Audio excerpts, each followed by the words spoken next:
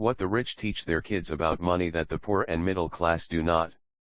Robert T. Kiyosaki. Rich Dad Poor Dad is a starting point for anyone looking to gain control of their financial future. USA Today. Rich Dad Poor Dad. What the rich teach their kids about money that the poor and middle class do not. By Robert T. Kiyosaki. If you purchase this book without a cover, or purchase a PDF, JPG, or TIFF copy of this book, it is likely stolen property or a counterfeit. In that case, neither the authors, the publisher, nor any of their employees or agents has received any payment for the copy. Furthermore, counterfeiting is a known avenue of financial support for organized crime and terrorist groups. We urge you to please not purchase any such copy and to report any instance of someone selling such copies to Plata Publishing LLC. This publication is designed to provide competent and reliable information regarding the subject matter covered. However, it is sold with the understanding that the author and publisher are not engaged in rendering legal, financial, or other professional advice. Laws and practices often vary from state to state and country to country, and if legal or other expert assistance is required, the services of a professional should be sought. The author and publisher specifically disclaim any liability that is incurred from the use or application of the contents of this book. Copyright 2011 by Cashflow Technologies, Inc. All rights reserved. Except as permitted under the U.S. Copyright Act of 1976, no part of this publication may be reproduced, distributed, or transmitted in any form or by any means or stored in a database or retrieval system, without the prior written permission of the publisher. Published by Plata Publishing, LLC. Cashflow, Rich Dad Advisors, ESBI, and are registered trademarks of Cashflow Technologies, Incorporated. EB are registered trademarks of SI. Cashflow Technologies, Incorporated. Plata Publishing, LLC. 4330 North Civic Center Plaza Suite 100 Scottsdale, Arizona, 852-514-80-998-6971. Visit our websites, platapublishing.com and ricadad.com. Printed in the United States of America. First edition, 1997. First Plata Publishing edition, March 2011. 032014. ISBN 978-1-61268-000-2. Cover photo credit, Seymour and Brody Studio. Rich Dad Poor Dad. What the rich teach their kids about money that the poor and middle class do not. By Robert T. Kiyosaki. Registered trademark. Best-selling books by Robert T. Kiyosaki. Rich Dad Poor Dad. What the rich teach their kids about money that the poor and middle class do not. Rich Dad's Cash Flow Quadrant Guide to Financial Freedom. Rich Dad's Guide to Investing. What the rich invest in that the poor and middle class do not. Rich Dad's Rich Kid Smart Kid. Give your child a financial head start. Rich Dad's Retire Young Retire Rich. How to get rich and stay rich. Rich Dad's Prophecy. Why the biggest stock market crash in history is still coming, and how you can prepare yourself and profit from it. Rich Dad's Success Stories. Real-life success stories from real-life people who followed the Rich Dad lessons. Rich Dad's Guide to Becoming Rich Without Cutting Up Your Credit Cards. Turn bad debt into good debt. Rich Dads Who Took My Money.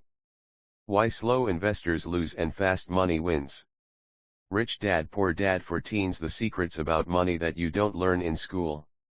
Escape the rat race. Learn how money works and become a rich kid. Rich Dads Before You Quit Your Job. 10 real-life lessons every entrepreneur should know about building a multimillion-dollar business. Rich Dads Increase Your Financial IQ. Get smarter with your money. Robert Kiyosaki's Conspiracy of the Rich. The 8 New Rules of Money. Unfair Advantage. The Power of Financial Education. Why A Students Work for C Students. Rich Dad's Guide to Financial Education for Parents. To parents everywhere, a child's first and most important teachers, and to all those who educate, influence, and lead by example. X acknowledgements. How does a person say thank you when there are so many people to thank?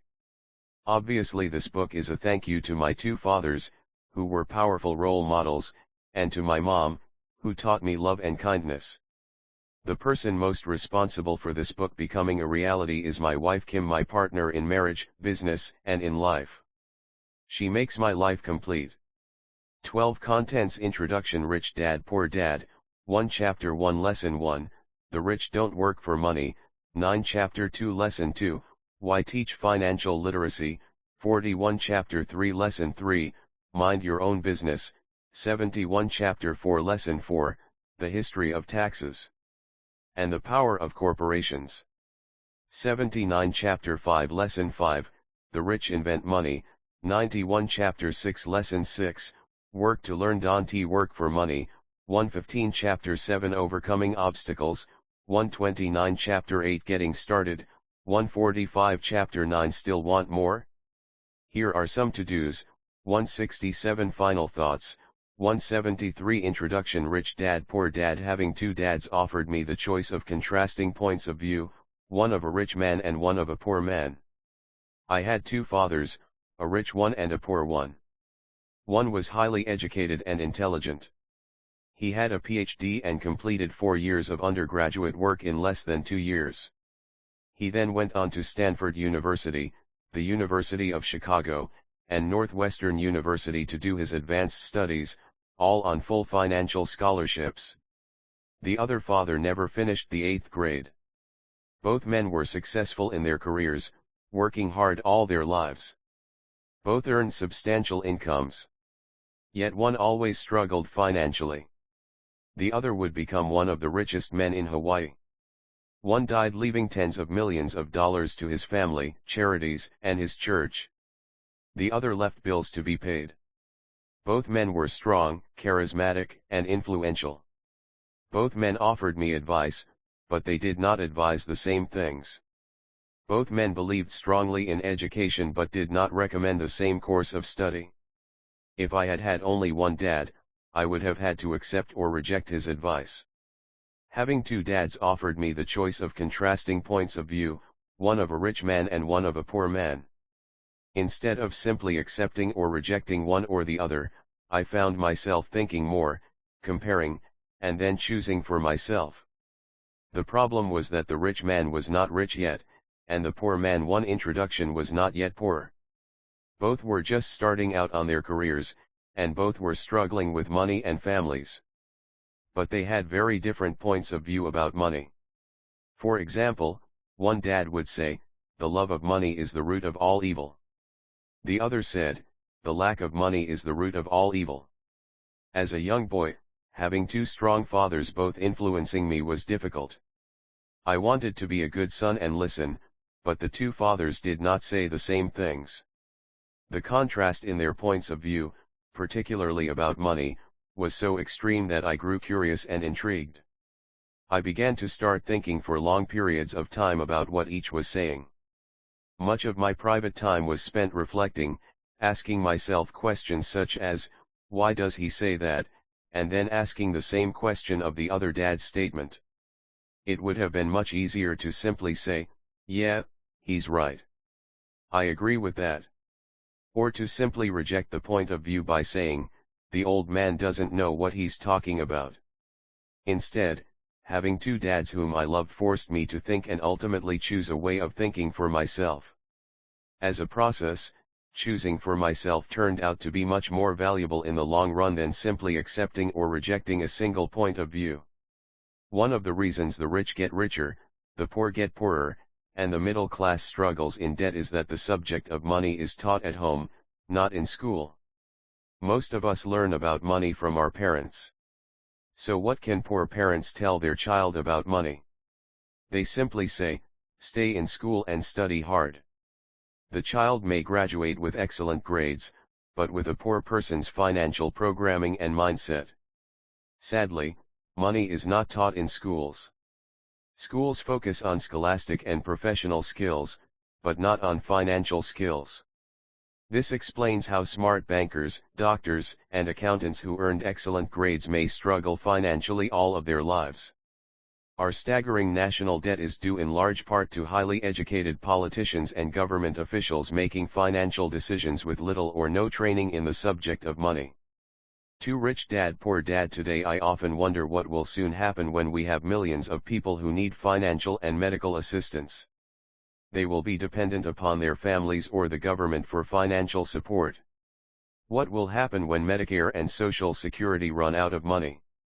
How will a nation survive if teaching children about money continues to be left to parents, most of whom will be, or already are, poor? Because I had two influential fathers, I learned from both of them. I had to think about each dad's advice, and in doing so, I gained valuable insight into the power and effect of one's thoughts on one's life. For example, one dad had a habit of saying, "I can't afford it." The other dad forbade those words to be used. He insisted I ask, "How can I afford it?" One is a statement, and the other is a question. One lets you off the hook, and the other forces you to think. My soon-to-be-rich dad would explain that by automatically saying the words "I can't afford it," your brain stops working. By asking the question "How can I afford it?" your brain is put to work. He did not mean that you should buy everything you want. He was fanatical about exercising your mind, the most powerful computer in the world. He'd say, "My brain gets stronger every day because I exercise it. The stronger it gets, the more money I can make." He believed that automatically saying "I can't afford it" was a sign of mental laziness. Although both dads worked hard, I noticed that one dad had a habit of putting his brain to sleep when it came to finances, and the other had a habit of exercising his brain. The long-term result was that one dad grew stronger financially, and the other grew weaker. It is not much different from a person who goes to the gym to exercise on a regular basis versus someone who sits on the couch watching television. Proper physical exercise increases your chances for health, and proper mental exercise increases your chances for wealth. My two dads had opposing attitudes, and that affected the way they thought. One dad thought that the rich should pay more in taxes to take care of those less fortunate. The other said, "Taxes punish those who produce and reward those who don't produce." 3. Introduction. One dad recommended, "Study hard so you can find a good company to work for." The other recommended, "Study hard so you can find a good company to buy." One dad said, "The reason I'm not rich is because I have you kids."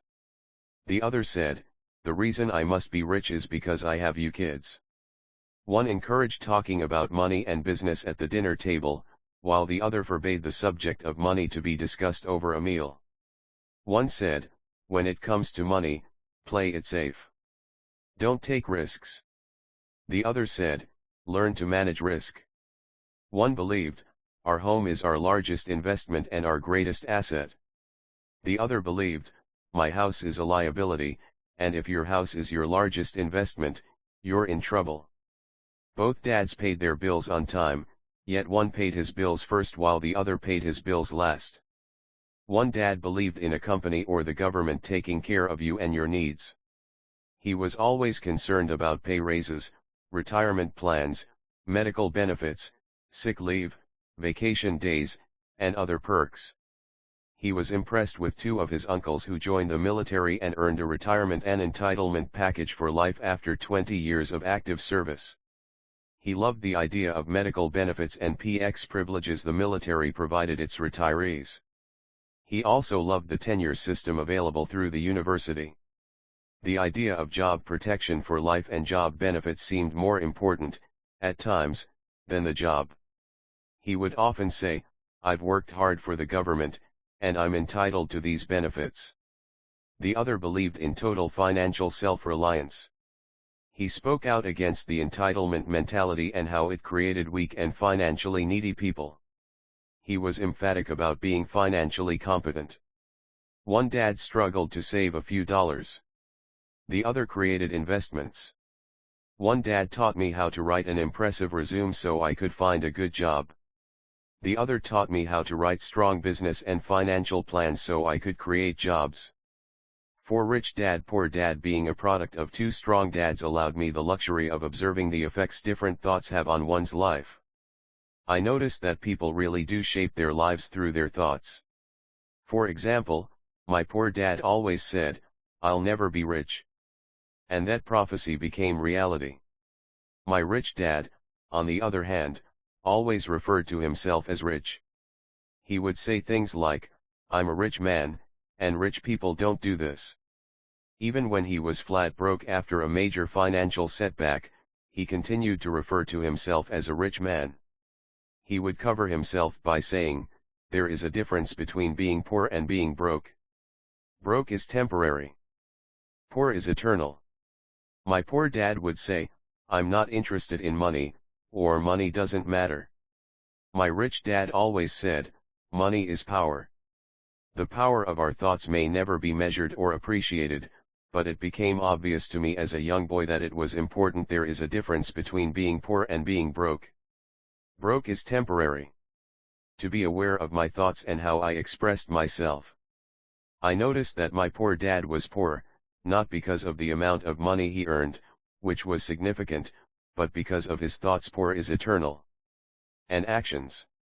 As a young boy having two fathers, I became acutely aware of being careful about which thoughts I chose to adopt as my own. Should I listen to my rich dad or to my poor dad? Although both men had tremendous respect for education and learning, they disagreed about what they thought was important to learn. One wanted me to study hard, earn a degree, and get a good job to earn money. He wanted me to study to become a professional, an attorney or an accountant, and to go to business school for my MBA. The other encouraged me to study to be rich, to understand how money works, and to learn how to have it work for me. "I don't work for money," were words he would repeat over and over. "Money works for me." At the age of 9, I decided to listen to and learn from my rich dad about money. In doing so, I chose not to listen to my poor dad, even though he was the one with all the college degrees. 5. Introduction. A lesson from Robert Frost. Robert Frost is my favorite poet. Although I love many of his poems, my favorite is The Road Not Taken. I use its lesson almost daily. The road not taken. Two roads diverged in a yellow wood, and sorry I could not travel both and be one traveler. Long I stood and looked down one as far as I could to where it bent in the undergrowth, then took the other, as just as fair, and having perhaps the better claim, because it was grassy and wanted wear. Though as for that, the passing there had worn them really about the same, and both that morning equally lay in leaves. No step had trodden black. Oh, I kept the first for another day. Yet knowing how way leads on to way, I doubted if I should ever come back. I shall be telling this with a sigh. Somewhere ages and ages hence, two roads diverged in a wood, and I took the one less traveled by, and that has made all the difference. 6. Rich dad, poor dad, and that has made all the difference. Over the years, I have often reflected upon Robert Frost's poem. Choosing not to listen to my highly educated dad's advice and attitude about money was a painful decision, but it was a decision that shaped the rest of my life. Once I made up my mind about whom to listen to, my education about money began. My rich dad taught me over a period of 30 years until I was 39 years old. He stopped once he realized that I knew and fully understood what he had been trying to drum into my often thick skull. Money is one form of power. But what is more powerful is financial education. Money comes and goes, but if you have the education about how money works, you gain power over it and can begin building wealth. The reason positive thinking alone does not work is because most people went to school and never learned how money works, so they spend their lives working for money. Because I was only 9 years old when I started, the lessons my rich dad taught me were simple. And when it was all said and done, there were only 6 main lessons, repeated over 30 years. This book is about those 6 lessons, put as simply as possible, just as simply as my rich dad put forth those lessons to me. The lessons are meant not to be answers, but guideposts that will assist you and your children to grow wealthier no matter what happens in a world of increasing change and uncertainty. 7. Chapter 1. Lesson 1. The rich don't work for money. The poor and the middle class work for money. The rich have money work for them. Dad, can you tell me how to get rich? My dad put down the evening paper. Why do you want to get rich, son? Because today Jimmy's mom drove up in their new Cadillac, and they were going to their beach house for the weekend. He took 3 of his friends, but Mike and I weren't invited. They told us we weren't invited because we were poor kids. They did? My dad asked incredulously. Yeah, they did, I replied in a hurt tone. My dad silently shook his head, pushed his glasses up the bridge of his nose, and went back to reading the paper. I stood waiting for an answer. The year was 1956. I was 9 years old. By some twist of fate, I attended the same public school where the rich people sent their kids. We were primarily a sugar plantation town. The managers of the plantation and the other affluent people, such as doctors, business owners, and bankers, sent their children to this elementary school. After grade 6, their children were generally sent off to private schools. Because my family lived on one side of the street, I went to this school. Had I lived on the other side of the street, I would 9 Chapter 1, Lesson 1 have gone to a different school with kids from families more like mine.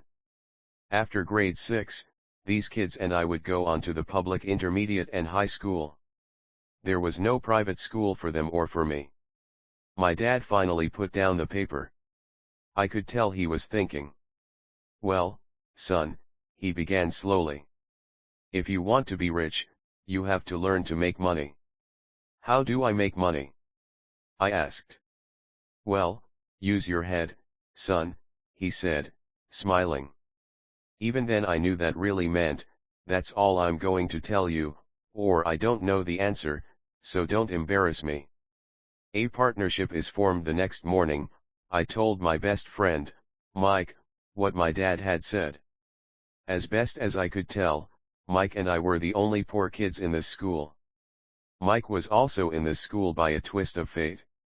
Someone had drawn a jog in the line for the school district, and we wound up in school with the rich kids.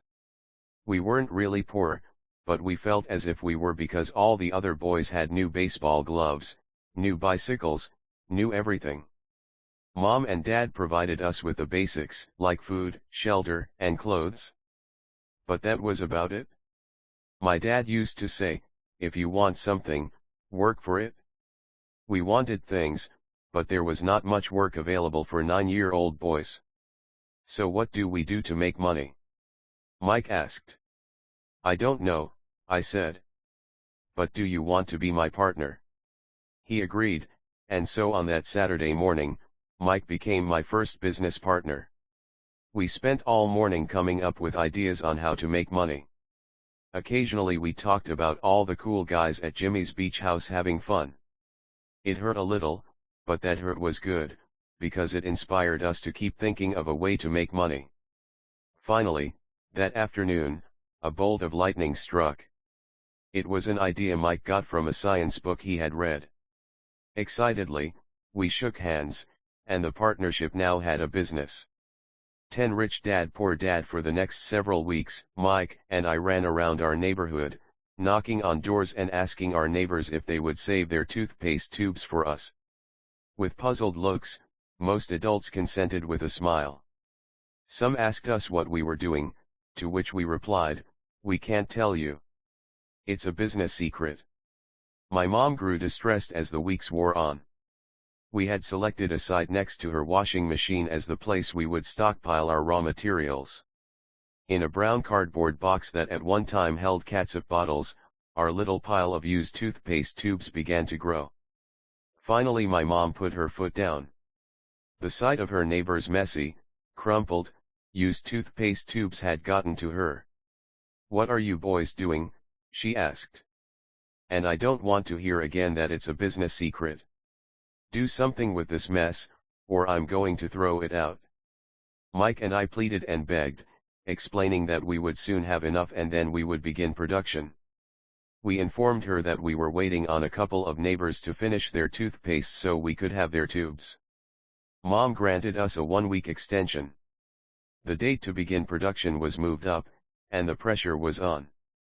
My first partnership was already being threatened with an eviction notice by my own mom.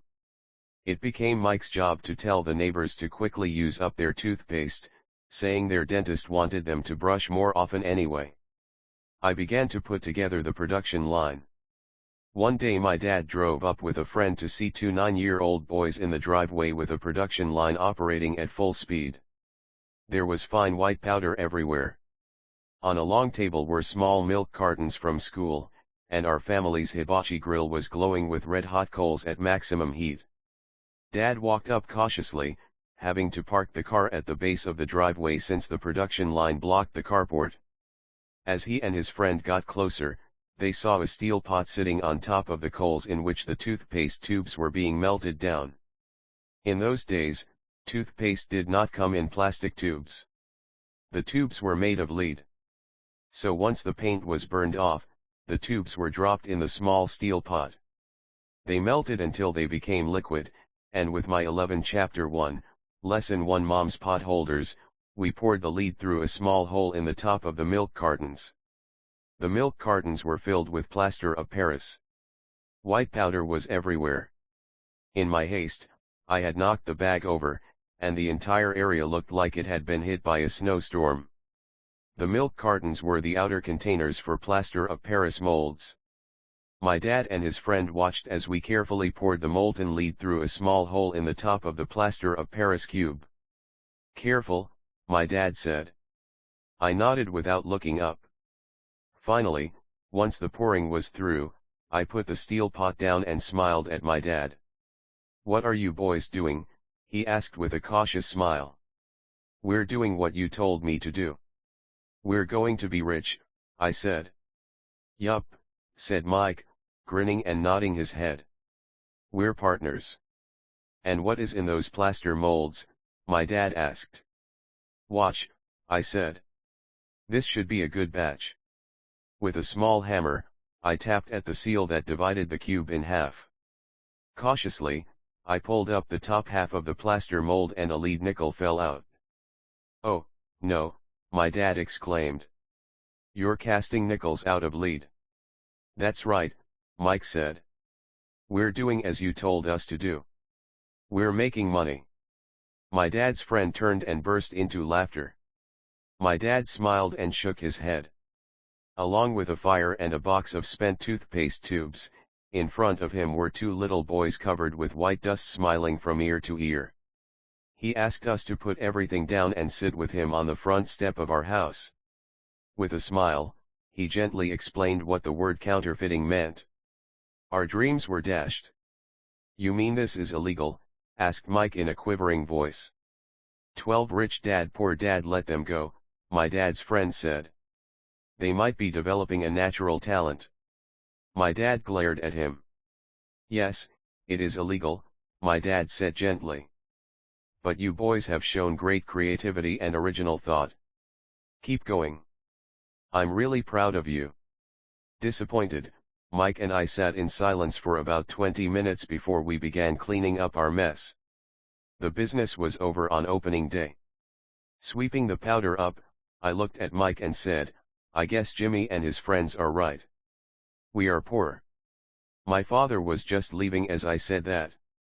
"Boys," he said, "you're only poor if you give up. The most important thing is that you did something. Most people only talk and dream of getting rich. You've done something. I'm very proud of the two of you. I will say it again, keep going. Don't quit." Mike and I stood there in silence. They were nice words, but we still did not know what to do. "So how come you're not rich, Dad?" I asked. "Because I chose to be a school teacher. School teachers really don't think about being rich. We just like to teach. I wish I could help you, but I really don't know how to make money." Mike and I turned and continued our cleanup. "I know," said my dad. "If you boys want to learn how to be rich, don't ask me. Talk to your dad, Mike." "My dad?" asked Mike with a scrunched up face. "Yeah, your dad," repeated my dad with a smile. "Your dad and I have the same banker, and he raves about your father. He's told me several times that your father is brilliant when it comes to making money." "My dad?" Mike asked again in disbelief. "Then how come we don't have a nice car and a nice house like the rich kids at school?" "A nice car and a nice house don't necessarily mean you're rich or you know how to make money," my dad replied. "Jimmy's dad works for 13 Chapter 1, Lesson 1 The Sugar Plantation. He's not much different from me. He works for a company, and I work for the government. The company buys the car for him. The sugar company is in financial trouble, and Jimmy's dad may soon have nothing. Your dad is different, Mike. He seems to be building an empire, and I suspect in a few years he will be a very rich man. With that, Mike and I got excited again. With new vigor, we began cleaning up the mess caused by our now defunct first business. As we were cleaning, we made plans for how and when to talk to Mike's dad. The problem was that Mike's dad worked long hours and often did not come home until late. His father owned warehouses, a construction company, a chain of stores, and 3 restaurants. It was the restaurants that kept him out late. Mike caught the bus home after we had finished cleaning up. He was going to talk to his dad when he got home that night and ask him if he would teach us how to become rich. Mike promised to call as soon as he had talked to his dad, even if it was late. The phone rang at 8:30 p.m. "Okay," I said. "Next Saturday."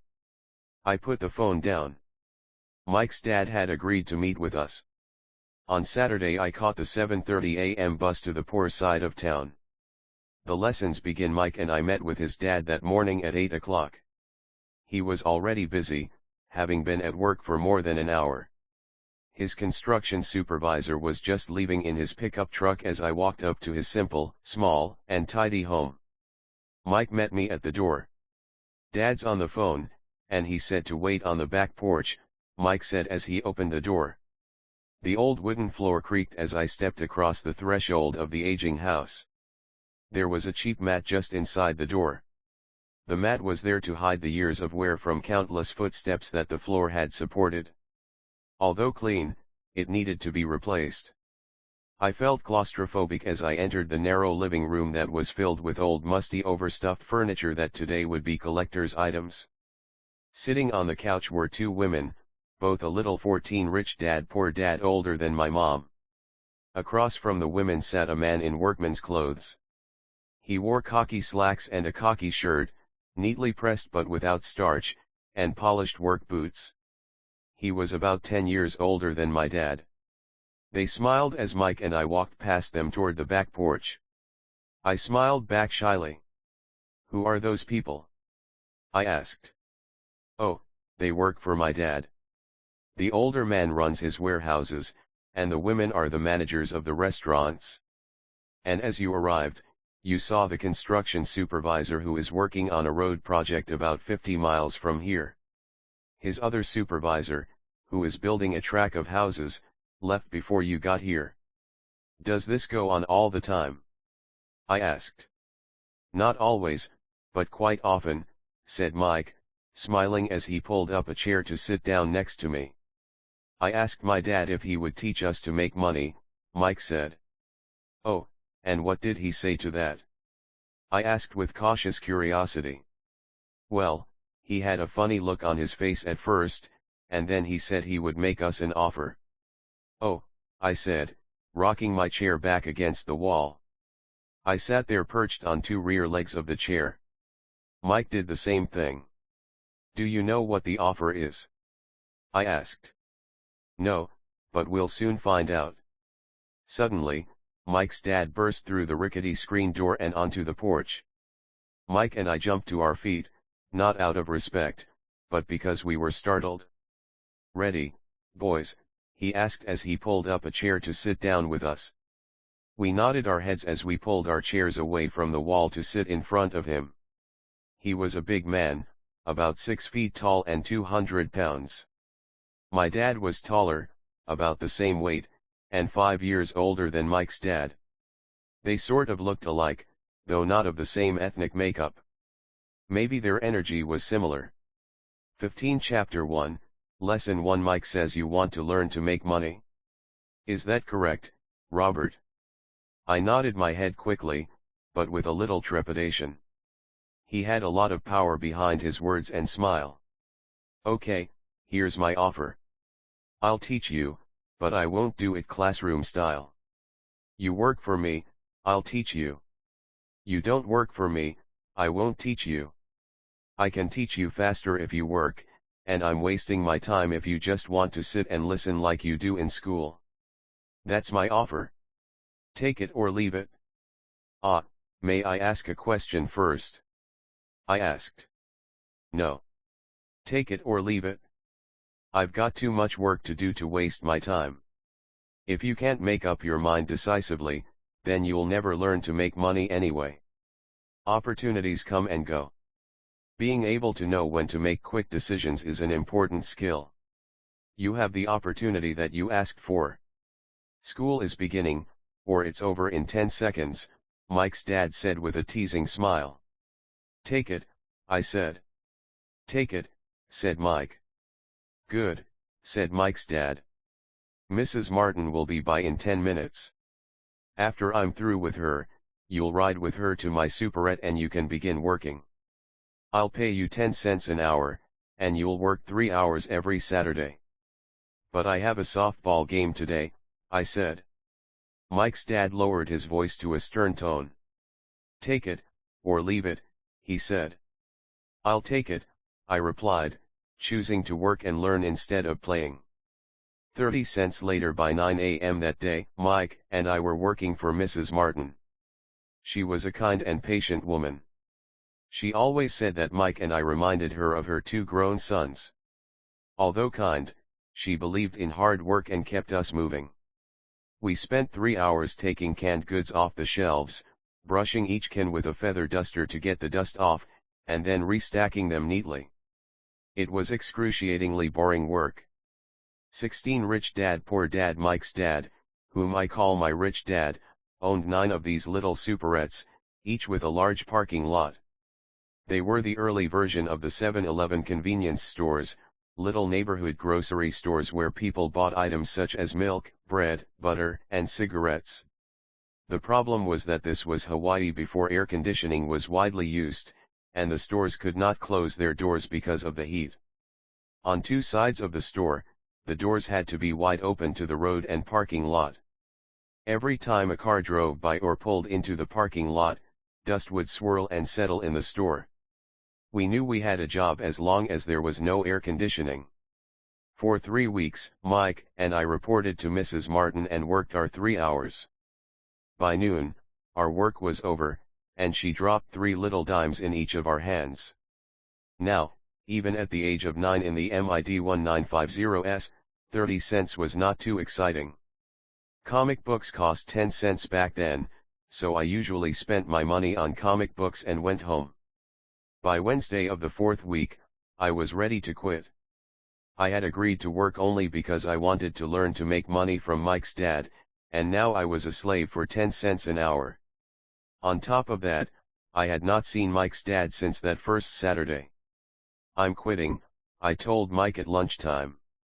School was boring, and now I did not even have my Saturdays to look forward to.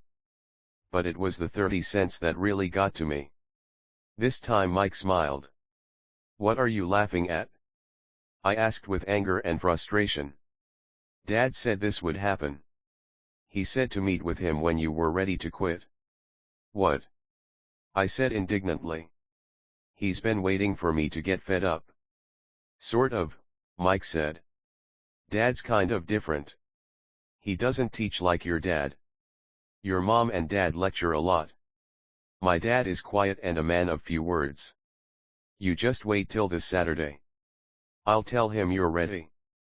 You mean I've been set up? No, not really, but maybe. Dad will explain on Saturday.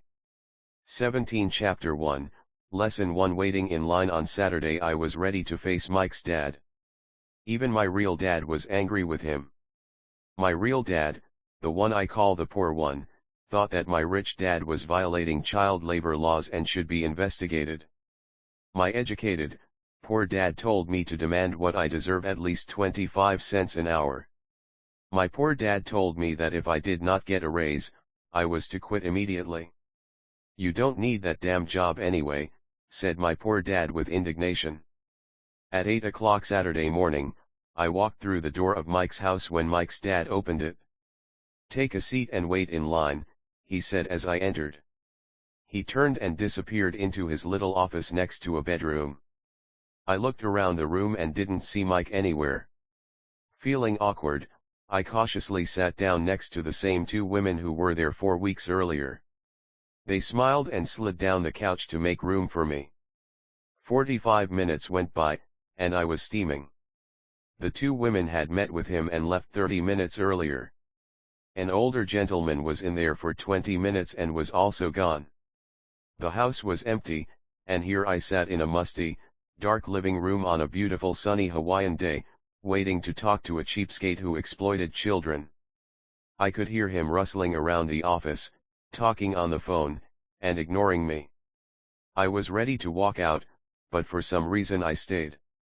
Finally, 15 minutes later, at exactly 9 o'clock, Rich Dad walked out of his office, said nothing, and signaled with his hand for me to enter. "I understand you want a raise, or you're going to quit," Rich Dad said as he swiveled in his office chair. "Well, you're not keeping your end of the bargain," I blurted out, nearly in tears. It was really frightening for me to confront a grown-up. "You said that you would teach me if I worked for you." "Well, I've worked for you. I've worked hard. I've given up my baseball games to work for you, but you haven't kept your word, and you haven't taught a teen rich dad poor dad me anything. You are a crook like everyone in town thinks you are. You're greedy. You want all the money and don't take care of your employees. You made me wait and don't show me any respect. I'm only a little boy, but I deserve to be treated better." Rich Dad rocked back in his swivel chair, hands up to his chin, and stared at me. "Not bad," he said. "In less than a month, you sound like most of my employees." "What?" I asked. Not understanding what he was saying, I continued with my grievance. "I thought you were going to keep your end of the bargain and teach me. Instead you want to torture me? That's cruel. That's really cruel." "I am teaching you," Rich Dad said quietly. "What have you taught me?" "Nothing," I said angrily. "You haven't even talked to me once since I agreed to work for peanuts. 10 cents an hour. Ha! I should notify the government about you. We have child labor laws, you know. My dad works for the government, you know." "Wow," said Rich Dad. "Now you sound just like most of the people who used to work for me, people I've either fired or who have quit. So what do you have to say?" I demanded, feeling pretty brave for a little kid. "You lied to me. I've worked for you, and you have not kept your word. You haven't taught me anything." "How do you know that I've not taught you anything?" asked Rich Dad calmly. "Well, you've never talked to me. I've worked for 3 weeks and you have not taught me anything," I said with a pout. "Does teaching mean talking or a lecture?" Rich Dad asked. "Well, yes," I replied. "That's how they teach you in school," he said, smiling. "But that is not how life teaches you, and I would say that life is the best teacher of all. Most of the time, life does not talk to you. It just sort of pushes you around. Each push is life saying, 'Wake up. There's something I want you to learn.'" 19 Chapter 1, Lesson 1. What is this man talking about? I asked myself silently. Life pushing me around was life talking to me. Now I knew I had to quit my job. I was talking to someone who needed to be locked up. If you learn life's lessons, you will do well. If not, life will just continue to push you around. People do two things.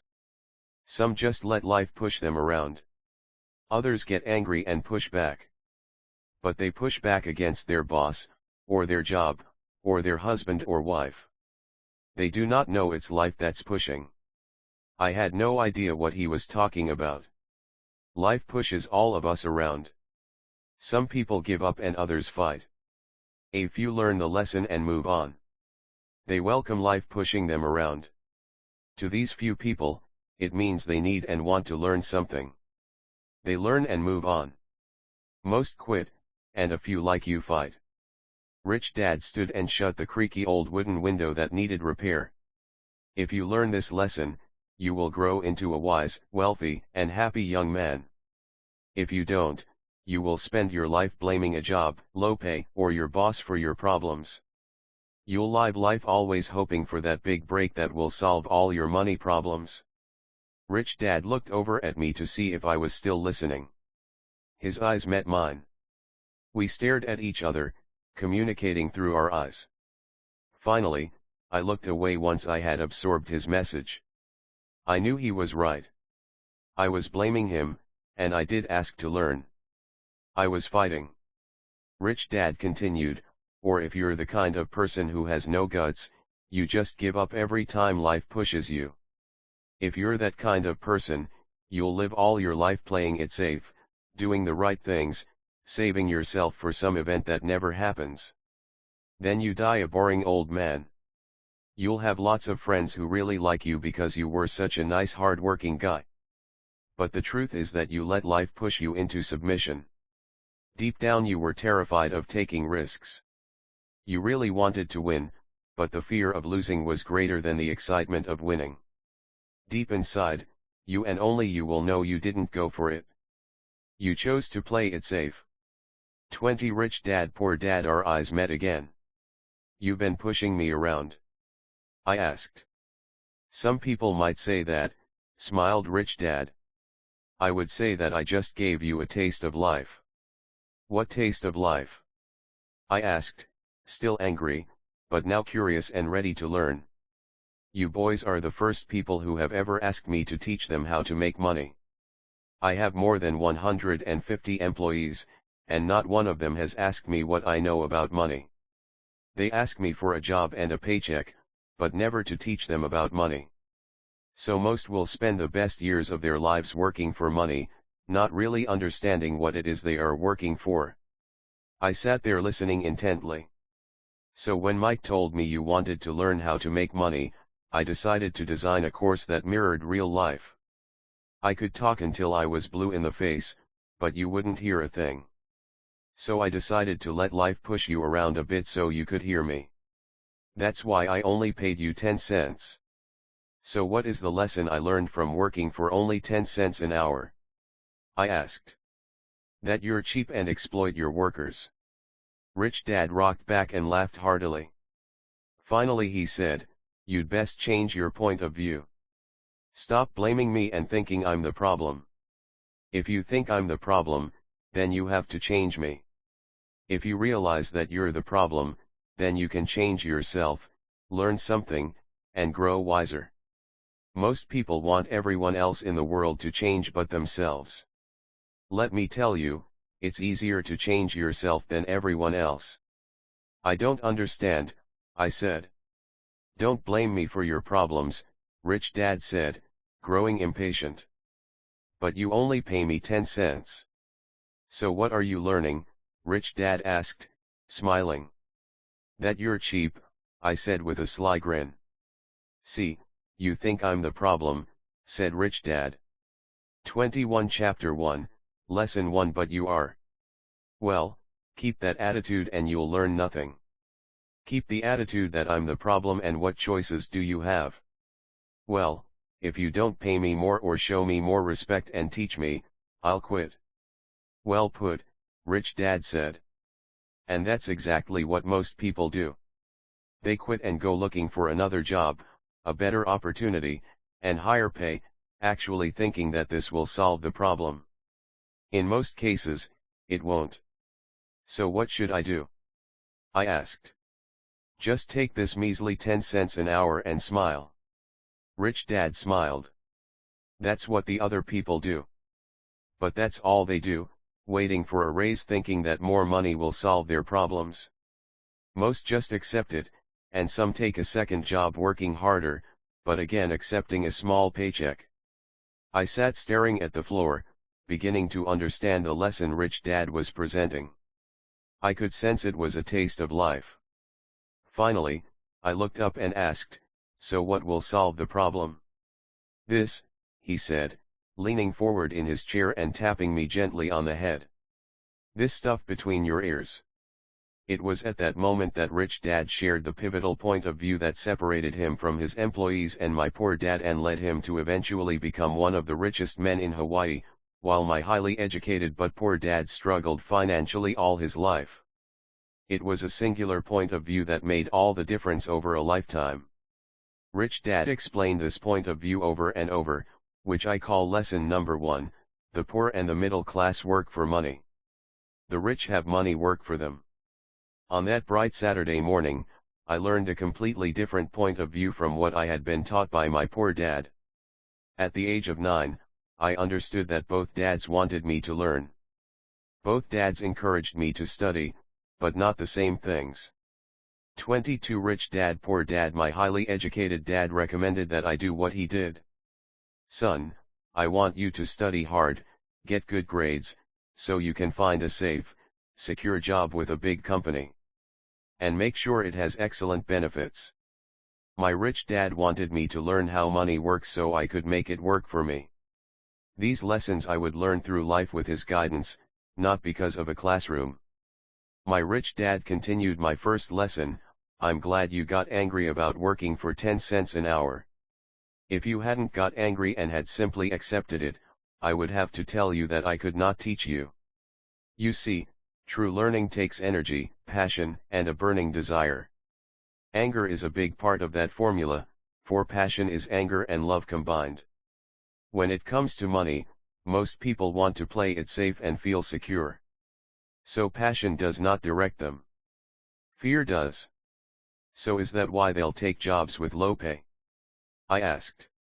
Yes, said Rich Dad. Some people say I exploit people because I don't pay as much as the sugar plantation or the government. I say the people exploit themselves. It's their fear, not mine. But don't you feel you should pay them more? I asked. I don't have to. And besides, more money will not solve their problems. Just look at your dad. He makes a lot of money, and he still can't pay his bills. Most people, given more money, only get into more debt. So that's why the 10 cents an hour, I said, smiling. It's a part of the lesson. That's right, smiled Rich Dad. You see, your dad went to school and got an excellent education, so he could get a high-paying job. But he still has money problems because he never learned anything about money in school. On top of that, he believes in working for money. And you don't? I asked. No, not really, said Rich Dad. If you want to learn to work for money, then stay in school. That is a great place to learn to do that. But if you want to learn how to have money work for you, then I will teach you that. But only if you want to learn. 23 Chapter 1, Lesson 1. Wouldn't everyone want to learn that? I asked. No, said Rich Dad, simply because it's easier to learn to work for money, especially if fear is your primary emotion when the subject of money is discussed. I don't understand, I said with a frown. Don't worry about that for now. Just know that it's fear that keeps most people working at a job, the fear of not paying their bills, the fear of being fired, the fear of not having enough money, and the fear of starting over. That's the price of studying to learn a profession or trade, and then working for money. Most people become a slave to money and then get angry at their boss. Learning to have money work for you is a completely different course of study. I asked. Absolutely, Rich Dad answered. Absolutely. We sat in silence on that beautiful Hawaiian Saturday morning. My friends had just started their Little League baseball game, but for some reason I was now thankful I had decided to work for 10 cents an hour. I sensed that I was about to learn something my friends wouldn't learn in school. Ready to learn? Asked Rich Dad. Absolutely, I said with a grin. I have kept my promise. I've been teaching you from afar, my rich dad said. At 9 years old, you've gotten a taste of what it feels like to work for money. Just multiply your last month by 50 years and you will have an idea of what most people spend their life doing. I don't understand, I said. How did you feel waiting in line to see me, once to get hired and once to ask for more money? Terrible, I said. If you choose to work for money, that is what life will be like, said Rich Dad. And how did you feel when Mrs. Martin dropped 3 dimes in your hand for 3 hours of work? 24 Rich Dad poor dad. I felt like it wasn't enough. It seemed like nothing. I was disappointed, I said. And that is how most employees feel when they look at their paychecks, especially after all the tax and other deductions are taken out. At least you got 100%. You mean most workers don't get paid everything? I asked with amazement. Heavens no, said Rich Dad. The government always takes its share first. How do they do that? I asked. Taxes, said Rich Dad. You're taxed when you earn. You're taxed when you spend. You're taxed when you save. You're taxed when you die. Why do people let the government do that to them? The rich don't, said Rich Dad with a smile. The poor and the middle class do. I'll bet you that I earn more than your dad, yet he pays more in taxes. How can that be? I asked. At my age, that made no sense to me. Why would someone let the government do that to them? Rich Dad rocked slowly and silently in his chair, just looking at me. Ready to learn? He asked. I nodded my head slowly. As I said, there is a lot to learn. Learning how to have money work for you is a lifetime study. Most people go to college for 4 years, and their education ends. I already know that my study of money will continue over my lifetime, simply because the more I find out, the more I find out I need to know. Most people never study the subject. They go to work, get their paycheck, balance their checkbooks, and that's it. Then they wonder why they have money problems. They think that more money will solve the problem and don't realize that it's their lack of financial education that is the problem. So my dad has tax problems because he doesn't understand money. I asked, confused. 25 Chapter 1, Lesson 1 Look, said Rich Dad, taxes are just one small section on learning how to have money work for you. Today, I just wanted to find out if you still have the passion to learn about money. Most people don't. They want to go to school, learn a profession, have fun at their work, and earn lots of money. One day they wake up with big money problems, and then they can't stop working. That's the price of only knowing how to work for money instead of studying how to have money work for you. So do you still have the passion to learn? Asked Rich Dad. I nodded my head. Good, said Rich Dad. Now get back to work. This time, I will pay you nothing. What? I asked in amazement. You heard me. Nothing. You will work the same 3 hours every Saturday, but this time you will not be paid 10 cents per hour. You said you wanted to learn to not work for money, so I'm not going to pay you anything. I couldn't believe what I was hearing. I've already had this conversation with Mike and he's already working, dusting, and stacking canned goods for free. You'd better hurry and get back there. That's not fair, I shouted. You've got to pay something. You said you wanted to learn. If you don't learn this now, you'll grow up to be like the 2 women and the older man sitting in my living room, working for money and hoping I don't fire them. Or like your dad, earning lots of money only to be in debt up to his eyeballs, hoping more money will solve the problem. If that's what you want, I'll go back to our original deal of 10 cents an hour. Or you can do what most adults do, complain that there is not enough pay, quit, and go looking for another job. But what do I do? I asked. Rich Dad tapped me on the head. Use this, he said. If you use it well, you will soon thank me for giving you an opportunity and you will grow into a rich man. 26 Rich Dad Poor Dad. I stood there, still not believing what a raw deal I was handed. I came to ask for a raise, and somehow I was instead working for nothing. Rich Dad tapped me on the head again and said, use this. Now get out of here and get back to work. Lesson number 1, the rich don't work for money. I didn't tell my poor dad I wasn't being paid. He wouldn't have understood, and I didn't want to try to explain something I didn't understand myself. For 3 more weeks, Mike and I worked 3 hours every Saturday for nothing. The work didn't bother me, and the routine got easier, but it was the missed baseball games and not being able to afford to buy a few comic books that got to me. Rich Dad stopped by at noon on the 3rd week. We heard his truck pull up in the parking lot and sputter when the engine was turned off. He entered the store and greeted Mrs. Martin with a hug. After finding out how things were going in the store, he reached into the ice cream freezer, pulled out 2 bars, paid for them, and signaled to Mike and me. "Let's go for a walk, boys." We crossed the street, dodging a few cars, and walked across a large grassy field where a few adults were playing softball. Sitting down at a lone picnic table, he handed Mike and me the treats. "How's it going, boys?" "Okay," Mike said. I nodded in agreement. "Learn anything yet?" Rich Dad asked. Mike and I looked at each other, shrugged our shoulders, and shook our heads in unison. "Avoiding one of life's biggest traps. Well, you boys had better start thinking. You're staring at one of life's biggest lessons. If you learn it, you'll enjoy a life of great freedom." 27 Chapter 1, Lesson 1 and Security.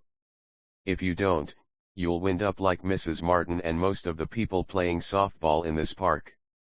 They work very hard for little money, clinging to the illusion of job security and looking forward to a 3-week vacation each year and maybe a skimpy pension after 45 years of service. If that excites you, I'll give you a raise to 25 cents an hour. But these are good hard-working people. Are you making fun of them?" I demanded. A smile came over Rich Dad's face. "Mrs. Martin is like a mother to me. I would never be that cruel. I may sound unkind because I'm doing my best to point something out to the two of you. I want to expand your point of view so you can see something most people never have the benefit of seeing because their vision is too narrow. Most people never see the trap they are in." Mike and I sat there, uncertain of his message. He sounded cruel, yet we could sense he was trying to drive home a point. With a smile, Rich Dad said, "Doesn't that 25 cents an hour sound good? Doesn't it make your heart beat a little faster?" I shook my head no, but it really did. 25 cents an hour would be big bucks to me. "Okay, I'll pay you $1 an hour," Rich Dad said, with a sly grin. Now my heart started to race. My brain was screaming, "Take it! Take it!" I could not believe what I was hearing. Still, I said nothing. "Okay, $2 an hour." My little brain and heart nearly exploded. After all, it was 1956 and being paid $2 an hour would have made me the richest kid in the world. I couldn't imagine earning that kind of money. I wanted to say yes. I wanted the deal. I could picture a new bicycle, new baseball glove, and the adoration of my friends when I flashed some cash. On top of that, Jimmy and his rich friends could never call me poor again. But somehow my mouth stayed shut. The ice cream had melted and was running down my hand. Rich Dad was looking at 2 boys staring back at him, eyes wide open and brains empty. He was testing us, and he knew there was a part of our 28 rich dad poor dad emotions that wanted to take the deal. He understood that every person has a weak and needy part of their soul that can be bought, and he knew that every individual also had a part of their soul that was resilient and could never be bought. It was only a question of which one was stronger. "Okay, $5 an hour." Suddenly I was silent. Something had changed. The offer was too big and ridiculous.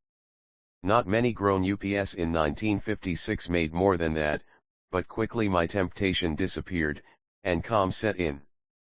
Slowly, I turned to my left to look at Mike. He looked back at me. The part of my soul that was weak and needy was silenced. The part of me that had no price took over. I knew Mike Peoples' lives had gotten to that point too. "Forever controlled good," Rich Dad said softly. "Most buy 2 emotions, people have a price. And they have a fear and greed. Price because of human emotions named fear and greed. First, the fear of being without money motivates us to work hard, and then once we get that paycheck, greed or desire starts us thinking about all the wonderful things money can buy. The pattern is then set." "What pattern?" I asked. "The pattern of get up, go to work, pay bills, Get up, go to work, pay bills. People's lives are forever controlled by two emotions, fear and greed. Offer them more money and they continue the cycle by increasing their spending. This is what I call the rat race. There is another way. Mike asked. Yes, said Rich Dad slowly. But only a few people find it. And what is that way? Mike asked. That's what I hope you boys will learn as you work and study with me. That is why I took away all forms of pay. Any hints? Mike asked. We're kind of tired of working hard, especially for nothing. Well, the first step is telling the truth, said Rich Dad. We haven't been lying, I said. 29 Chapter 1, Lesson 1 I did not say you were lying. I said to tell the truth, Rich Dad retorted. The truth about what? I asked. How you're feeling, Rich Dad said. You don't have to say it to anyone else. Just admit it to yourself. You mean the people in this park, the people who work for you, Mrs. Martin, they don't do that? I asked. I doubt it, said Rich Dad. Instead, they feel the fear of not having money. They don't confront it logically. They react emotionally instead of using their heads, Rich Dad said. Then, they get a few bucks in their hands and again, the emotions of joy, desire, and greed take over. And again they react, instead of think. So their emotions control their brain, Mike said. That's correct, said Rich Dad. Instead of admitting the truth about how they feel, they react to their feelings and fail to think. They feel the fear so they go to work, hoping that money will soothe the fear, but it doesn't. It continues to haunt them and they return to work, hoping again that money will calm their fears, and again it doesn't. Fear keeps them in this trap of working, earning money, working, earning money, hoping the fear will go away. But every day they get up, and that old fear wakes up with them. For millions of people that old fear keeps them awake all night, causing a night of turmoil and worry. So they get up and go to work, hoping that a paycheck will kill that fear gnawing at their soul. Money is running their lives, and they refuse to tell the truth about that. Money is in control of their emotions and their souls. Rich Dad sat quietly, letting his words sink in. Mike and I heard what he said but didn't understand fully what he was talking about. I just knew that I often wondered why grown ups hurried off to work. It did not seem like much fun, and they never looked that happy, but something kept them going. Realizing we had absorbed as much as possible of what he was talking about, Rich Dad said, I want you boys to avoid that trap. That is really what I want to teach you. Not just to be rich, because being rich does not solve the problem. 30 Rich Dad Poor Dad It doesn't. I asked, surprised. No, it doesn't. Let me explain the other emotion, desire. Some call it greed, but I prefer desire. It's perfectly normal to desire something better, prettier, more fun, or exciting. So people also work for money because of desire. They desire money for the joy they think it can buy. But the joy that money brings is often short-lived, and they soon need more money for more joy, more pleasure, more comfort, and more security. So they keep working, thinking money will soothe their souls that are troubled by fear and desire. But money can't do that. Even rich people do this. Mike asked. Rich people included, said Rich Dad.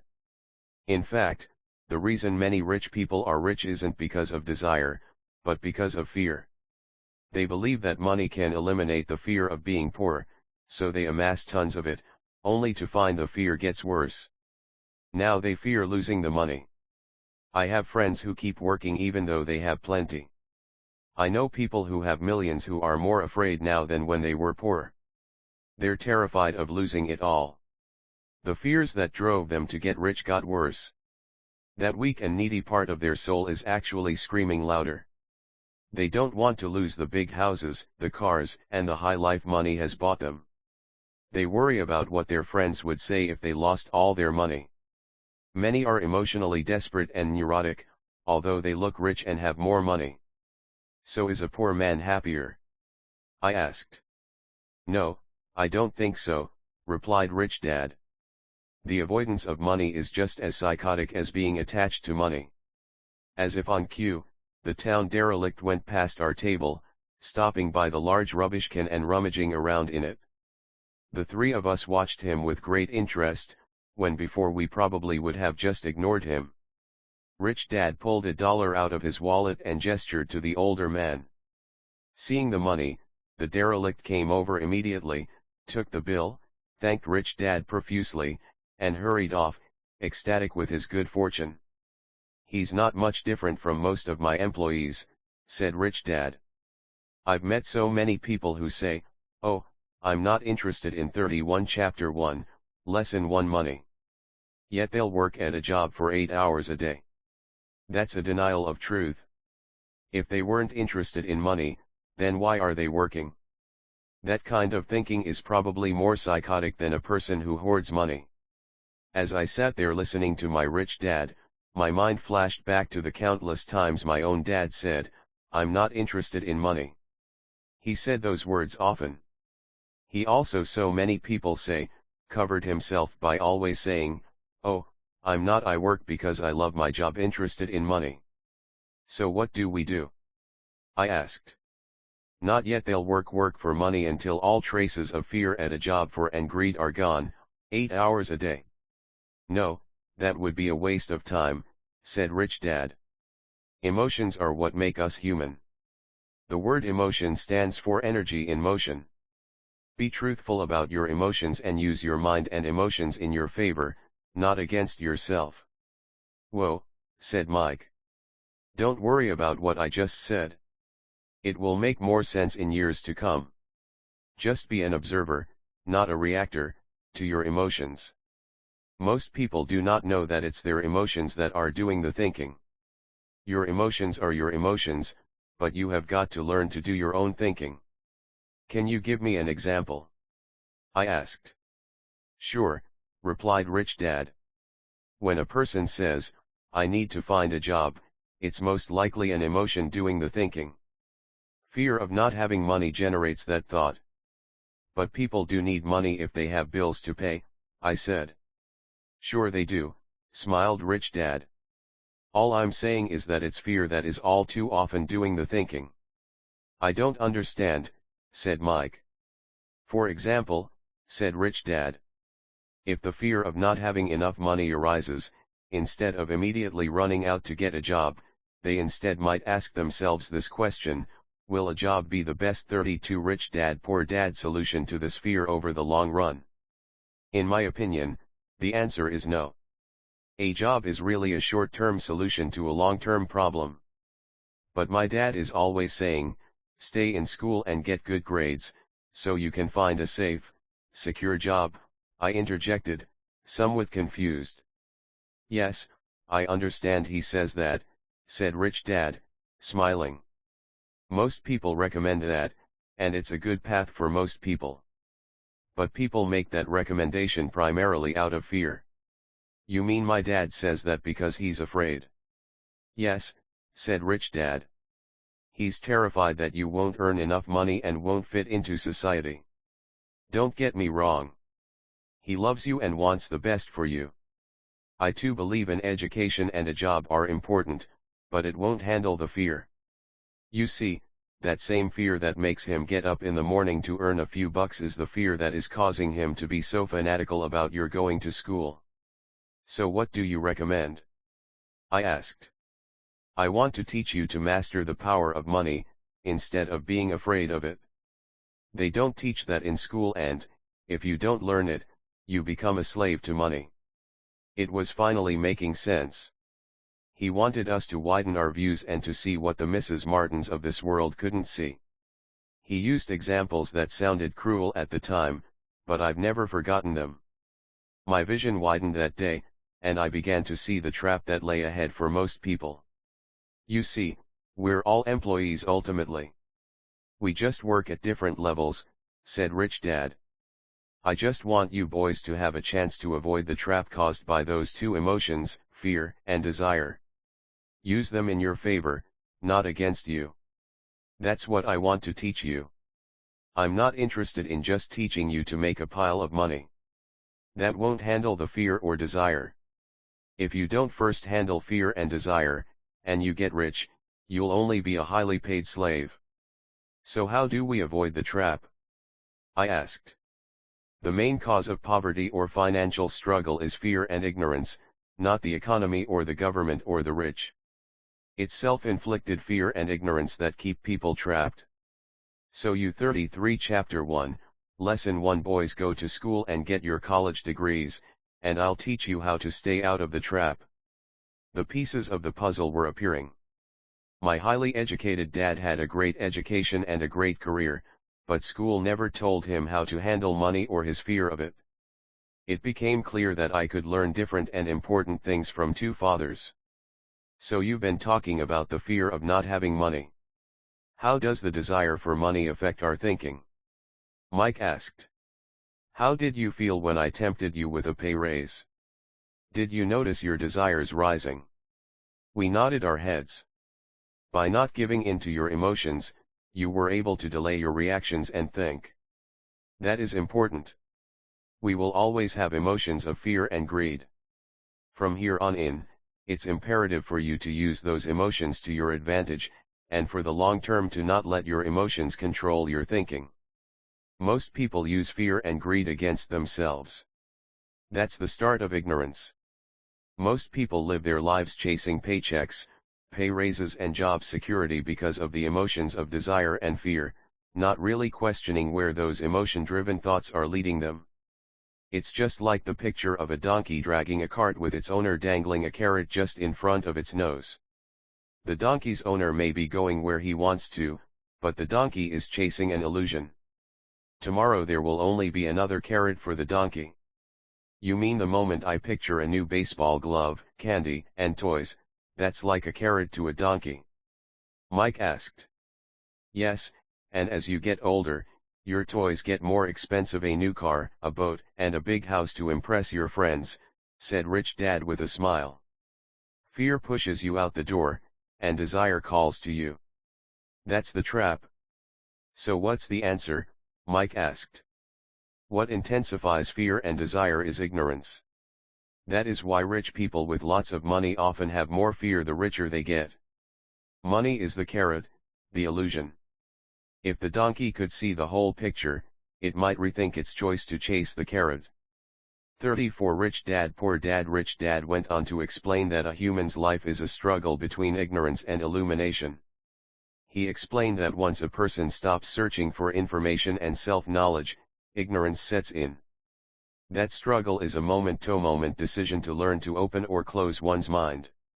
Look, school is very important. You go to school to learn a skill or profession to become a contributing member of society.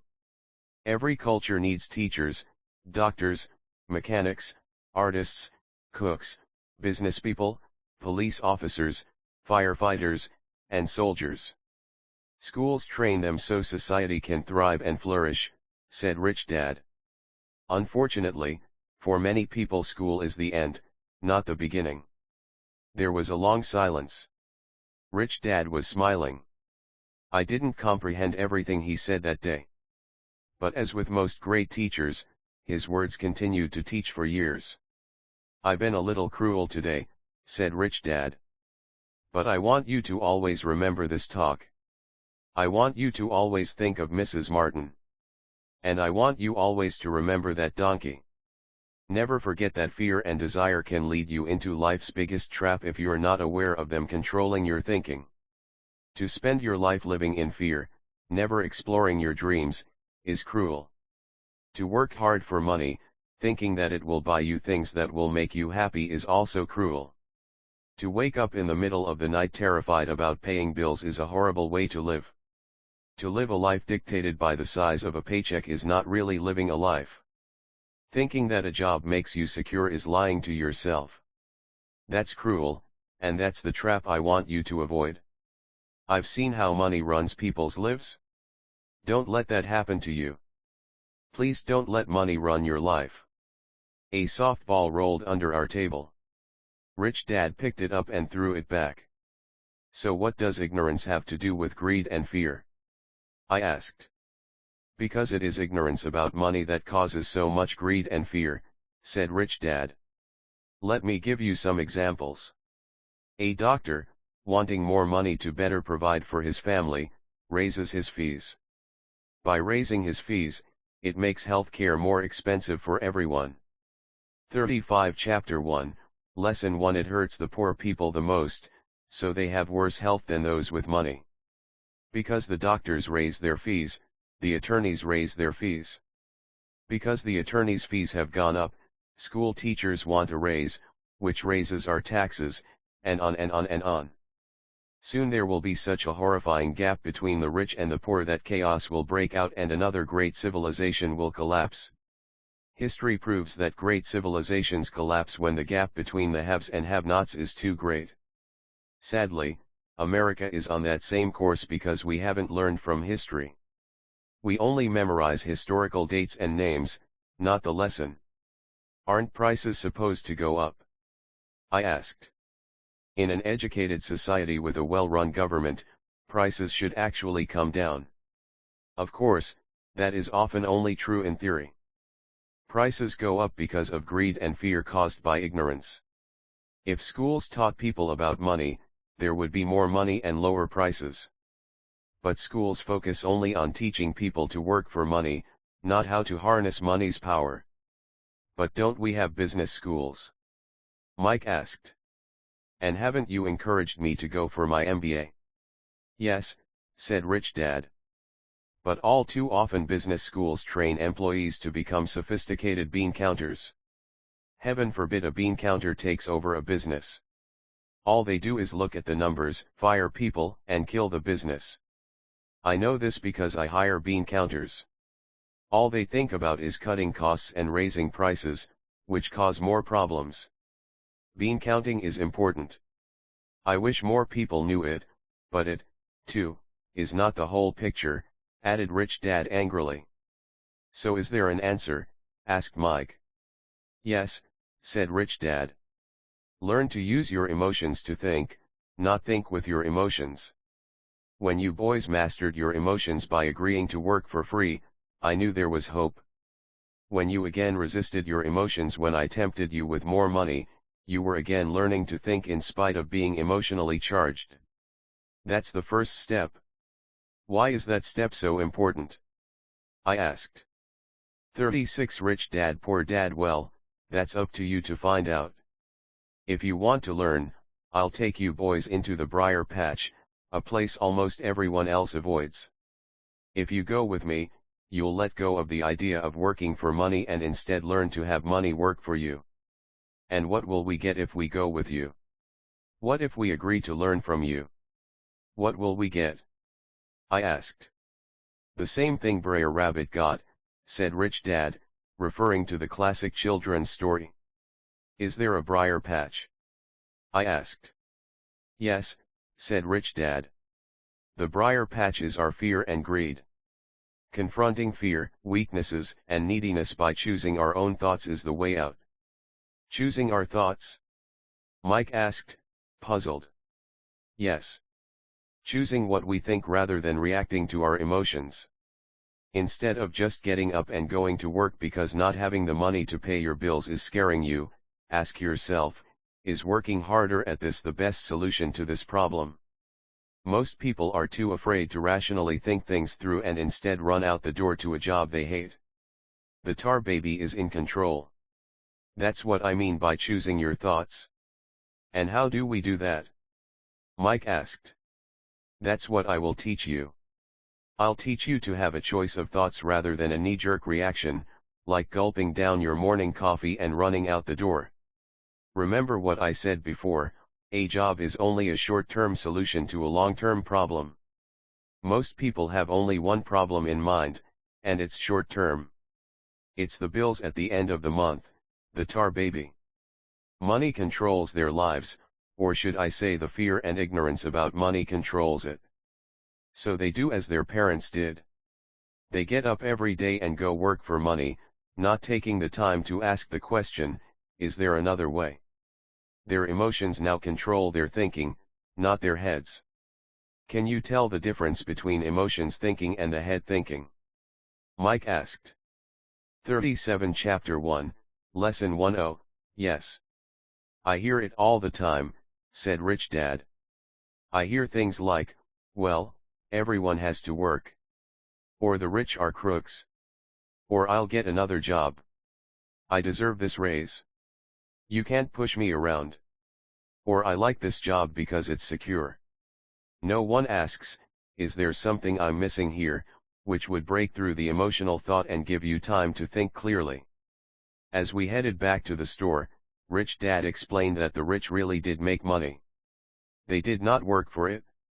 He went on to explain that when Mike and I were casting 5-cent pieces out of lead, thinking we were making money, we were very close to thinking the way the rich think. The problem was that creating money is legal for the government and banks to do, but illegal for us to do. There are legal ways to create money from nothing, he told us. Rich Dad went on to explain that the rich know that money is an illusion, truly like the carrot for the donkey. It's only out of fear and greed that the illusion of money is held together by billions of people who believe that money is real. It's not. Money is really made up. It is only because of the illusion of confidence and the ignorance of the masses that this house of cards stands. He talked about the gold standard that America was on, and that each dollar bill was actually a silver certificate. What concerned him was the rumor that we would someday go off the gold standard and our dollars would no longer be backed by something tangible. If that happens, boys, all hell will break loose. The poor, the middle class, and the ignorant will have their lives ruined simply because they will continue to believe that money is real and that the company they work for, or the government, will look after them. We really did not understand what he was saying that day, but over the years, it made more and more sense. Seeing what others miss as he climbed into his pickup truck outside his convenience store, Rich Dad said, keep working boys, but the sooner you forget about needing a paycheck, the easier your adult life will be. Keep using your 38 Rich Dad Poor Dad brain, work for free, and soon your mind will show you ways of making money far beyond what I could ever pay you. You will see things that other people never see. Most people never see these opportunities because they're looking for money and security, so that's all they get. The moment you see one opportunity, you'll see them for the rest of your life. The moment you do that, I'll teach you something else. Learn this, and you'll avoid one of life's biggest traps. Mike and I picked up our things from the store and waved goodbye to Mrs. Martin. We went back to the park, to the same picnic bench, and spent several more hours thinking and talking. We spent the next week at school thinking and talking, too. For 2 more weeks, we kept thinking, talking, and working for free. At the end of the second Saturday, I was again saying goodbye to Mrs. Martin and looking at the comic book stand with a longing gaze. The hard thing about not even getting 30 cents every Saturday was that I didn't have any money to buy comic books. Suddenly, as Mrs. Martin said goodbye to Mike and me, I saw her do something I'd never seen her do before. Mrs. Martin was cutting the front page of the comic book in half. She kept the top half of the comic book cover and threw the rest of the book into a large cardboard box. When I asked her what she did with the comic books, she said, I throw them away. I give the top half of the cover back to the comic book distributor for credit when he brings in the new comics. He's coming in an hour. Mike and I waited for an hour. Soon the distributor arrived, and I asked him if we could have the comic books. To my delight, he said, you can have them if you work for the store and do not resell them. Remember our old business partnership? Well, Mike and I revived it. Using a spare room in Mike's basement, we began piling hundreds of comic books in that room. Soon our comic book library was open to the public. We hired Mike's younger sister, who loved to study, to be head librarian. She charged each child 10 cents admission to the library, which was open from 2:30 p.m. to 4:30 p.m. every day after school. The customers, the children of the neighborhood, could read as many 39 Chapter 1, Lesson 1 comics as they wanted in 2 hours. It was a bargain for them since a comic cost 10 cents each, and they could read 5 or 6 in 2 hours. Mike's sister would check the kids as they left to make sure they weren't borrowing any comic books. She also kept the books, logging in how many kids showed up each day, who they were, and any comments they might have. Mike and I averaged $9.50 per week over a 3-month period. We paid his sister $1 a week and allowed her to read the comics for free, which she rarely did since she was always studying. Mike and I kept our agreement by working in the store every Saturday and collecting all the comic books from the different stores. We kept our agreement to the distributor by not selling any comic books. We burned them once they got too tattered. We tried opening a branch office, but we could never quite find someone as trustworthy and dedicated as Mike's sister. At an early age, we found out how hard it was to find good staff. 3 months after the library first opened, a fight broke out in the room. Some bullies from another neighborhood pushed their way in, and Mike's dad suggested we shut down the business. So our comic book business shut down, and we stopped working on Saturdays at the convenience store. But Rich Dad was excited because he had new things he wanted to teach us. He was happy because we had learned our first lesson so well. We learned to make money work for us. By not getting paid for our work at the store, we were forced to use our imaginations to identify an opportunity to make money. By starting our own business, the comic book library, we were in control of our own finances, not dependent on an employer. The best part was that our business generated money for us, even when we weren't physically there. Our money worked for us. Instead of paying us money, Rich Dad had given us so much more. 40 Chapter 2 Lesson 2, Why Teach Financial Literacy? It's not how much money you make. It's how much money you keep. In 1990, Mike took over his father's empire and is, in fact, doing a better job than his dad did. We see each other once or twice a year on the golf course. He and his wife are wealthier than you could imagine. Rich Dad's empire is in great hands, and Mike is now grooming his son to take his place, as his dad had groomed us. In 1994, I retired at the age of 47, and my wife Kim was 37. Retirement does not mean not working. For us, it means that, barring unforeseen cataclysmic changes, we can work or not work, and our wealth grows automatically, staying ahead of inflation. Our assets are large enough to grow by themselves. It's like planting a tree. You water it for years, and then one day it doesn't need you anymore. Its roots are implanted deep enough. Then the tree provides shade for your enjoyment. Mike chose to run the empire, and I chose to retire. Whenever I speak to groups of people, they often ask what I would recommend that they do. How do I get started? Is there a book you would recommend? What should I do to prepare my children? What is your secret to success? How do I make millions? 41 Chapter 2, Lesson 2 Whenever I hear one of these questions, I'm reminded of the following story. The richest businessmen in 1923. A group of our greatest leaders and richest businessmen held a meeting at the Edgewater Beach Hotel in Chicago. Among them were Charles Schwab, head of the largest independent steel company, Samuel Insull, president of the world's largest utility, Howard Hobson, head of the largest gas company, Ivor Kreuger, president of International Matchco, one of the world's largest companies at that time, Leon Fraser, president of the Bank of International Settlements, Richard Whitney, president of the New York Stock Exchange, Arthur Cotton and Jesse Livermore, two of the biggest stock speculators, and Albert Fall, a member of President Harding's cabinet. 25 years later, 9 of these titans ended their lives as follows. Schwab died penniless after living for 5 years on borrowed money.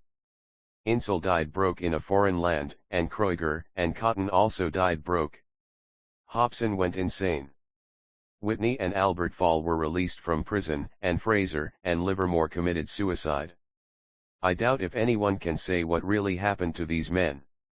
If you look at the date, 1923, it was just before the 1929 market crash and the Great Depression, which I suspect had a great impact on these men and their lives. The point is this: today we live in times of greater and faster change than these men did. I suspect there will be many booms and busts in the coming years that will parallel the ups and downs these men faced. I am concerned that too many people are too focused on money and not on their greatest wealth, their education. If people are prepared to be flexible, keep an open mind and learn, they will grow richer and richer despite tough changes. If they think money will solve problems, they will have a rough ride. Intelligence solves problems and produces money. Money without financial intelligence is money soon gone. 42 Rich Dad Poor Dad. Most people fail to realize that in life, it's not how much money you make. It's how much money you keep. We've all heard stories of lottery winners who are poor, then suddenly rich, and then poor again. They win millions, yet are soon back where they started. Or stories of professional athletes, who at the age of 24 are earning millions, but are sleeping under a bridge 10 years later. I remember a story of a young basketball player who a year ago had millions. Today, at just 29, he claims his friends, attorney and accountant took his money, and he was forced to work at a car wash for minimum wage. He was fired from the car wash because he refused to take off his championship ring as he was wiping off the cars. His story made national news and he is appealing his termination, claiming hardship and discrimination. He claims that the ring is all he has left and if it was stripped away, he'll crumble. I know so many people who became instant millionaires. And while I am glad some people have become richer and richer, I caution them that in the long run, it's not how much money you make. It's how much you keep, and how many generations you keep it. So when people ask, where do I get started, or tell me how to get rich quick, they often are greatly disappointed with my answer. I simply say to them what my rich dad said to me when I was a little kid. If you want to be rich, you need to be financially literate. That idea was drummed into my head every time we were together.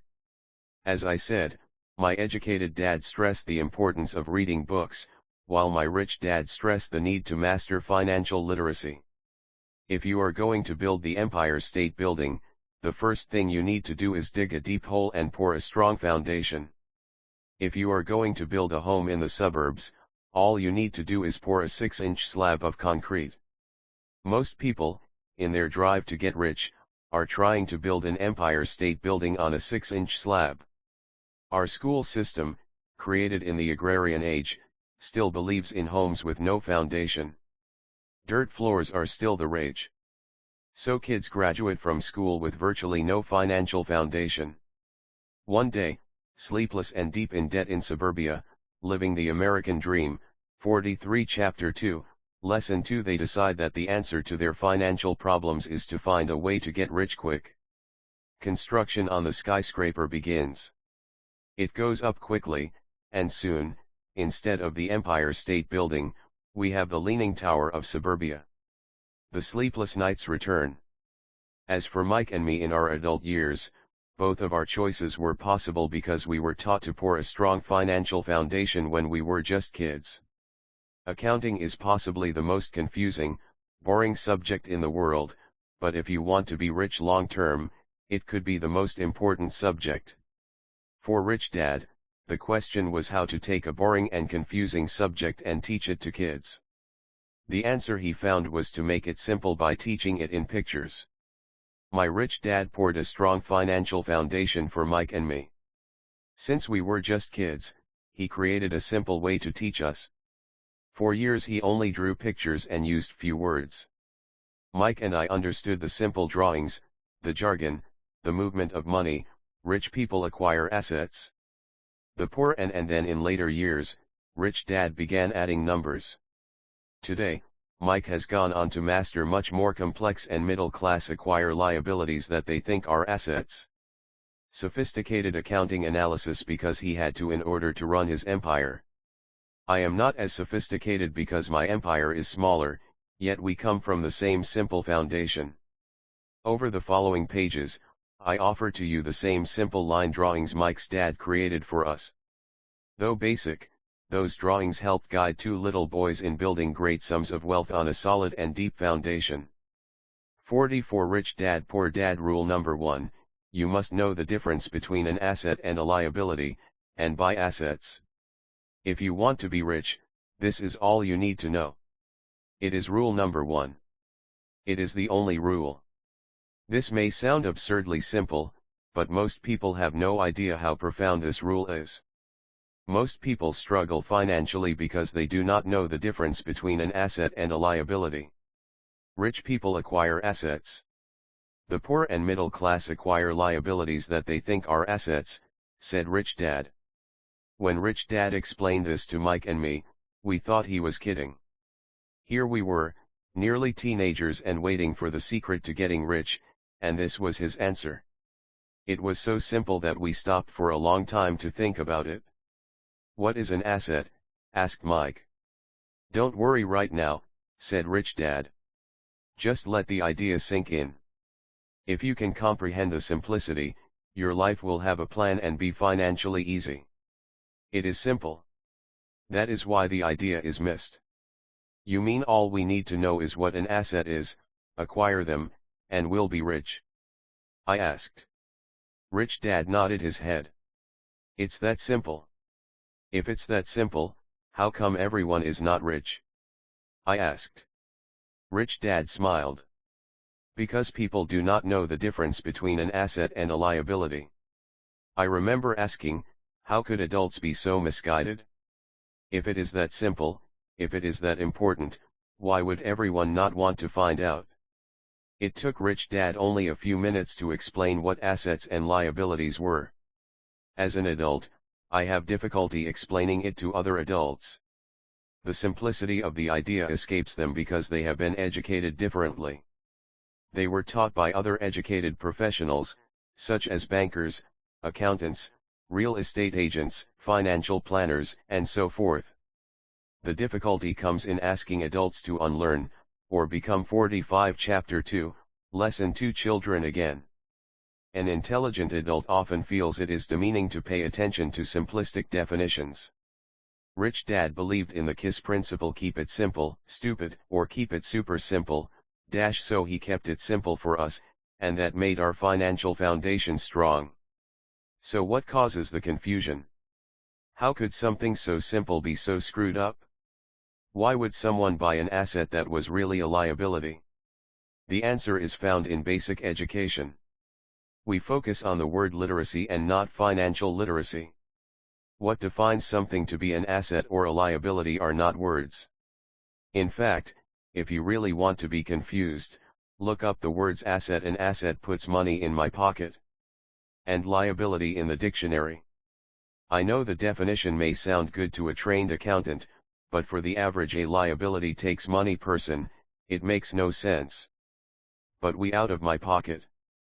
Adults are often too proud to admit that something does not make sense. To us young boys, Rich Dad said, what defines an asset are not words, but numbers. And if you can't read the numbers, you can't tell an asset from a hole in the ground. In accounting, Rich Dad would say, it's not the numbers, but what the numbers are telling you. It's just like words.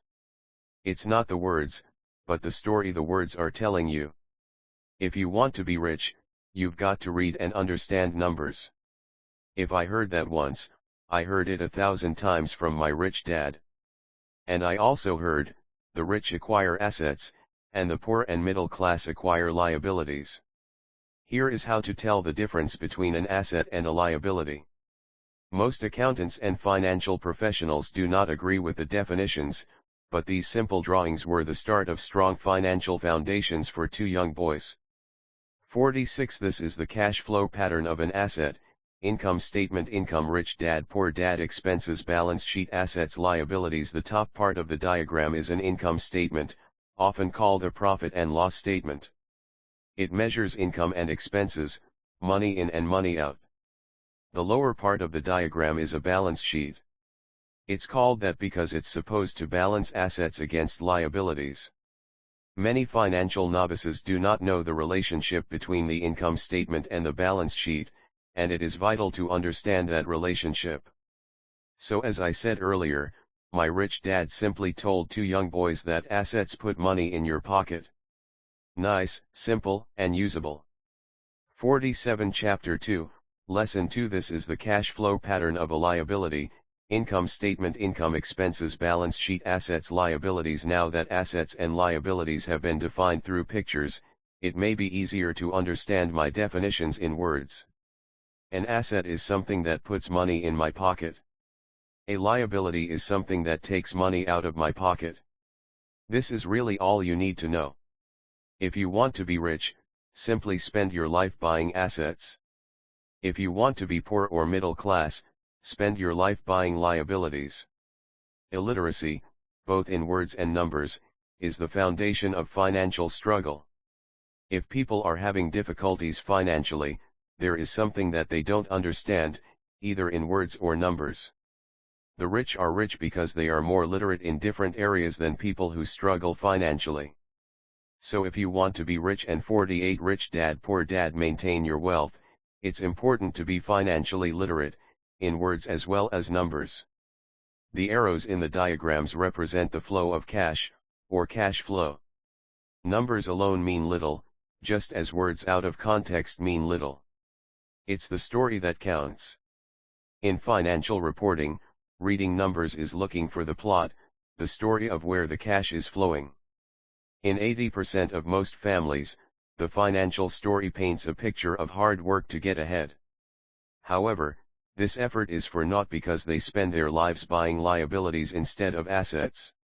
This is the cash flow pattern of a poor person: income statement, income, job, salary, expenses, taxes, rent, food, transportation, clothes, balance sheet, assets, liabilities. 49 Chapter 2, Lesson 2. This is the cash flow pattern of a person in the middle class: income statement, job, income, salary, expenses, taxes, mortgage payment, car payment, credit card payment, school loan payment, balance sheet, assets, liabilities, mortgage, car loans, credit card debt, school loans. 50 Rich Dad Poor Dad. This is the cash flow pattern of a rich person: income statement, income, rental income, dividend, interest, royalties, expenses, taxes, mortgage payment, balance sheet, assets, real estate, stocks, bonds, notes, intellectual property, liabilities, mortgage, consumer loans, credit cards. 51 Chapter 2, Lesson 2. All of these diagrams are obviously oversimplified. Everyone has living expenses, the need for food, shelter, and clothing. The diagrams show the flow of cash through a poor, middle class, and wealthy person's life. It is the cash flow that tells the story of how a person handles their money. The reason I started with the story of the richest men in America is to illustrate the flaw in believing that money will solve all problems. That is why I cringe whenever I hear people ask me how to get rich quicker, or where they should start. I often hear, "I'm in debt, so I need to make more money." But more money will often not solve the problem. In fact, it may compound the problem. Money often makes obvious our tragic human flaws, putting a spotlight on what we cash flow tells the don't know. That is why, all too often, a story of how a person who comes into a sudden windfall handles money. Of cash, let's say an inheritance, a pay raise, or lottery winning, soon returns to the same financial mess, if not worse, than the mess they were in before. Money only accentuates the cash flow pattern running in your head. If your pattern is to spend everything you get, most likely an increase in cash will just result in an increase in spending. Thus, the saying, "A fool and his money is one big party." I have said many times that we go to school to gain scholastic and professional skills, both of which are important. We learn to make money with our professional skills. In the 1960s, when I was in high school, if someone did well academically, people assumed this bright student would go on to be a medical doctor because it was the profession with the promise of the greatest financial reward. Today, doctors face financial challenges I wouldn't wish on my worst enemy: insurance companies taking control of the business, managed healthcare, government intervention, and malpractice suits. Today, Kids want to be famous athletes, movie stars, rock stars, beauty queens, or CEOs because that is where the fame, money, and prestige are. That is the reason it is so hard to motivate kids in school today. 52 Rich Dad Poor Dad. They know that professional success is no longer solely linked to academic success, as it once was. Because students leave school without financial skills, millions of educated people pursue their profession successfully, but later find themselves struggling financially. They work harder but don't get ahead. What is missing from their education is not how to make money, but how to manage money. It's called financial aptitude: what you do with the money once you make it, how to keep people from taking it from you, how to keep it longer, and how to make that money work hard for you. Most people don't understand why they struggle financially because they don't understand cash flow. A person can be highly educated, professionally successful, and financially illiterate. These people often work harder than they need to because they learned how to work hard, but not how to have their money work hard for them. How the quest for a financial dream turns into a financial nightmare. The classic story of hard-working people has a set pattern. Recently married, the happy, highly educated young couple moves into one of their cramped rented apartments. Immediately, they realize that they are saving money because two can live as cheaply as one. The problem is the apartment is cramped. They decide to save money to buy their dream home so they can have kids. They now have two incomes, and they begin to focus on their careers. Their incomes begin to increase. 53 Chapter 2, Lesson 2. As their incomes go up, their expenses go up as well. Income statement: income, expenses, balance sheet, assets, liabilities. The number one expense for most people is taxes. Many people think it's income tax, but for most Americans, their highest tax is Social Security. As an employee, it appears as if the Social Security tax combined with the Medicare tax rate is roughly 7.5%, but it's really 15% since the employer must match the Social Security amount. In essence, it is money the employer can't pay you. On top of that, you still have to pay income tax on the amount deducted from your wages for Social Security tax, income you never received because it went directly to Social Security through withholding. Going back to the young couple, as a result of their incomes increasing, they decide to buy the house of their dreams.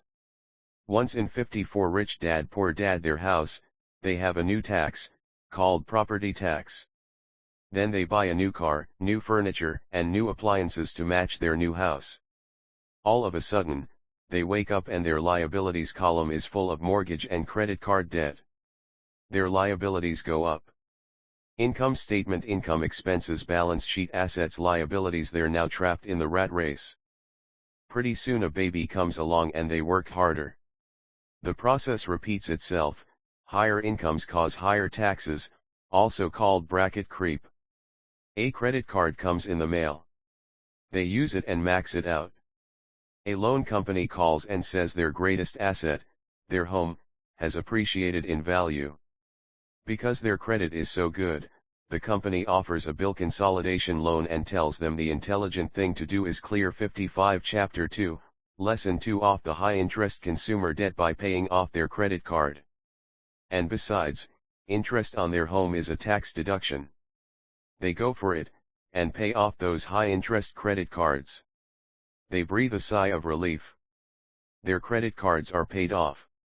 They've now folded their consumer debt into their home mortgage. Their payments go down because they extend their debt over 30 years. It is the smart thing to do. Their neighbor calls to invite them to go shopping. The Memorial Day sale is on. They promise themselves they'll just window shop, but they take a credit card, just in case. I run into this young couple all the time. Their names change, but their financial dilemma is the same.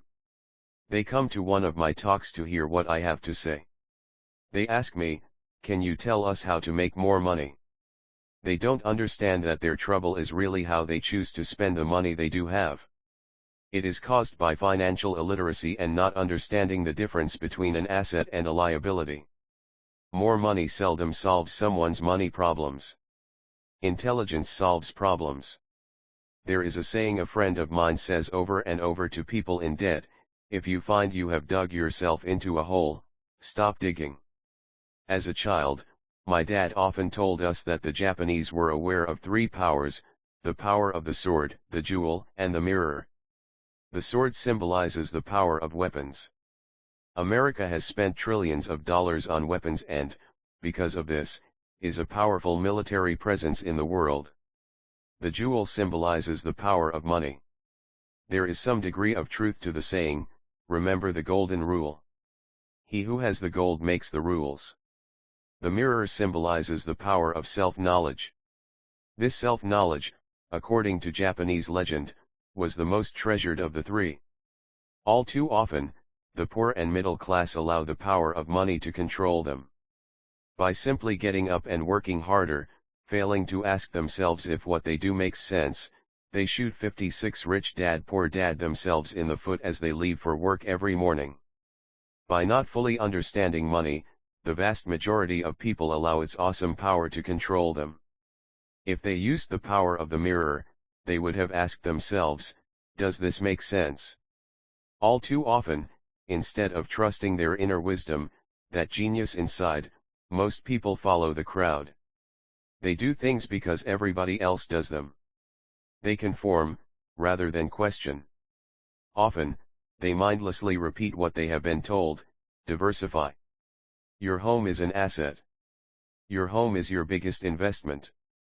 You get a tax break for going into greater debt. Get a safe job. Don't make mistakes. Don't take risks.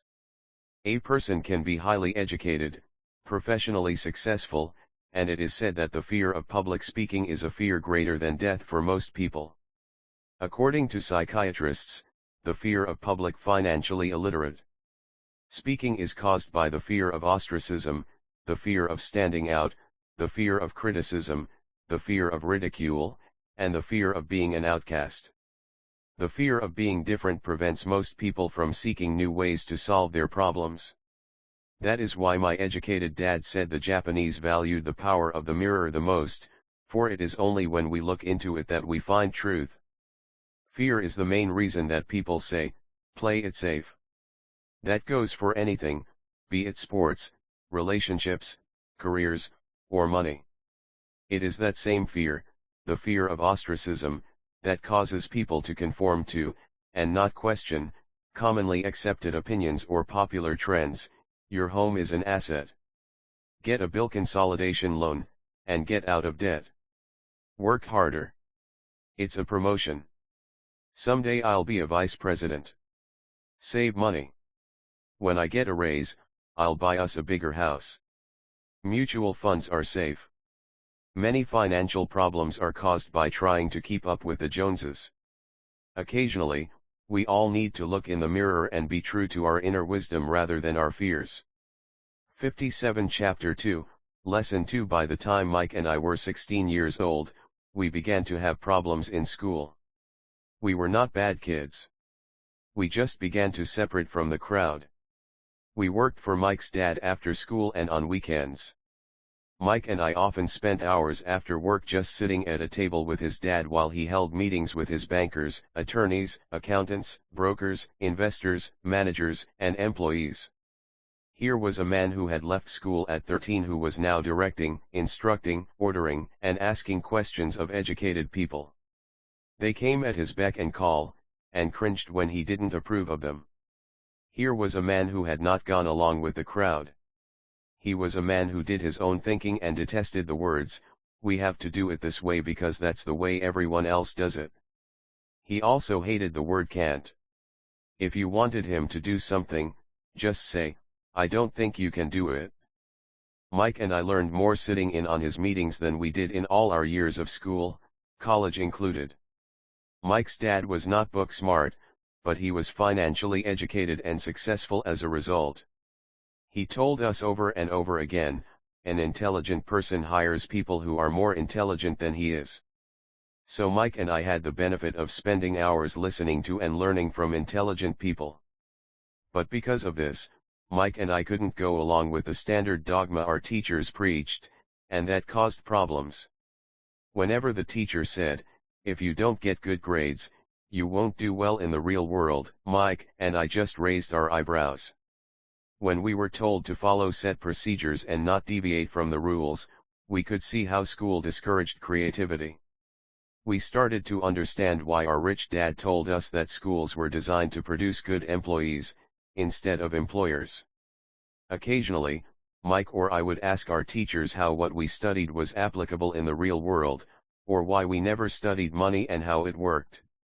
To the latter question, we often got the answer that money was not important, that if we excelled in our education, the money would follow. The more we knew about the power of money, the more distant we grew from the teachers and our classmates. 58 Rich Dad Poor Dad. My highly educated dad never pressured me about my grades, but we did begin to argue about money. By the time I was 16, I probably had a far better foundation with money than both my parents. I could keep books, I listened to tax accountants, corporate attorneys, bankers, real estate brokers, investors, and so forth. By contrast, my dad talked to other teachers. One day my dad told me that our home was his greatest investment. A not too pleasant argument took place when I showed him why I thought a house was not a good investment. Rich dad balance sheet assets liabilities home poor dad balance sheet assets liabilities home. The above diagram illustrates the difference in perception between my rich dad and my poor dad when it came to their homes. One dad thought his house was an asset, and the other dad thought it was a liability. 59 Chapter 2, Lesson 2 I remember when I drew the following diagram for my dad showing him the direction of cash flow. I also showed him the ancillary expenses that went along with owning the home. A bigger home meant bigger expenses, and the cash flow kept going out through the expense column.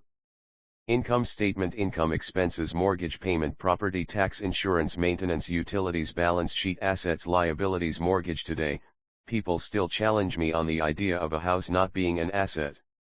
I know that for many people, it is their dream as well as their largest investment. And owning your own home is better than nothing. I simply offer an alternate way of looking at this popular dogma. If my wife and I were to buy a bigger, flashier house, we realize it wouldn't be an asset.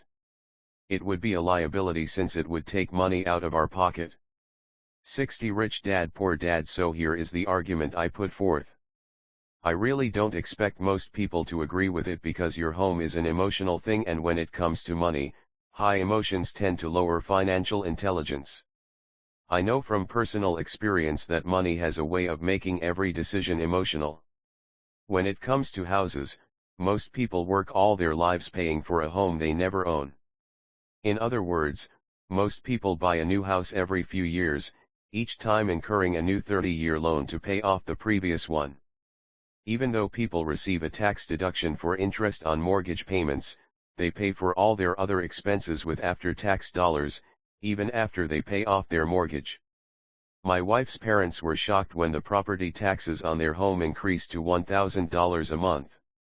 This was after they had retired, so the increase put a strain on their retirement budget, and they felt forced to move. Houses do not always go up in value. I have friends who owe $1 million for a home that today would sell for far less. The greatest losses of all are those from missed opportunities. If all your money is tied up in your house, you may be forced to work harder because your money continues blowing out of the expense column, instead of adding to the asset column, the classic middle-class cash flow pattern. If a young couple would put more money into their asset column early on, their later years would be easier. Their assets would have grown and would be available to help cover expenses. All too often, a house only serves as a vehicle for incurring a home equity loan to pay for mounting expenses. 61 Chapter 2, Lesson 2 In summary, the end result in making a decision to own a house that is too expensive in lieu of starting an investment portfolio impacts an individual in at least the following 3 ways. 1. Loss of time, during which other assets could have grown in value. 2. Loss of additional capital, which could have been invested instead of paying for high maintenance expenses related directly to the home. 3. Loss of education. Too often, people count their house and savings and retirement plans as all they have in their asset column. Because they have no money to invest, they simply don't invest. This costs them investment experience. Most never become what the investment world calls a sophisticated investor. And the best investments are usually first sold to sophisticated investors, who then turn around and sell them to the people playing it safe. I am not saying don't buy a house. What I am saying is that you should understand the difference between an asset and a liability. When I want a bigger house, I first buy assets that will generate the cash flow to pay for the house. My educated dad's personal financial statement best demonstrates the life of someone caught in the rat race. His expenses match his income, never allowing him enough left over to invest in assets. As a result, his liabilities are larger than his assets. 62 Rich Dad Poor Dad. The following diagram on the left shows my poor dad's income statement. It is worth 1,000 words. It shows that his income and expenses are equal while his liabilities are larger than his assets. My rich dad's personal financial statement on the right reflects the results of a life dedicated to investing and minimizing liabilities. Poor dad's financial statement. Poor dad's financialstatement income. Me rich dad's financial statement. Rich dad's financial statement income. Me expenses assets liabilities 63 Chapter 2, Lesson 2 Why the Rich Get Richer. A review of my rich dad's financial statement shows why the rich get richer. The asset column generates more than enough income to cover expenses, with the balance reinvested into the asset column. The asset column continues to grow and, therefore, the income it produces grows with it. The result is that the rich get richer. Income statement. Income, expenses, balance sheet, assets, liabilities. 64 Rich Dad Poor Dad. Why the middle class struggle. The middle class finds itself in a constant state of financial struggle. Their primary income is through their salary. As their wages increase, so do their taxes. Their expenses tend to increase in proportion to their salary increase, hence, the phrase the rat race. They treat their home as their primary asset, instead of investing in income-producing assets. Income statement. Income, expenses, balance sheet, assets, liabilities. 65 Chapter 2, Lesson 2 This pattern of treating your home as an investment, and the philosophy that a pay raise means you can buy a larger home or spend more, is the foundation of today's debt-ridden society. Increased spending throws families into greater debt and into more financial uncertainty, even though they may be advancing in their jobs and receiving raises on a regular basis. This is high-risk living caused by weak financial education. The massive loss of jobs in recent times proves how shaky the middle class really is financially. Company pension plans are being replaced by 401(k) plans. Social Security is obviously in trouble and can't be relied upon as a source for retirement. Panic has set in for the middle class. Today, mutual funds are popular because they supposedly represent safety. Average mutual fund buyers are too busy working to pay taxes and mortgages, save for their children's college, and pay off credit cards. They do not have time to study investing, so they rely on the expertise of the manager of a mutual fund. Also, because the mutual fund includes many different types of investments, they feel their money is safer because it is diversified. This educated middle class subscribes to the dogma put out by mutual fund brokers and financial planners: play it safe. Avoid risk. The real tragedy is that the lack of early financial education is what creates the risk faced by average middle class people. The reason they have to play it safe is because their financial positions are tenuous at best. Their balance sheets are not balanced. Instead, they are loaded with liabilities and have no real assets that generate income. Typically, their only source of income is their paycheck. Their livelihood becomes entirely dependent on their employer. So when genuine deals of a lifetime come along, these people can't take advantage of them because they are working so hard, are taxed to the max, and are loaded with debt. As I said at the start of this section, the most important rule is to know the difference between an asset and a liability. Once you understand the difference, concentrate your efforts on buying income-generating assets. That's the best way to get started on a path. 66 Rich Dad Poor Dad to becoming rich. Keep doing that, and your asset column will grow. Keep liabilities and expenses down so more money is available to continue pouring into the asset column. Soon the asset base will be so deep that you can afford to look at more speculative investments, investments that may have returns of 100% to infinity, $5,000 investments that are soon turned into $1 million or more, investments that the middle class calls too risky. The investment is not risky for the financially literate. If you do what the masses do, you get the following picture: income statement, income work for the company, salary, expenses work for the government, taxes, balance sheet, assets liabilities work for the bank, mortgage. 67 Chapter 2, Lesson 2. As an employee who is also a homeowner, your working efforts are generally as follows: 1. You work for the company. Employees make their business owner or the shareholders rich, not themselves. Your efforts and success will help provide for the owner's success and retirement. 2. You work for the government. The government takes its share from your paycheck before you even see it. By working harder, you simply increase the amount of taxes taken by the government. Most people work from January to May just for the government. 3. You work for the bank. After taxes, your next largest expense is usually your mortgage and credit card debt. The problem with simply working harder is that each of these three levels takes a greater share of your increased efforts. You need to learn how to have your increased efforts benefit you and your family directly. Once you have decided to concentrate on minding your own business, focusing your efforts on acquiring assets instead of a bigger paycheck, how do you set your goals? Most people must keep their job and rely on their wages to fund their acquisition of assets. As their assets grow, how do they measure the extent of their success? When does someone know that they are rich, that they have wealth? As well as having my own definitions for assets and liabilities, I also have my own definition for wealth. Actually, I borrowed it from a man named R. Buckminster Fuller. Some call him a quack, and others call him a genius. Years ago he got architects buzzing because he applied for a patent for something called a geodesic dome. But in the application, Fuller also said something about wealth. 68 Rich Dad Poor Dad. It was pretty confusing at first, but after reading it, it began to make some sense. Wealth is a person's ability to survive so many number of days forward, or, if I stopped working today, how long could I survive? Unlike net worth, the difference between your assets and liabilities, which is often filled with a person's expensive junk and opinions of what things are worth, this definition creates the possibility for developing a truly accurate measurement.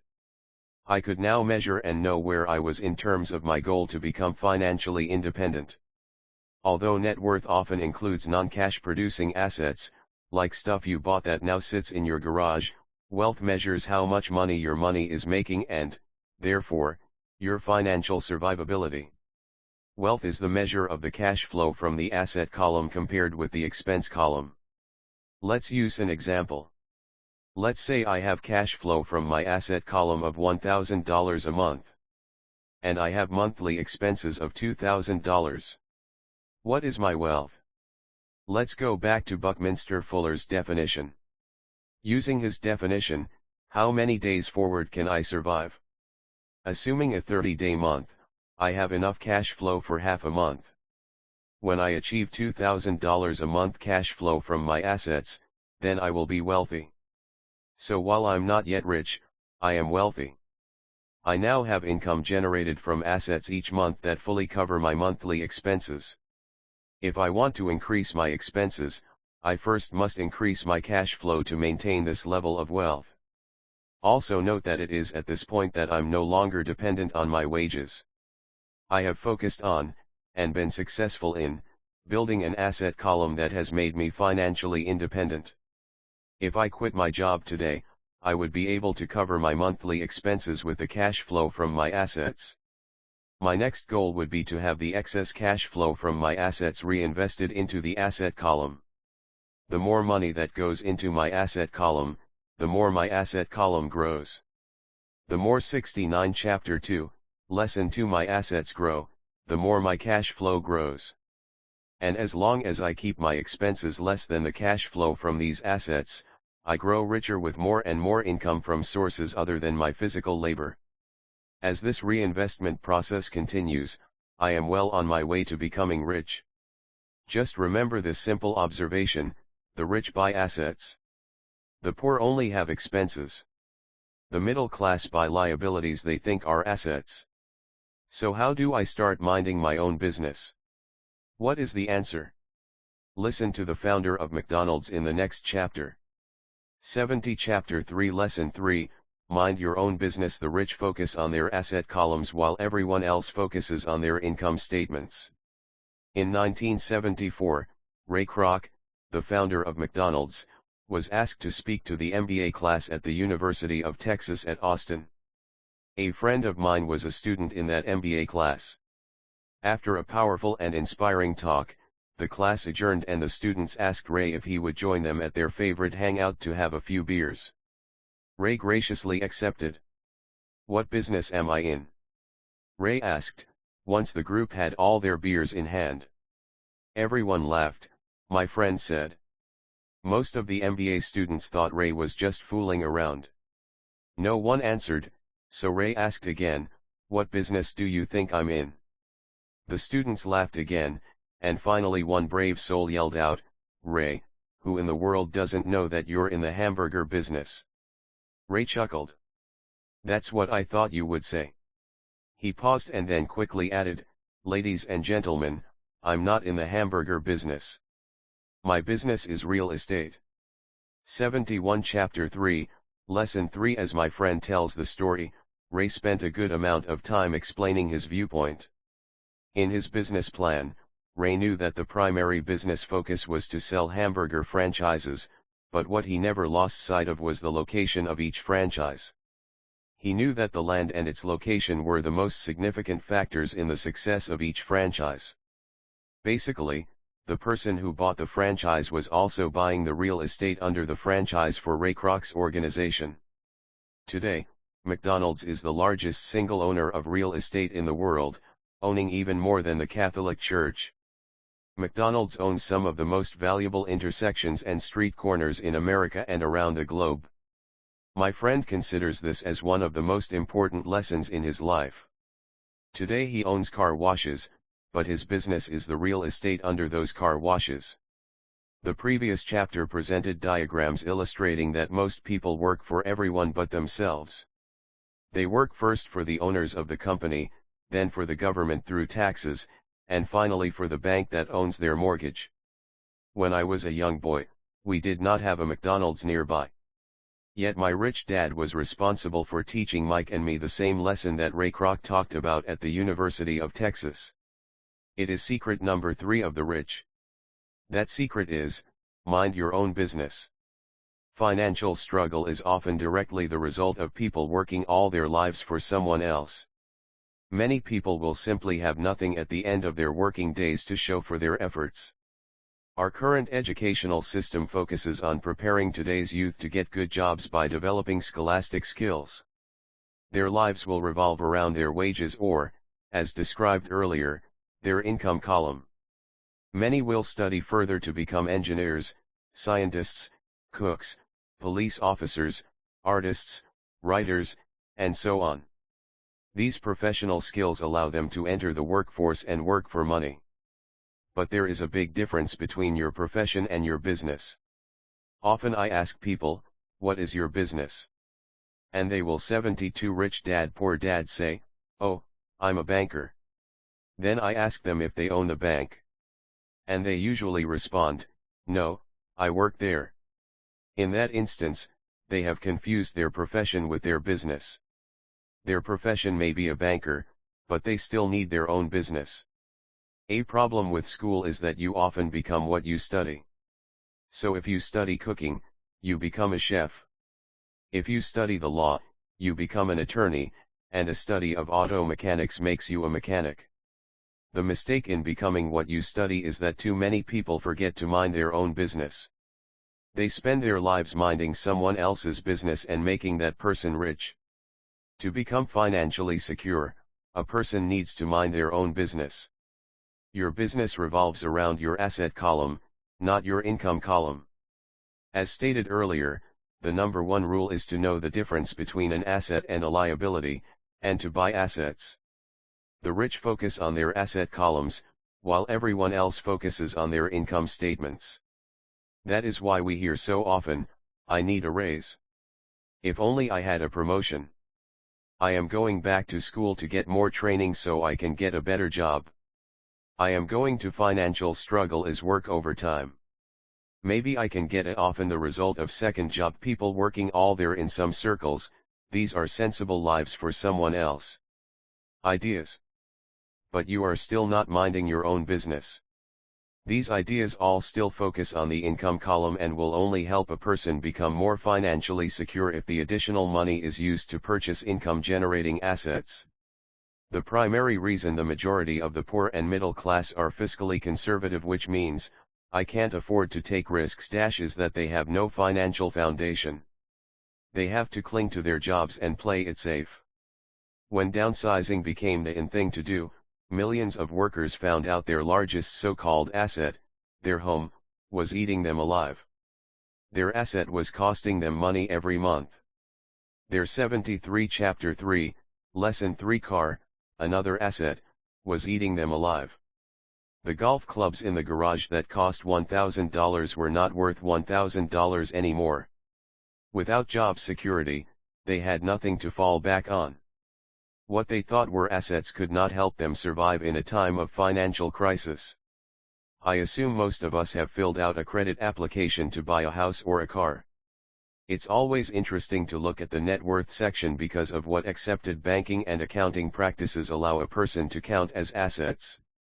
One day when I wanted a loan, my financial position did not look too good. So I added my new golf clubs, my art collection, books, electronics, Armani suits, wristwatches, shoes, and other personal effects to boost the number in the asset column. But I was turned down because I had too much investment real estate. The loan committee didn't like that I made so much money from rent. They wanted to know why I did not have a normal job with a salary. They did not question the Armani suits, golf clubs, or art collection. Life is sometimes tough when you do not fit the standard profile. I cringe every time I hear someone say to me that their net worth is $1 million or $100,000 or whatever. One of the main reasons net worth is not accurate is simply because, the moment you begin selling your assets, you are taxed for any gains. So many people have put themselves in deep financial trouble when they run short of income. To raise cash, they sell their assets. But their personal assets can generally be sold for only a fraction of the value that is listed on their personal balance sheet. Or if there is a gain on the sale of the assets, they are taxed on the gain. So again, the government takes its share, thus reducing the amount available to help them out of debt. That is why I say someone's net worth is often worth less than they think. Start minding your own business. Keep your daytime job, but start buying real assets, not liabilities or personal effects that have no real value once you get them home. A new car loses nearly 25% of the price you pay for it the moment you drive it off the lot. It is 74 Rich Dad Poor Dad, not a true asset even if your banker lets you list it as one. My $400 new titanium driver was worth $150 the moment I teed off. Keep expenses low, reduce liabilities, and diligently build a base of solid assets. For young people who have not yet left home, it is important for parents to teach them the difference between an asset and a liability.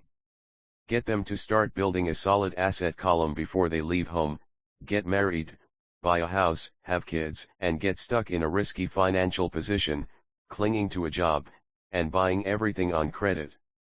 I see so many young couples who get married and trap themselves into a lifestyle that will not let them get out of debt for most of their working years.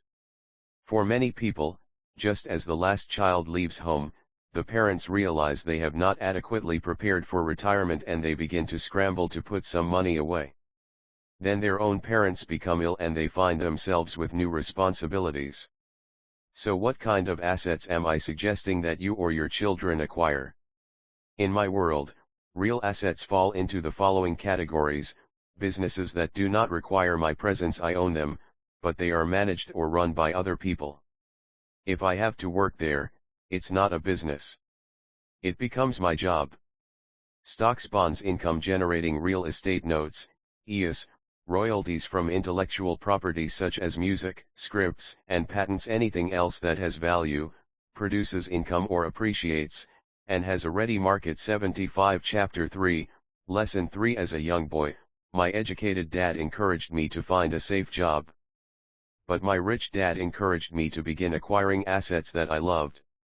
If you don't love it, you won't take care of it.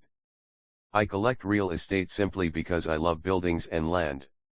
I love shopping for them, and I could look at them all day long. When problems arise, the problems aren't so bad that it changes my love for real estate. For people who hate real estate, they shouldn't buy it. I also love stocks of small companies, especially Start UPS, because I am an entrepreneur, not a corporate person. In my early years, I worked in large organizations, such as Standard Oil of California, the U.S. Marine Corps, and Xerox Corp. I enjoyed my time with those organizations and have fond memories, but I know deep down I am not a company man. I like starting companies, not running them. So my stock buys are usually of small companies. Sometimes I even start the company and take it public. Fortunes are made in new stock issues, and I love the game. Many people are afraid of small cap companies and call them risky, and they are. But that risk. Start minding your own business. Keep your daytime job, but start buying real assets, is diminished if you love what the investment is, understand it, and know the game. With small companies, my investment strategy is to be out of the stock in a year. On the other hand, my not liabilities. Real estate strategy is to start small and keep trading up for bigger properties and, therefore, delay paying taxes on the gain. This allows the value to increase dramatically. I generally hold real estate less than 7 years. For years, even while I was with the Marine Corps and Xerox, I did what my rich dad recommended. I kept my day job, but I still minded my own business. I was active in my asset column trading real estate and small stocks. Rich Dad always stressed the importance of financial literacy. The better I was at understanding the accounting and cash management, the better I would be at analyzing investments and eventually starting and building my own company. 76 Rich Dad Poor Dad. I don't encourage anyone to start a company unless they really want to. Knowing what I know about running a company, I wouldn't wish that task on anyone.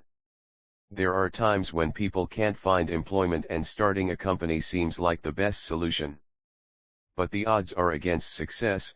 9 out of 10 companies fail in 5 years.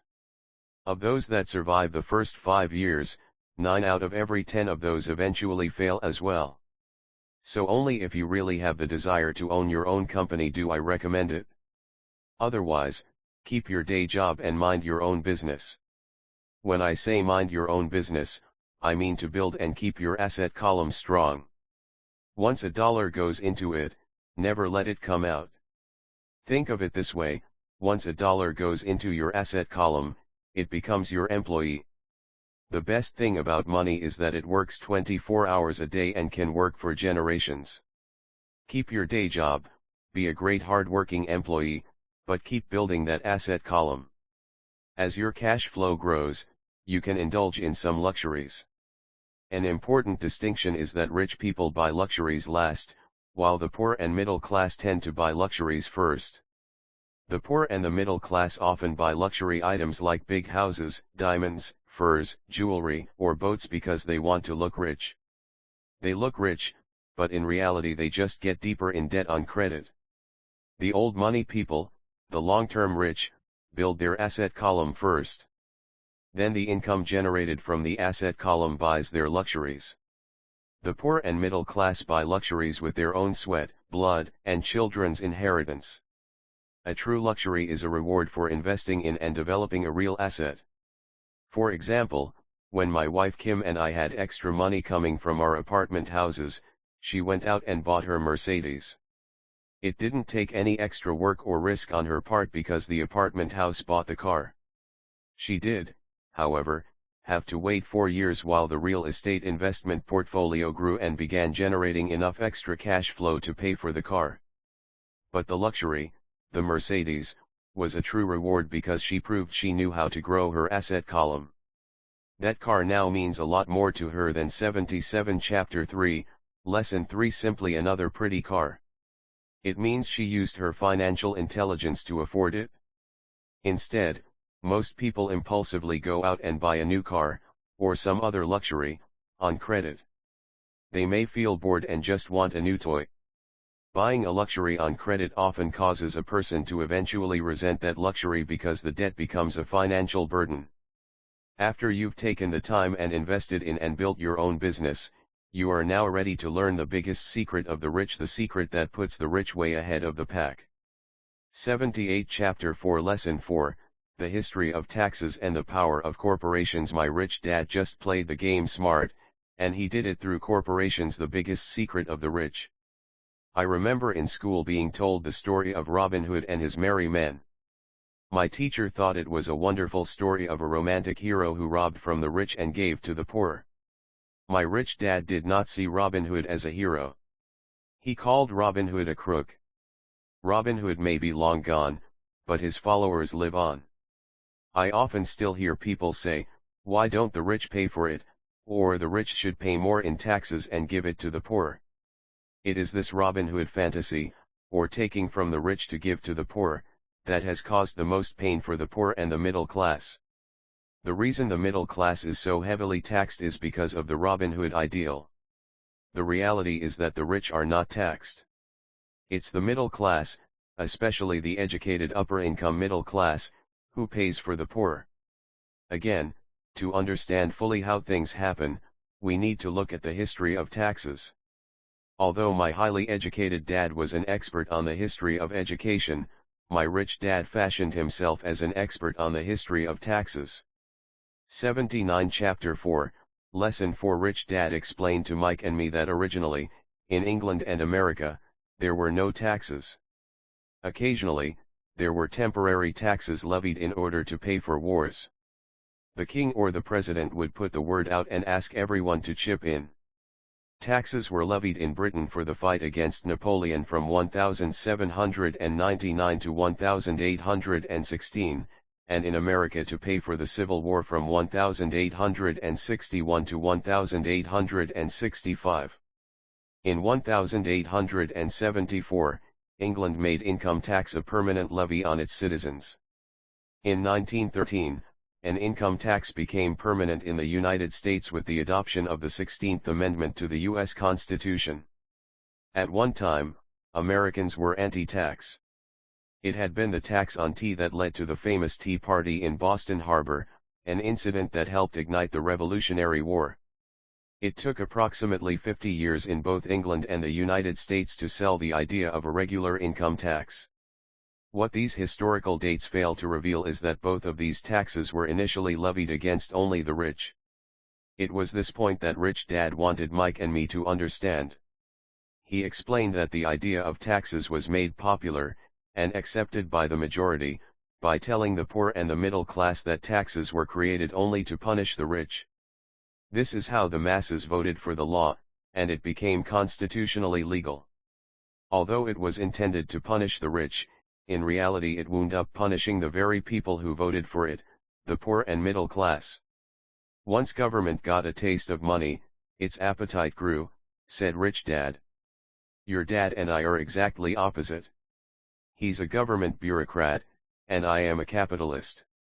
We get paid, and our success is measured on opposite behaviors.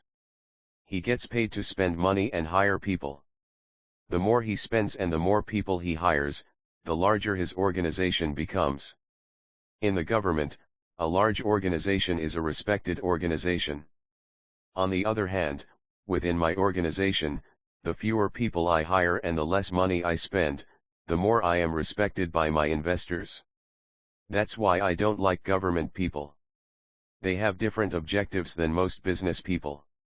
As the government grows, more and more tax dollars are needed to support it. My educated dad sincerely believed that government should help people. He loved John F. Kennedy and especially the idea of the Peace 80 Rich Dad Poor Dad Corps. He loved the idea so much that both he and my mom worked for the Peace Corps, training volunteers to go to Malaysia, Thailand, and the Philippines. He always strived for additional grants and budget increases so he could hire more people, both in his job with the Education Department and in the Peace Corps. From the time I was about 10 years old, I would hear from my rich dad that government workers were a pack of lazy thieves, and from my rich dad did not see Robin Hood as a hero. He called Robin Hood a crook. My poor dad I would hear how the rich were greedy crooks who should be made to pay more taxes. Both sides had valid points. It was difficult to go to work for one of the biggest capitalists in town and come home to a father who was a prominent government leader. It was not easy to know which dad to believe. Yet when you study the history of taxes, an interesting perspective emerges. As I said, the passage of taxes was only possible because the masses believed in the Robin Hood theory of economics: take from the rich, and give to everyone else. The problem was that the government's appetite for money was so great that taxes soon needed to be levied on the middle class, and from there it kept trickling down. However, the rich saw an opportunity because they don't play by the same set of rules. The rich knew about corporations, which became popular in the days of sailing ships. The rich created the corporation as a vehicle to limit their risk to the assets of each voyage. The rich put their money into a corporation to finance the voyage. The corporation would then hire a crew to sail to the New World to look for treasure. If the ship was lost, the crew lost their lives, but the loss to the rich would be limited only to the money they invested for that particular voyage. 81 Chapter 4, Lesson 4. The diagram that follows shows how the corporate structure sits outside your personal income statement and balance sheet. Corporation income statement: income expenses, personal income statement, income expenses, personal balance sheet, assets, liabilities. 82 Rich Dad Poor Dad. It is the knowledge of the legal corporate structure that really gives the rich a vast advantage over the poor and the middle class. Having two fathers teaching me, one a socialist and the other a capitalist, I quickly began to realize that the philosophy of the capitalist made more financial sense to me. It seemed to me that the socialists ultimately penalized themselves due to their lack of financial education.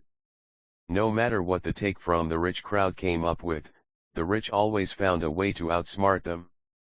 That is how taxes were eventually levied on the middle class. The rich outsmarted the intellectuals solely because they understood the power of money, a subject not taught in schools. How did the rich outsmart the intellectuals? Once the take from the rich tax was passed, cash started flowing into government coffers. Initially, people were happy. Money was handed out to government workers and the rich. It went to government workers in the form of jobs and pensions, and it went to the rich via their factories receiving government contracts. The government received a large pool of money, but the problem was the fiscal management of that money. The government ideal is to avoid having excess money. If you fail to spend your allotted funds, you risk losing it in the next budget. You would certainly not be recognized for being efficient. Business people, on the other hand, are rewarded for having excess money and are applauded for their efficiency. As this cycle of growing government spending continued, the demand for money increased, and the tax the rich idea was adjusted to include lower income levels, down to the very people who voted it in, the poor and the middle class. True capitalists used their financial knowledge to simply find an escape. They headed back to the protection of a corporation. But what many people who have never formed a corporation don't know is that a corporation is not really a thing. A corporation is merely a file folder with some legal documents in it, sitting in some attorney's office and registered with a state government agency. It's not a big building or a factory or a group of people. A corporation is merely a legal document that creates a legal body without a soul. Using it, the wealth of the rich was once again protected. It was popular because the income tax rate of a corporation is less than the individual. 83 Chapter 4, Lesson 4. Income tax rates. In addition, certain expenses could be paid by a corporation with pre-tax dollars. This war between the haves and have-nots has raged for hundreds of years. The battle is waged whenever and wherever laws are made, and it will go on forever. The problem is that the people who lose are the uninformed, the ones who get up every day and diligently go to work and pay taxes. If they only understood the way the rich play the game, they could play it too. Then they would be on their way to their own financial independence. This is why I cringe every time I hear a parent advise their children to go to school so they can find a safe, secure job. An employee with a safe, secure job, without financial aptitude, has no escape. Average Americans today work 4 to 5 months for the government just to cover their taxes. In my opinion, that is simply too long. The harder you work, the more you pay the government. That is why I believe that the idea of take from the rich backfired on the very people who voted it in. Every time people try to punish the rich don't simply comply. They react. They have the money, power, and intent to change things. They don't just sit there and voluntarily pay more taxes. Instead, they search for ways to minimize their tax burden. They hire smart attorneys and accountants, and persuade politicians to change laws or create legal loopholes. They use their resources to effect change. The tax code of the United States also allows other ways to reduce taxes. Most of these vehicles are available to anyone, but it is the rich who find them because they are minding their own business. For example, 1031 is jargon for Section 1031 of the Internal Revenue Code, which allows a seller to delay paying taxes on a piece of real estate that is sold for a capital gain through an exchange for a more expensive piece of real estate. Real estate is one investment vehicle that has a great tax advantage. As long as you keep trading up in value, you will not be taxed on the gains until you liquidate. People who don't take advantage of these legal tax savings are missing a great opportunity to build their asset columns. 84 Rich Dad Poor Dad. The poor and middle class don't have the same resources. They sit there and let the government's needles enter their arm and allow the blood donation to begin.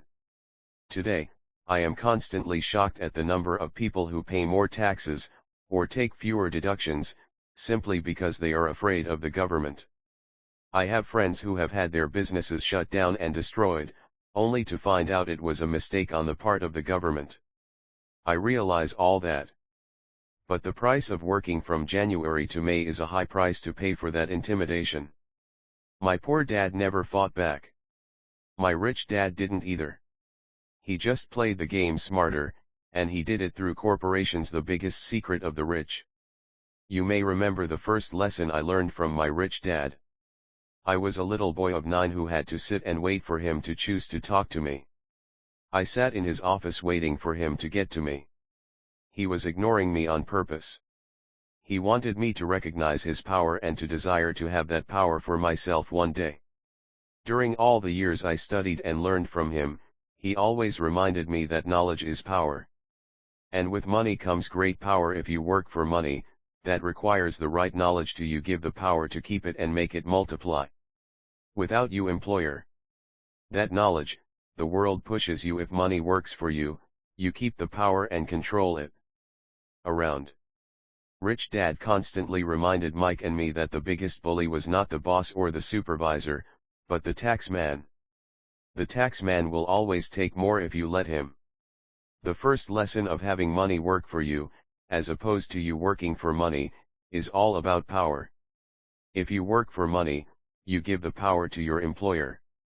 If money works for you, you keep the power and control it.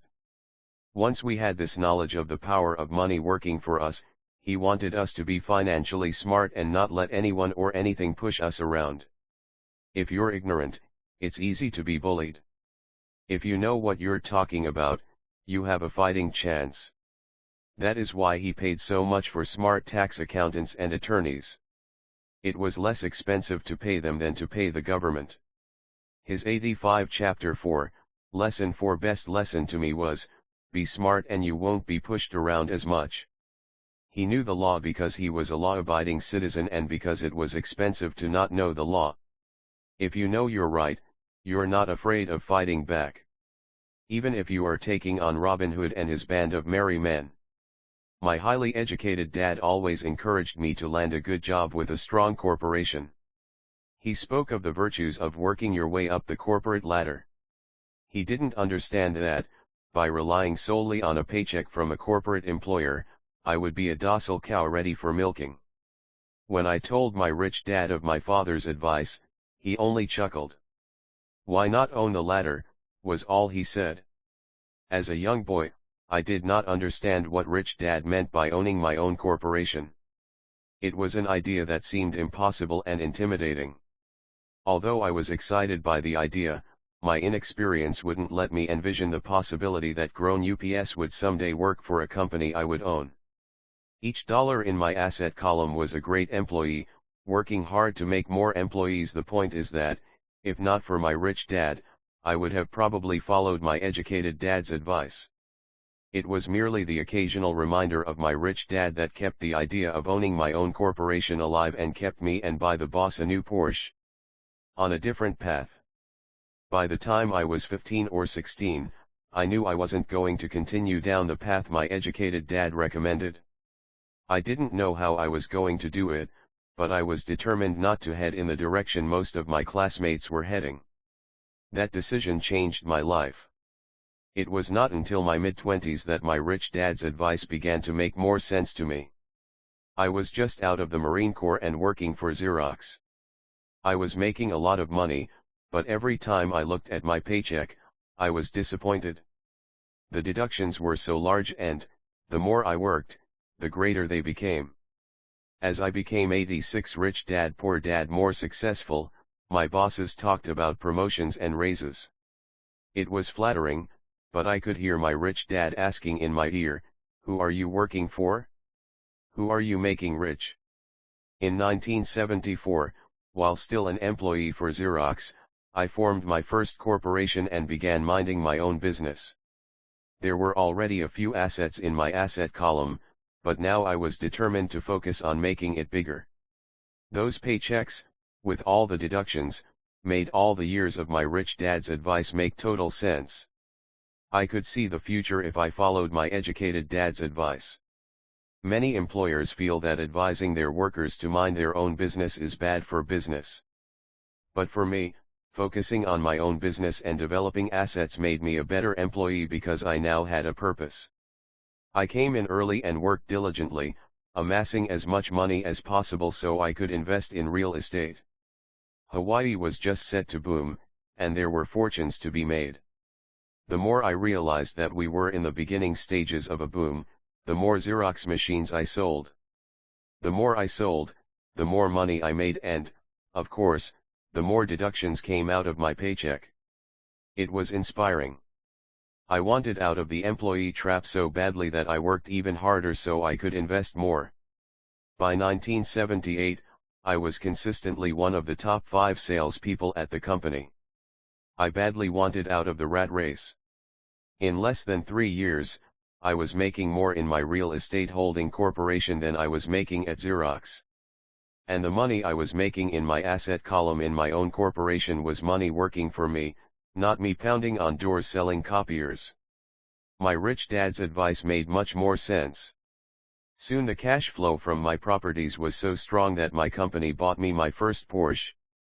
My fellow Xerox salespeople thought I was spending my commissions. I wasn't. I was investing my commissions in assets. My money was working hard to make more money. Each dollar in my asset column was a great employee, working hard to make more employees and buy the boss a new Porsche with before-tax dollars. I began to work harder for Xerox. The plan was working, 87 Chapter 4, Lesson 4 and my Porsche was the proof. By using the lessons I learned from my rich dad, I was able to get out of the proverbial rat race at an early age. It was made possible because of the strong financial knowledge I had acquired through rich dad's lessons. Without this financial knowledge, which I call financial intelligence or financial IQ, my road to financial independence would have been much more difficult. I now teach others in the hope that I may share my knowledge with them. I remind people that financial IQ is made up of knowledge from four broad areas of expertise. 1. Accounting. Accounting is financial literacy, or the ability to read numbers. This is a vital skill if you want to build an empire. The more money you are responsible for, the more accuracy is required, or the house comes tumbling down. This is the left brain side, or the details. Financial literacy is the ability to read and understand financial statements, which allows you to identify the strengths and weaknesses of any business. 2. Investing. Investing is the science of money, making money. This involves strategies and formulas which use the creative right brain side. 3. Understanding markets. Understanding markets is the science of supply and demand. You need to know the technical aspects of the market, which are emotion-driven, in addition to the fundamental or economic aspects of an investment. Does an investment make sense, or does it not make sense based on current market conditions? 4. The law. A corporation wrapped around the technical skills of accounting, investing, and markets can contribute to explosive growth. A person who understands the tax advantages and protections provided by a corporation can get rich so much. 88. Rich Dad Poor Dad faster than someone who is an employee or a small business sole proprietor. It's like the difference between someone walking and someone flying. The difference is profound when it comes to long-term wealth. Tax advantages. A corporation can do many things that an employee cannot, like pay expenses before paying taxes. That is a whole area of expertise that is very exciting. Employees earn and get taxed, and they try to live on what is left. A corporation earns, spends everything it can, and is taxed on anything that is left. It's one of the biggest legal tax loopholes that the rich use. They're easy to set up and are not expensive if you own investments that are producing good cash flow. For example, by owning your own corporation, your vacations can be board meetings in Hawaii. Car payments, insurance, repairs, and health club memberships are company expenses. Most restaurant meals are partial expenses, and on and on. But it's done legally with pre-tax dollars. Protection from lawsuits. We live in a litigious society. Everybody wants a piece of your action. The rich hide much of their wealth using vehicles such as corporations and trusts to protect their assets from creditors. When someone sues a wealthy individual, they are often met with layers of legal protection and often find that the wealthy person actually owns nothing. They control everything, but own nothing. The poor and middle class try to own everything and lose it to the government or to fellow citizens who like to sue the rich. They learned it from the Robin Hood story, take from the rich, and give it to the poor. 89. Chapter 4, Lesson 4. It is not the purpose of this book to go into the specifics of owning a corporation. But I will say that if you own any kind of legitimate assets, I would consider finding out more about the benefits and protection offered by a corporation as soon as possible. There are many books written on the subject that will detail the benefits and even walk you through the steps necessary to set up a corporation.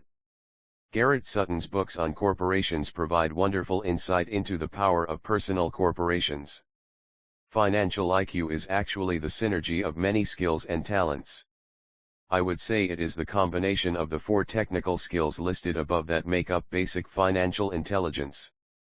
If you aspire to great wealth, it is the combination of these skills that will greatly amplify your financial intelligence. In summary, business owners with corporations: 1. Earn. 2. Spend. 3. Pay taxes. Employees who work for corporations: 1. Earn. 2. Pay taxes. 3. Spend. As part of your overall financial strategy, I recommend that you learn about the protection that legal entities can provide for businesses and assets. 90. Chapter 5, Lesson 5, The rich invent money. Often in the real world, it's not the smart who get ahead, but the bold. Last night, I took a break from writing and watched a TV program on the history of a young man named Alexander Graham Bell. Bell had just patented his telephone and was having growing pains because the demand for his new invention was so strong. Needing a bigger company, he then went to the giant at that time, Western Union, and asked them if they would buy his patent and his tiny company. He wanted $100,000 for the whole package. The president of Western Union scoffed at him and turned him down, saying the price was ridiculous. The rest is history. A multi-billion-dollar industry emerged, and AT&T was born. The evening news came on right after the story of Alexander Graham Bell. On the news was a story of another downsizing at a local company. The workers were angry and complained that the company ownership was unfair. A terminated manager of about 45 years of age had his wife and 2 babies at the plant and was begging the guards to let him talk to the owners to ask if they would reconsider his termination. He had just bought a house and was afraid of losing it. The camera focused in on his pleading for all the world to see. Needless to say, it held my attention. 91 Chapter 5, Lesson 5 I have been teaching professionally since 1984. It has been a great experience and a rewarding one. It is also a disturbing profession, for I have taught thousands of individuals and I see one thing in common in all of us, myself included. We all have tremendous potential, and we all are blessed with gifts. Yet the one thing that holds all of us back is some degree of self-doubt. It is not so much the lack of technical information that holds us back, but more the lack of self-confidence. Some are more affected than others. Once we leave school, most of us know that it is not so much a matter of college degrees or good grades that count. In the real world outside of academics, something more than just grades is required. I have heard it called many things: guts, chutzpah, balls, audacity, bravado, cunning, daring, tenacity, and brilliance. This factor, whatever it is labeled, ultimately decides one's future much more than school grades do. Inside each of us is one of these brave, brilliant, and daring characters. There is also the flip side of that character, people who could get down on their knees and beg if necessary. After a year in Vietnam as a Marine Corps pilot, I got to know both of those characters inside of me intimately. One is not better than the other. Yet as a teacher, I recognized that it was excessive fear and self-doubt that were the greatest detractors of personal genius. It broke my heart to see students know the answers, yet lack the courage to act on the answer. Often in the real world, it's not the smart who get ahead, but the bold. In my personal experience, your financial genius requires both technical knowledge as well as courage. If fear is too strong, the genius is suppressed. In my classes, I strongly urge students to learn to take risks, to be bold, and to let their genius convert that fear into power and brilliance. It works for some and just terrifies others. I have come to realize that for most people, when it comes to the subject of money, they would rather play it safe. I have had to field questions such as, why take risks? Why should I bother developing my financial IQ? Why should I become financially literate? And I answer, just to have more options. 92 Rich Dad Poor Dad. There are huge changes up ahead. In the coming years, there will be more people just like the young inventor Alexander Graham Bell. There will be 100 people like Bill Gates and hugely successful companies like Microsoft created every year, all over the world. And there also will be many more bankruptcies, layoffs, and downsizings. So why bother developing your financial IQ? No one can answer that but you. Yet I can tell you why I myself do it. I do it because it is the most exciting time to be alive. I'd rather be welcoming change than dreading change. I'd rather be excited about making millions than worrying about not getting a raise. This period we are in now is a most exciting time, unprecedented in our world's history. Generations from now, people will look back at this period of time and remark at what an exciting era it must have been. It was the death of the old and birth of the new. It was full of turmoil, and it was exciting. So why bother developing your financial IQ? Because if you do, you will prosper greatly. And if you don't, this period of time will be a frightening one. It will be a time of watching some people move boldly forward while others cling to worn-out life preservers. Land was wealth 300 years ago. So the person who owned the land owned the wealth. Later, wealth was in factories and production, and America rose to dominance. The industrialist owned the wealth. Today, wealth is in information. And the person who has the most timely information owns the wealth. The problem is that information flies around the world at the speed of light. The new wealth cannot be contained by boundaries and borders as land and factories were. The changes will be faster and more dramatic. There will be a dramatic increase in the number of new multimillionaires. There also will be those who are left behind. I find so many people struggling today, often working harder, simply because they cling to old ideas. They want things to be the way they were, and they resist change. I know people who are losing their jobs or their houses, and they blame technology or the economy or their boss. Sadly, they fail to realize that they might be the problem. Old ideas are their biggest liability. It is a liability simply because they 93 Chapter 5, Lesson 5 fail to realize that while that idea or way of doing something was an asset yesterday, yesterday is gone. One afternoon I was teaching how to invest using a board game I had invented, Cashflow registered trademark, as a teaching tool. A friend had brought someone along to attend the class. This friend of a friend was recently divorced, had been badly burned in the divorce settlement, and was now searching for some answers. Her friend thought the class might help. The game was designed to help people learn how money works. In playing the game, they learn about the interaction of the income statement with the balance sheet. You can play cash flow. They learn how cash flows between classic on the web at the 2 and how the road to wealth www.rickadad.com and is through striving to increase your learn how money works. Monthly cash flow from the asset column to the point that it exceeds your monthly expenses. Once you accomplish this, you are able to get out of the rat race and out onto the fast track. As I have said, some people hate the game, some love it, and others miss the point. This woman missed a valuable opportunity to learn something. In the opening round, she drew a doodad card with the boat on it. At first she was happy. Oh, I've got a boat. Then, as her friend tried to explain how the numbers worked on her income statement and balance sheet, she got frustrated because she had never liked math. The rest of her table waited while her friend continued explaining the relationship between the income statement, balance sheet, and monthly cash flow. Suddenly, when she realized how the numbers worked, it dawned on her that her boat was eating her alive. Later on in the game, she was also downsized and had a child. It was a horrible game for her. After the class, her friend came by and told me that she was upset.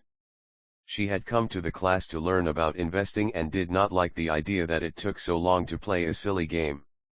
Her friend attempted to tell her to look within herself to see if the game reflected her in any way. With that suggestion, the woman 94 Rich Dad Poor Dad demanded her money back. She said that the very idea that a game could be a reflection of her was ridiculous. Her money was promptly refunded, and she left. Since 1984, I have made millions simply by doing what the school system does not do. In school, most teachers lecture. I hated lectures as a student. I was soon bored, and my mind would drift. In 1984, I began teaching via games and simulations, and I still rely on these tools today. I always encourage adult students to look at games as reflecting back to them what they know and what they need to learn. Most importantly, games reflect behavior. They are instant feedback systems. Instead of the teacher lecturing you, the game is giving you a personalized lecture, one that is custom-made just for you. The friend of the woman who left later called to give me an update. She said her friend was fine and had calmed down. In her cooling off period, she could see some slight relationship between the game and her life. Although she and her husband did not own a boat, they did own everything else. Games reflect behavior. They are instant feedback systems. Imaginable. She was angry after their divorce, both because he had run off with a younger woman and because, after 20 years of marriage, they had accumulated little in the way of assets. There was virtually nothing for them to split. Their 20 years of married life had been incredible fun, but all they had accumulated was a ton of doodads. She realized that her anger at doing the numbers, the income statement and balance sheet, came from her embarrassment about not understanding them. She had believed that finances were the man's job. She maintained the house and did the entertaining, and he handled the finances. She was now quite certain that in the last 5 years of their marriage, he had hidden money from her. She was angry at herself for not being more aware of where the money was going, as well as for not knowing about the other woman. 95 Chapter 5, Lesson 5. Just like a board game, the world is always providing us with instant feedback. We could learn a lot if we tuned in more. One day not long ago, I complained to my wife that the cleaners must have shrunk my pants. My wife gently smiled and poked me in the stomach to inform me that the pants had not shrunk. Something else had expanded me. The cash flow game was designed to give every player personal feedback. Its purpose is to give you options. If you draw the boat card and it puts you into debt, the question is, now what can you do? How many different financial options can you come up with? That is the purpose of the game, to teach players to think and create new and various financial options. Thousands of people throughout the world have played this game. The players who get out of the rat race the quickest are the people who understand numbers and have creative financial minds. They recognize different financial options. Rich people are often creative and take calculated risks. People who take the longest are people who are not familiar with numbers and often do not understand the power of investing. Some people playing Cashflow play Cashflow Classic on the web at www.rickadad.com. What did you learn about your true behavior from playing the game? Gain lots of money in the game, but they don't know what to do with it. Even though they have money, everyone else seems to be getting ahead of them. And that is true in real life. There are a lot of people who have a lot of money and do not get ahead financially. Limiting your options is the same as hanging on to old ideas. I have a friend from high school who now works at 3 jobs. Years ago, he was the richest of all my classmates. When the local sugar plantation closed, the company he worked for went down with the plantation. In his mind, he had but one option, and that was the old option: work hard. The problem was that he couldn't find an equivalent job that recognized his seniority from the old company. 96 Rich Dad Poor Dad. As a result, he is overqualified for the jobs he currently has, so his salary is lower. He now works 3 jobs to earn enough to survive. I have watched people playing Cashflow complain that the right opportunity cards are not coming their way. So they sit there. I know people who do that in real life. They wait for the right opportunity. I have watched people get the right opportunity card and then not have enough money. Then they complain that they would have gotten out of the rat race if they had had more money. So they sit there. I know people in real life who do that also. They see all the great deals, but they have no money. And I have seen people pull a great opportunity card, read it out loud, and have no idea that it is a great opportunity. They have the money, the time is right, they have the card, but they can't see the opportunity staring them in the face. They fail to see how it fits into their financial plan for escaping the rat race. And I know more people like that than all the others combined. Most people have an opportunity of a lifetime flash right in front of them, and they fail to see it. A year later, they find out about it, after everyone else got rich. Financial intelligence is simply having more options. If the opportunities aren't coming your way, what else can you do to improve your financial position? If an opportunity lands in your lap and you have no money and the bank won't talk to you, what else can you do to get the opportunity to work in your favor? If your hunch is wrong, and what you've been counting on doesn't happen, how can you turn a lemon into millions? That is financial intelligence. It is not so much what happens, but how many different financial solutions you can think of to turn a lemon into millions. It is how creative you are in solving financial problems. Most people only know one solution: work hard, save, and borrow. So why would you want to increase your financial intelligence? Because you want to be the kind of person who creates your own luck.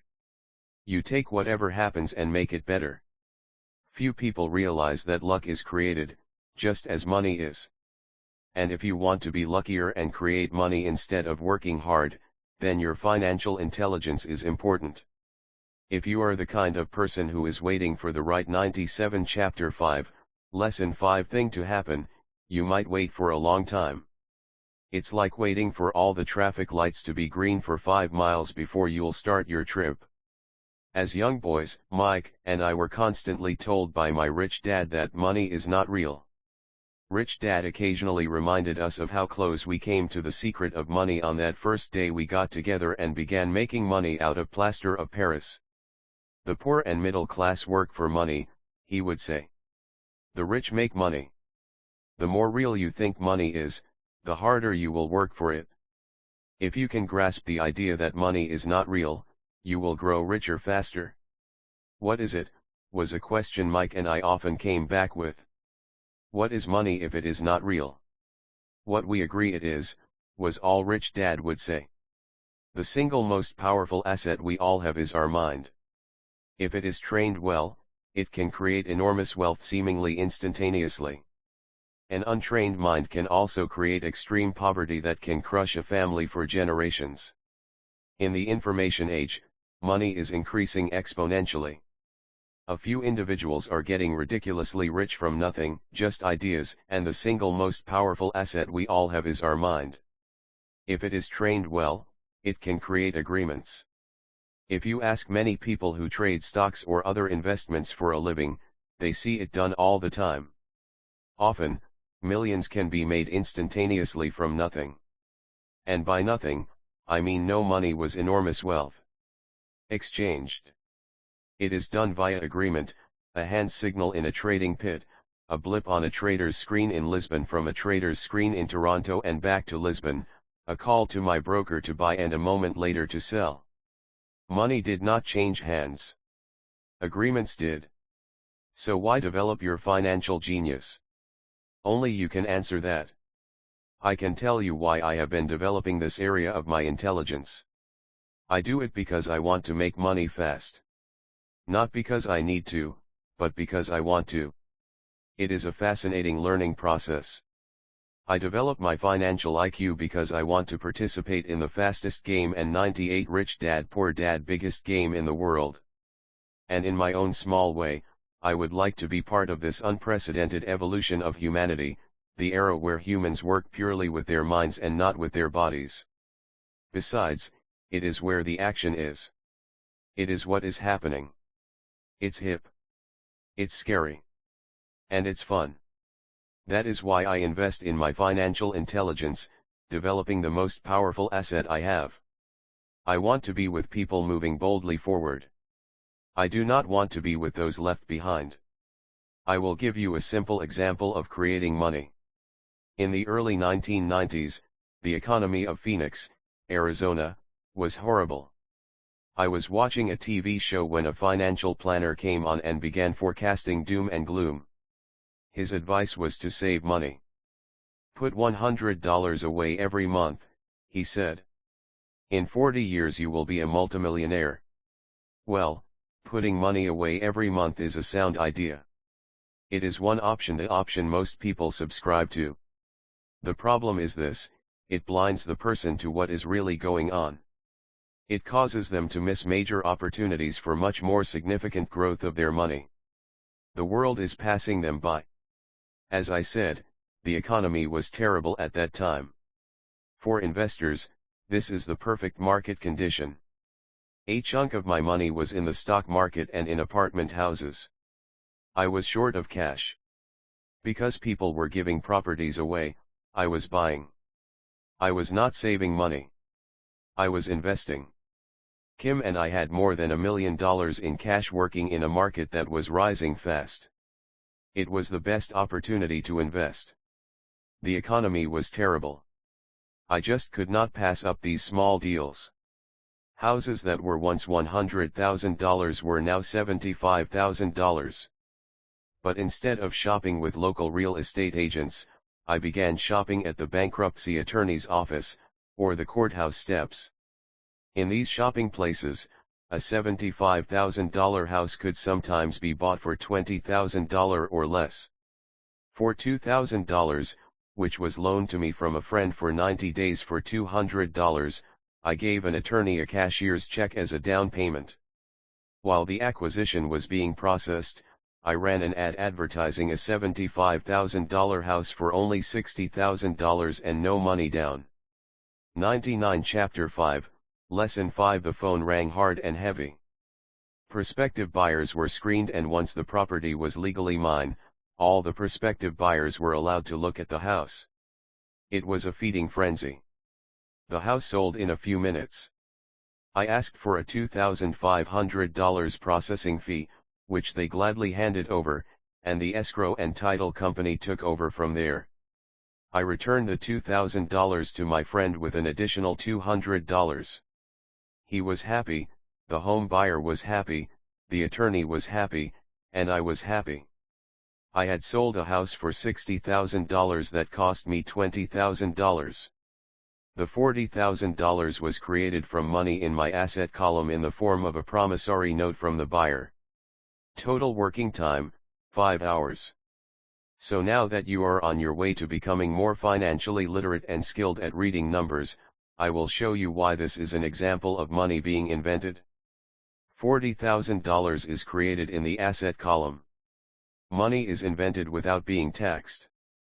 At 10% interest, $4,000 a year in cash flow is added to income. Income statement: income, expenses, taxes, mortgage payment, balance sheet, assets, liabilities. $40,000 note, $20,000 mortgage, 100. Rich Dad Poor Dad. During this depressed market, Kim and I were able to do 6 of these simple transactions in our spare time. While the bulk of our money was in larger properties and the stock market, we were able to create more than $190,000 in assets, notes at 10% interest, in those 6 buy, create, and sell transactions. That comes to approximately $19,000 a year income, much of it sheltered through our private corporation. Much of that $19,000 a year goes to pay for our company cars, gas, trips, insurance, dinners with clients, and other things. By the time the government gets a chance to tax that income, it's been spent on legally allowed pre-tax expenses. Job: how much income would you have to earn if the government takes 50% in taxes? Income statement: income, salary, expenses, taxes. How long would it take you to save $40,000? Balance sheet: assets, savings, liabilities. 101 Chapter 5, Lesson 5. This was a simple example of how money is invented, created, and protected using financial intelligence.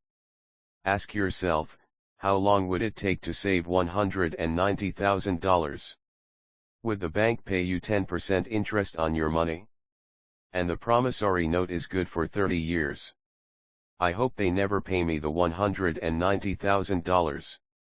I have to pay a tax if they pay me the principal, and besides, $19,000 paid over 30 years is a little over $500,000 in income. I have people ask what happens if the person doesn't pay. That does happen, and it's good news. That $60,000 home could be taken back and resold for $70,000, and another $2,500 collected as a loan processing fee. It would still be a zero-down transaction in the mind of the new buyer. And the process would go on. The first time I sold the house, I paid back the $2,000, so technically, I have no money in the transaction. My return on investment, ROI, is infinity. It's an example of no money making a lot of money. In the second transaction, when resold, I would have put $2,000 in my pocket and re-extended the loan to 30 years. What would my ROI be if I got paid money to make money? I do not know, but it sure beats saving $100 a month, which actually starts out as $150 because it's after-tax income for 40 years earning low interest. And again, you're taxed on the interest. That is not too intelligent. It may be safe, but it's not smart. A few years later, as the Phoenix real estate market strengthened, Those houses we sold for $60,000 became worth $110,000. Foreclosure opportunities were still available, but became rare. It cost a valuable asset, my time, to go out looking for them. Thousands of buyers were looking for the few available deals. The market had changed. It was time to move on and look for other opportunities to put in the asset column. You can't do that here. That is against the law. You're lying. I hear those comments much more often than can you show me how to do that? The math is simple. You do not need algebra or calculus. And the escrow company handles the legal transaction and the servicing of the payments. I have no roofs to fix or toilets to unplug because the owners do that. It's their house. Occasionally someone does not pay. And that is wonderful because there are late fees, or they move out and the property is sold again. The court system handles that. 102 Rich Dad Poor Dad, and it may not work in your area. The market conditions may be different. But the example illustrates how a simple financial process can create hundreds of thousands of dollars, with little money and low risk. It is an example of money being only an agreement. Anyone with a high school education can do it. Yet most people won't. Most people listen to the standard advice of work hard and save money. For about 30 hours of work, approximately $190,000 was created in the asset column, and no taxes were paid. Which one sounds harder to you? 1. Work hard. Pay 50% in taxes. Save what is left. Your savings then earn 5%, which is also taxed. Or 2. Take the time to develop your financial intelligence, harness the power of your brain and the asset column. If you use option number 1, be sure to factor in how much time it takes you to save $190,000. Time is one of your greatest assets. Now you may understand why I silently shake my head when I hear parents say, "My child is doing well in school and receiving a good education." It may be good, but is it adequate? I know the above investment strategy is a small one. It is used to illustrate how small can grow into big. Again, my success reflects the importance of a strong financial foundation, which starts with a strong financial education. 103 Chapter 5, Lesson 5. I have said it before, but it's worth repeating. Financial intelligence is made up of these 4 main technical skills. 1. Accounting. Accounting is financial literacy, or the ability to read numbers. This is a vital skill if you want to build businesses or investments. 2. Investing. Investing is the science of money, making money. 3. Understanding markets. Understanding markets is the science of supply and demand. Alexander Graham Bell gave the market what it wanted. So did Bill Gates. A $75,000 house offered for $60,000 that cost $20,000 was also the result of seizing an opportunity created by the market. Somebody was buying, and someone was selling. 4. The law. The law is the awareness of accounting, corporate, state and federal regulations. I recommend playing by the rules. It is this basic foundation, or the combination of these skills, that is needed to be successful in the pursuit of wealth, whether it be through the buying of small homes, apartment buildings, companies, stocks, bonds, precious metals, baseball cards, or the like. A few years later, the real estate market rebounded and everyone else was getting in. The stock market was booming, and everyone was getting in. The US economy was getting back on its feet. I began selling and was now traveling to Peru, Norway, Malaysia, and the Philippines. The investment landscape had changed. We were no longer buying real estate. Now I just watch the values climb inside the asset column and will probably begin selling. I suspect that some of those 6 little house deals will sell and the $40,000 note will be 104 Rich Dad Poor Dad converted to cash. I need to call my accountant to be prepared for cash and seek ways to shelter it. The point I would like to make is that investments come and go. The market goes up and comes down. Economies improve and crash. The world is always handing you opportunities of a lifetime, every day of your life, but all too often we fail to see them. But they are there. And the more the world changes and the more technology changes, the more opportunities there will be to allow you and your family to be financially secure for generations to come. So why bother developing your financial intelligence? Again, only you can answer that. I know why I continue to learn and develop. I do it because I know there are changes coming. I'd rather welcome change than cling to the past. I know there will be market booms and market crashes.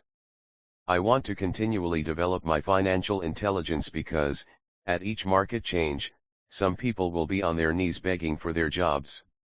Others, meanwhile, will take the lemons that life hands them, and we are all handed lemons occasionally, and turn them into millions. That's financial intelligence. I am often asked about the lemons I have turned into millions. I hesitate using many more examples of personal investments because I am afraid it comes across as bragging or tooting my own horn. That is not my intention. I use the examples only as numerical and chronological illustrations of actual and simple cases. I use the examples because I want you to know that it is easy. And the more familiar you become with the 4 pillars of financial intelligence, the easier it becomes. Personally, I use 2 main vehicles to achieve financial growth: real estate and small cap stocks. I use real estate as my foundation. Day in and day out, my properties provide cash flow and occasional spurts of growth in value. The small cap stocks are used for fast growth. I do not recommend anything that I do. The examples are just that, examples. If the opportunity is too complex and I do not understand the investment, I don't do it. Simple math and common sense are all you need to do well financially. 105 Chapter 5, Lesson 5. There are 5 reasons for using examples: 1. To inspire people to learn more. 2. To let people know it is easy if the foundation is strong. 3. To show that anyone can achieve great wealth. 4. To show that there are millions of ways to achieve your goals. 5. To show that it's not rocket science. In 1989, I used to jog through a lovely neighborhood in Portland, Oregon. It was a suburb that had little gingerbread houses. They were small and cute. I almost expected to see Little Red Riding Hood skipping down the sidewalk on her way to Granny's. There were for sale signs everywhere. The timber market was terrible, the stock market had just crashed, and the economy was depressed. On one street, I noticed a for sale sign that was up longer than most. It looked old. Jogging past it one day, I ran into the owner, who looked troubled. "What are you asking for your house?" I asked. The owner turned and smiled weakly. "Make me an offer," he said. "It's been for sale for over a year. Nobody even comes by anymore to look at it." "I'll look," I said, and I bought the house a half hour later for $20,000 less than his asking price. It was a cute little 2-bedroom home, with gingerbread trim on all the windows. It was light blue with gray accents and had been built in 1930. Inside there was a beautiful rock fireplace, as well as 2 tiny bedrooms. It was a perfect rental house. I gave the owner $5,000 down for a $45,000 house that was really worth $65,000, except that no one wanted to buy it. The owner moved out in a week, happy to be free, and my first tenant moved in, a local college professor. After the mortgage, expenses, and management fees, 106 Rich Dad Poor Dad were paid, I put a little less than $40 in my pocket at the end of each month. Hardly exciting. A year later, the depressed Oregon real estate market had begun to pick up. California investors, flush with money from their still booming real estate market, were moving north and buying up Oregon and Washington. I sold that little house for $95,000 to a young couple from California who thought it was a bargain. My capital gains of approximately $40,000 were placed into a 1031 tax-deferred exchange, and I went shopping for a place to put my money. In about a month, I found a 12-unit apartment house right next to the Intel plant in Beaverton, Oregon. The owners lived in Germany, had no idea the problem with secure investments is that they are often sanitized, that is, made so safe that the gains are less. What the place was worth, and again, just wanted to get out of it. I offered $275,000 for a $450,000 building. They agreed to $300,000. I bought it and held it for 2 years. Utilizing the same 1031 exchange process, we sold the building for $495,000 and bought a 30-unit apartment building in Phoenix, Arizona. We had moved to Phoenix by then to get out of the rain, and needed to sell anyway. Like the former Oregon market, the real estate market in Phoenix was depressed. The price of the 30-unit apartment building in Phoenix was $875,000, with $225,000 down. The cash flow from the 30 units was a little over $5,000 a month. The Arizona market began moving up and, a few years later, a Colorado investor offered us $1.2 million for the property. The point of this example is how a small amount can grow into a large amount. Again, it is a matter of understanding financial statements, investment strategies, a sense of the market, and the laws. If people are not versed in these subjects, then obviously they must follow standard dogma, which is to play it safe, diversify, and only invest in secure investments. The problem with secure investments is that they are often sanitized, that is, made so safe that the gains are less. 107 Chapter 5, Lesson 5 Most large brokerage houses will not touch speculative transactions in order to protect themselves and their clients. And that is a wise policy. The really hot deals are not offered to people who are novices. Often, the best deals that make the rich even richer are reserved for those who understand the game. It is technically illegal to offer speculative deals to someone who is considered not sophisticated, but of course it happens. The more sophisticated I get, the more opportunities come my way.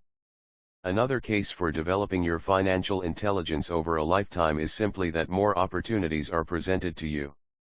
And the greater your financial intelligence, the easier it is to tell whether a deal is good. It's your intelligence that can spot a bad deal, or make a bad deal good. The more I learn, and there is a lot to learn, the more money I make simply because I gain experience and wisdom as the years go on. I have friends who are playing it safe, working hard at their profession, and failing to gain financial wisdom, which does take time to develop. My overall philosophy is to plant seeds inside my asset column. That is my formula. I start small and plant seeds. Some grow, some don't. Inside our real estate corporation, we have property worth several $1 million. It is our own right, or real estate investment trust. The point I'm making is that most of those millions started out as little $5,000 to $10,000 investments. All of those down payments were fortunate to catch a fast rising market and increase tax-free. We traded in and out several times over a number of years. We also own a stock portfolio, surrounded by a corporation that Kim and I call our personal mutual fund. We have friends who deal specifically with investors like us who have extra money each month to invest. We buy high-risk, speculative private companies that are just about to go public on a stock exchange in the United States or Canada. An example of how fast gains can be made are 100,000 shares purchased for 25 cents each before the company goes public. 6 months later, the company is listed, and the 100,000 shares now are worth $2 each. If the company is well managed, the price keeps going up, and the stock may go to $20 or more per share. There are years when our $25,000 has gone to $1 million in less than a year. 108 Rich Dad Poor Dad. It is not gambling if you know what you're doing. It is gambling if you're just throwing money into a deal and praying. The idea in anything is to use your technical knowledge, wisdom, and love of the game to cut the odds down, to lower the risk. Of course, there is always risk. It is financial intelligence that improves the odds. Thus, what is risky for one person is less risky to someone else. That is the primary reason I constantly encourage people to invest more in their financial education than in stocks, real estate, or other markets. The smarter you are, the better chance you have of beating the odds. The stock plays I personally invested in were extremely high risk for most people and absolutely not recommended. I have been playing that game since 1979 and have paid more than my share in dues. But if you will reread why investments such as these are high risk for most people, you may be able to set your life up differently, so that the ability to take $25,000 and turn it into $1 million in a year is low risk for you. As stated earlier, nothing I have written is a recommendation. It is only used as an example of what is simple and possible. What I do is small potatoes in the grand scheme of things. Yet for the average it is not gambling if you know what your individual, a passive income of more than $100,000 a year is nice and not hard to achieve. Depending on the doing. It is gambling if you're just throwing money into a deal and praying. Market and how smart you are, it could be done in 5 to 10 years. If you keep your living expenses modest, $100,000 coming in as additional income is pleasant, regardless of whether you work. You can work if you like or take time off if you choose and use the government tax system in your favor, rather than against you. My personal basis is real estate. I love real estate because it's stable and slow moving. I keep the base solid. The cash flow is fairly steady and, if properly managed, has a good chance of increasing in value. The beauty of a solid base of real estate is that it allows me to take greater risks, as I do with speculative stocks. 109 Chapter 5, Lesson 5 If I make great profits in the stock market, I pay my capital gains tax on the gain and then reinvest what's left in real estate, again further securing my asset foundation. A last word on real estate, I have traveled all over the world and taught investing. In every city, I hear people say you cannot buy real estate cheap. That is not my experience. Even in New York or Tokyo, or just on the outskirts of the city, prime bargains are overlooked by most people. In Singapore with their high real estate prices, there are still bargains to be found within a short driving distance. So whenever I hear someone say, "You can't do that here," pointing at me, I remind them that maybe the real statement is, "I don't know how to do that here yet." Great opportunities are not seen with your eyes. They are seen with your mind. Most people never get wealthy simply because they are not trained financially to recognize opportunities right in front of them. I am often asked, how do I start? In the final chapter of this book, I offer 10 steps that I followed on the road to my financial freedom. But always remember to have great opportunities are not seen with your eyes. They are seen fun.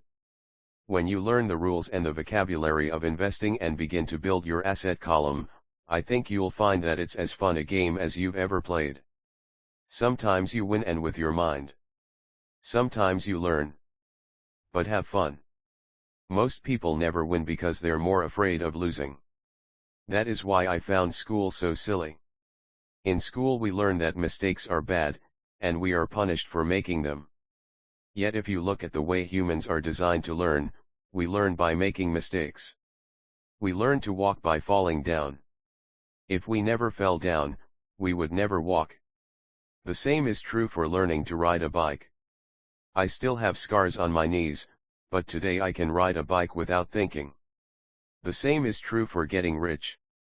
Unfortunately, the main reason most people are not rich is because they are terrified of losing. Winners are 110 Rich Dad Poor Dad not afraid of losing. But losers are. Failure is part of the process of success. People who avoid failure also avoid success. I look at money much like my game of tennis. I play hard, make mistakes, correct, make more mistakes, correct, and get better. If I lose the game, I reach across the net, shake my opponent's hand, smile, and say, "See you next Saturday." There are two kinds of investors. One, the first and most common type, is a person who buys a packaged investment. They call a retail outlet, such as a real estate company, a stockbroker, or a financial planner, and they buy something. It could be a mutual fund, a right, a stock, or a bond. It is a clean and simple way of investing. An analogy would be a shopper who goes to a computer store and buys a computer right off the shelf. 2. The second type is an investor who creates investments. This investor usually assembles a deal in the same way a person who buys components builds a computer. I do not know the first thing about putting components of a computer together, but I do know how to put pieces of opportunities together, or know people who know how. It is this second type of investor who is the more professional investor. Sometimes it may take years for all the pieces to come together. And sometimes they never do. It's this second type of investor that my rich dad encouraged me to be. It is important to learn how to put the pieces together, because that is where the huge wins reside, and sometimes some huge losses if the tide goes against you. If you want to be the second type of investor, you need to develop 3 main skills. 111 Chapter 5, Lesson 5:1. Find an opportunity that everyone else missed. You see with your mind what others miss with their eyes. For example, a friend bought this run-down old house. It was spooky to look at. Everyone wondered why he bought it. What he saw that we did not was that the house came with 4 extra empty lots. He discovered that after going to the title company. After buying the house, he tore the house down and sold the 5 lots to a builder for 3 times what he paid for the entire package. He made $75,000 for 2 months of work. It's not a lot of money, but it sure beats minimum wage. And it's not technically difficult to raise money. The average person only goes to the bank. This second type of investor needs to know how to raise capital, and there are many ways that don't require a bank. To get started, I learned how to buy houses without a bank. It was the learned skill of raising money, more than the houses themselves, that was priceless. All too often I hear people say, the bank won't lend me money, or I don't have the money to buy it. If you want to be a Type 2 investor, you need to learn how to do that which stops most people. In other words, a majority of people let their lack of money stop them from making a deal. If you can avoid that obstacle, you will be millions ahead of those who don't learn those skills. There have been many times I have bought a house, a stock, or an apartment building without a penny in the bank. I once bought an apartment house for $1.2 million. I did what is called tying it up, with a written contract between seller and buyer. I then raised the $100,000 deposit, which bought me 90 days to raise the rest of the money. Why did I do it? Simply because I knew it was worth $2 million. I never raised the money. Instead, the person who put up the $100,000 gave me $50,000. 112 Rich Dad Poor Dad for finding the deal, took over my position, and I walked away. Total working time, 3 days. Again, it's what you know more than what you buy. Investing is not buying. It's more a case of knowing. 3. Organize smart people. Intelligent people are those who work with or hire a person who is more intelligent than they are. When you need advice, make sure you choose your advisor wisely. There is a lot to learn, but the rewards can be astronomical. If you do not want to learn those skills, then being a Type 1 investor is highly recommended. It is what you know that is your greatest wealth. It is what you do not know that is your greatest risk. There is always risk, so learn to manage risk instead of avoiding it. 113 Chapter 6 Lesson 6, Work to Learn Don't Work for Money. Job security meant everything to my educated dad. Learning meant everything to my rich dad. A few years ago, I granted an interview with a newspaper in Singapore. The young female reporter was on time, and the interview got underway immediately. We sat in the lobby of a luxurious hotel, sipping coffee and discussing the purpose of my visit to Singapore. I was to share the platform with Zig Ziglar. He was speaking on motivation, and I was speaking on the secrets of the rich. Someday, I would like to be a best-selling author like you, she said. I had seen some of the articles she had written for the paper, and I was impressed. She had a tough, Clear style of writing. Her articles held a reader's interest. "You have a great style," I said in reply. "What holds you back from achieving your dream?" "My work does not seem to go anywhere," she said quietly. "Everyone says that my novels are excellent, but nothing happens. So I keep my job with the paper. At least it pays the bills. Do you have any suggestions?" "Yes, I do," I said brightly. "A friend of mine here in Singapore runs a school that trains people to sell. He runs sales training courses for many of the top corporations here in Singapore, and I think attending one of his courses would greatly enhance your career." 115 Chapter 6, Lesson 6. She stiffened. "Are you saying I should go to school to learn to sell?" I nodded. "You aren't serious, are you?" Again, I nodded. "What is wrong with that?" I was now backpedaling. She was offended by something, and now I was wishing I had not said anything. In my attempt to be helpful, I found myself defending my suggestion. "I have a master's degree in English literature. Why would I go to school to learn to be a salesperson? I am a professional. I went to school to be trained in a profession so I would not have to be a salesperson. I hate salespeople. All they want is money. So tell me why I should study sales." She was packing her briefcase. The interview was over. On the coffee table sat a copy of an earlier best-selling book I wrote. I picked it up as well as the notes she had jotted down on her legal pad. "Do you see this?" I said, pointing to her notes. She looked down at her notes. "What?" she said, confused. Again, I pointed deliberately to her notes. On her pad she had written, "Robert Kiyosaki, best-selling author." "It says best-selling author, not best writing author," I said quietly. Her eyes widened. "I am a terrible writer," I said. "You are a great writer. I went to sales school. You have a master's degree. Put them together and you get a best-selling author and a best-writing author." Anger flared from her eyes. "I'll never stoop so low as to learn how to sell. People like you have no business writing. I am a professionally trained writer and you are a salesman. It is not fair," she fumed. She put the rest of her notes away and hurried out through the large glass doors into the humid Singapore morning. At least she gave me a fair and favorable write-up the next morning. The world is filled with smart, talented, educated, and gifted people. We meet them every day. They are all around us. A few days ago, my car was not running well.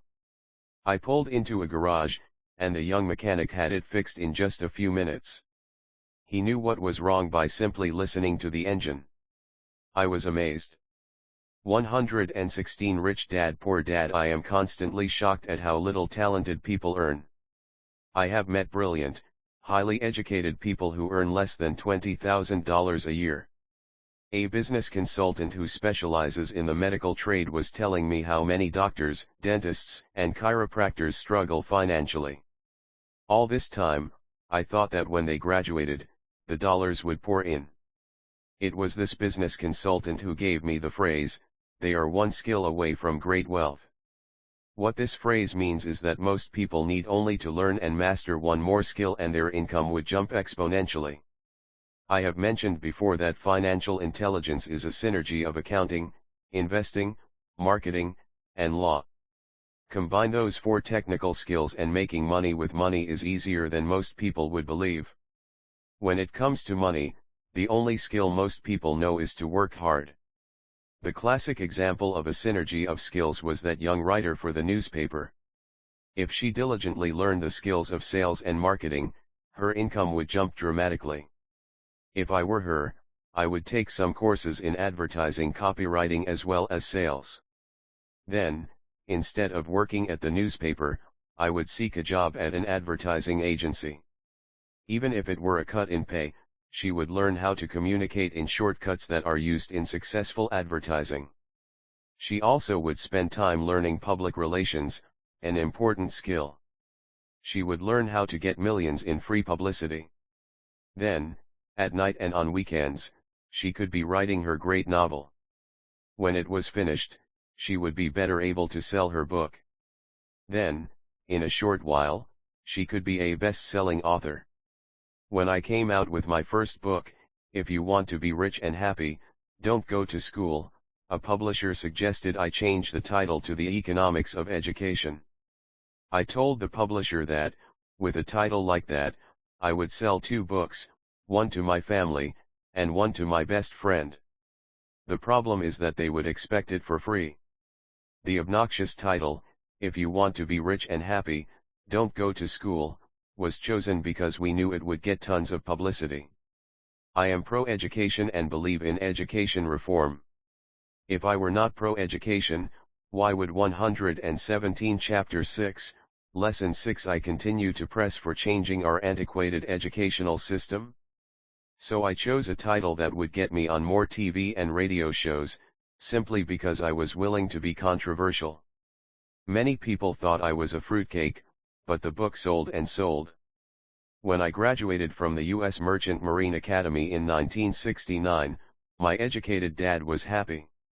Standard Oil of California had hired me for its oil tanker fleet as a third mate. The pay was low compared with my classmates, but it was okay for a first real job after college. My starting pay was about $42,000 a year, including overtime, and I only had to work for 7 months. I had 5 months of vacation. If I had wanted to, I could have taken the run to Vietnam with a subsidiary shipping company and easily doubled my pay instead of taking 5 months of vacation. I had a great career ahead of me, yet I resigned after 6 months with the company and joined the Marine Corps to learn how to fly. My educated dad was devastated. Rich Dad congratulated me. In school and in the workplace, the popular opinion is the idea of specialization, that is, in order to make more money or get promoted, you need to specialize. That is why medical doctors immediately you want to know a little about a lot was rich dads begin to seek a specialty such as orthopedics or pediatrics. The same is true for accountants, architects, lawyers, pilots, and others. Suggestion. My educated dad believed in the same dogma. That is why he was thrilled when he eventually achieved his doctorate. He often admitted that schools reward people who study more and more about less and less.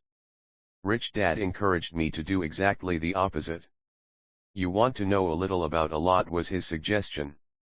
That is why for years I worked in different areas of his companies. For a while, I worked in his accounting department. Although I would probably never have been an accountant, he wanted me to learn via osmosis.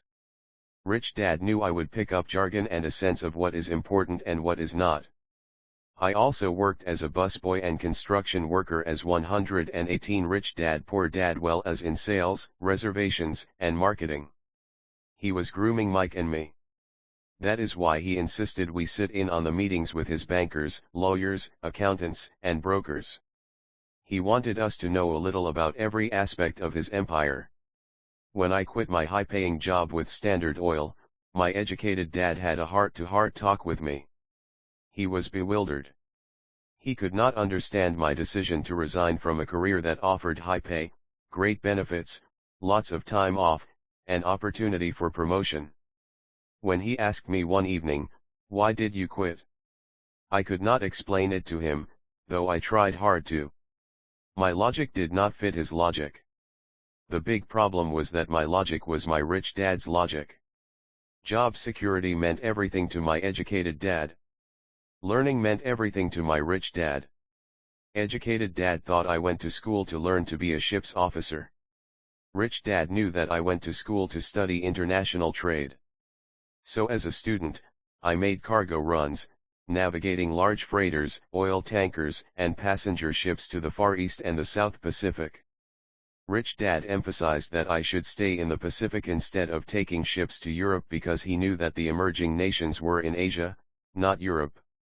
While most of my classmates, including Mike, were partying at their fraternity houses, I was studying trade, people, business styles, and cultures in Japan, Taiwan, Thailand, Singapore, Hong Kong, Vietnam, Korea, Tahiti, Samoa, and the Philippines.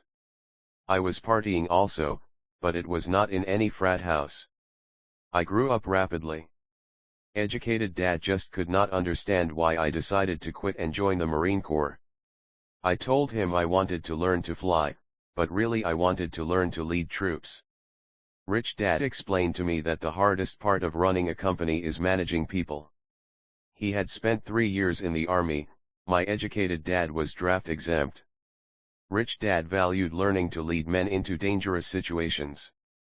Leadership is what you need to learn next, he said. If you're not a good leader, you'll get shot in the back, just like they do in business. Returning from Vietnam in 1973, I resigned my commission, even though I loved flying. I found a job with Xerox Corp. I joined it for 119 Chapter 6, Lesson 6 one reason, and it was not for the benefits. I was a shy person, and the thought of selling was the most frightening subject in the world. Xerox has one of the best sales training programs in America. Rich dad was proud of me. My educated dad was ashamed. Being an intellectual, he thought that salespeople were below him. I worked with Xerox for 4 years until I overcame my fear of knocking on doors and being rejected. Once I could consistently be in the top 5 in sales, I again resigned and moved on, leaving behind another great career with an excellent company. In 1977, I formed my first company. Rich dad had groomed Mike and me to take over companies. So I now had to learn to form them and put them together. My first product, the nylon and Velcro wallet, was manufactured in the Far East and shipped to a warehouse in New York, near where I had gone. JOB is an acronym for Just Over Broke to School. My formal education was complete, and it was time to test my wings. If I failed, I would go broke. Rich dad thought it best to go broke before 30. You still have time to recover, was his advice. On the eve of my 30th birthday, my first shipment left Korea for New York. Today, I still do business internationally.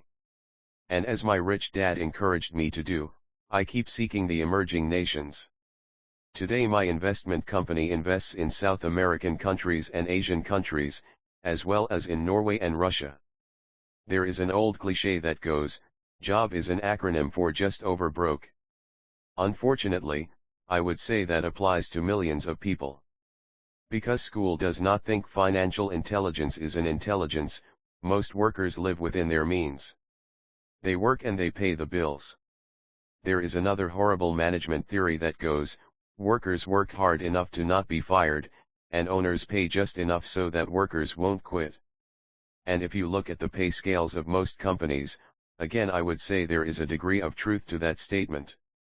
The net result is that most workers never get ahead. They do what they've been taught to do, get a secure job. Most workers focus on 120 rich dad poor dad, working for pay and benefits that reward them in the short term, but are often disastrous in the long run. Instead, I recommend to young people to seek work for what they will learn, more than what they will earn. Look down the road at what skills they want to acquire before choosing a specific profession and before getting trapped in the rat race. Once people are trapped in the lifelong process of bill paying, they become like those little hamsters running around in those metal wheels. Their little furry legs are spinning furiously, the wheel is turning furiously, but come tomorrow morning, they'll still be in the same cage. Great job. In the movie Jerry Maguire starring Tom Cruise, there are many great one-liners. Probably the most memorable is, "Show me the money." But there is one line I thought most truthful. It comes from the scene where Tom Cruise is leaving the firm. He has just been fired, and he is asking the entire company, "Who wants to come with me?" And the whole place is silent and frozen. Only one woman speaks up and says, "I'd like to, but I'm due for a promotion in 3 months." That statement is probably the most truthful statement in the whole movie. It is the type of statement that people use to keep themselves busy, working away to pay bills. I know my educated dad looked forward to his pay raise every year, and every year he was disappointed. So he would go back to school to earn more qualifications so he could get another raise. Then, once again, there would be another disappointment. The question I often ask people is, where is this daily activity taking you? Just like the little hamster, I wonder if people look at where their hard work is taking them. What does the future hold?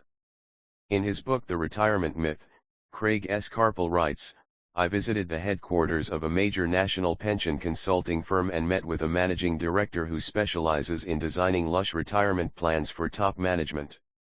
When I asked her what people who don't have corner offices will be able to expect in the way of pension income, she said with a confident smile, the silver bullet. 121 Chapter 6, Lesson 6 What, I asked, is the silver bullet? She shrugged and said, if baby boomers discover they don't have enough money to live on when they're older, they can always blow their brains out. Carpel goes on to explain the difference between the old defined benefit retirement plans and the new 401(k) plans that are riskier. It is not a pretty picture for most people working today. And that is just for retirement. Add medical fees and long-term nursing home care and the picture is frightening. Already, many hospitals in countries with socialized medicine need to make tough decisions such as, who will live, and who will die. They make those decisions purely on how much money they have and how old the patients are. If the patient is old, they often will give the medical care to someone younger. The older poor patient gets put to the back of the line. Just as the rich can afford better education, the rich will be able to keep themselves alive, while those who have little wealth will die. So I wonder, are workers looking into the future or just until their next paycheck, never questioning where they are headed? When I speak to adults who want to earn more money, I always recommend the same thing. I suggest taking a long view of their life. Instead of simply working for the money and security, which I admit are important, I suggest they take a second job that will teach them a second skill. Often I recommend joining a network marketing company, also called multilevel marketing, if they want to learn sales skills. Some of these companies have excellent training programs that help people get over their fear of failure and rejection, which are the main reasons people are unsuccessful. Education is more valuable than money, in the long run. When I offer this suggestion, I often hear in response, oh, that is too much hassle, or I only want to do what I am interested in.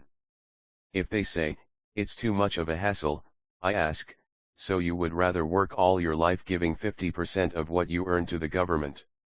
If they tell me, I only do what I am interested in, 122 Rich Dad Poor Dad, I say, I'm not interested in going to the gym, but I go because I want to feel better and live longer. Unfortunately, there is some truth to the old statement, you can't teach an old dog new tricks. Unless a person is used to changing, it's hard to change. But for those of you who might be on the fence when it comes to the idea of working to learn something new, I offer this word of encouragement: life is much like going to the gym. The most painful part is deciding to go. Once you get past that, it's easy. There have been many days I have dreaded going to the gym, but once I am there and in motion, it is a pleasure. After the workout is over, I am always glad I talked myself into going.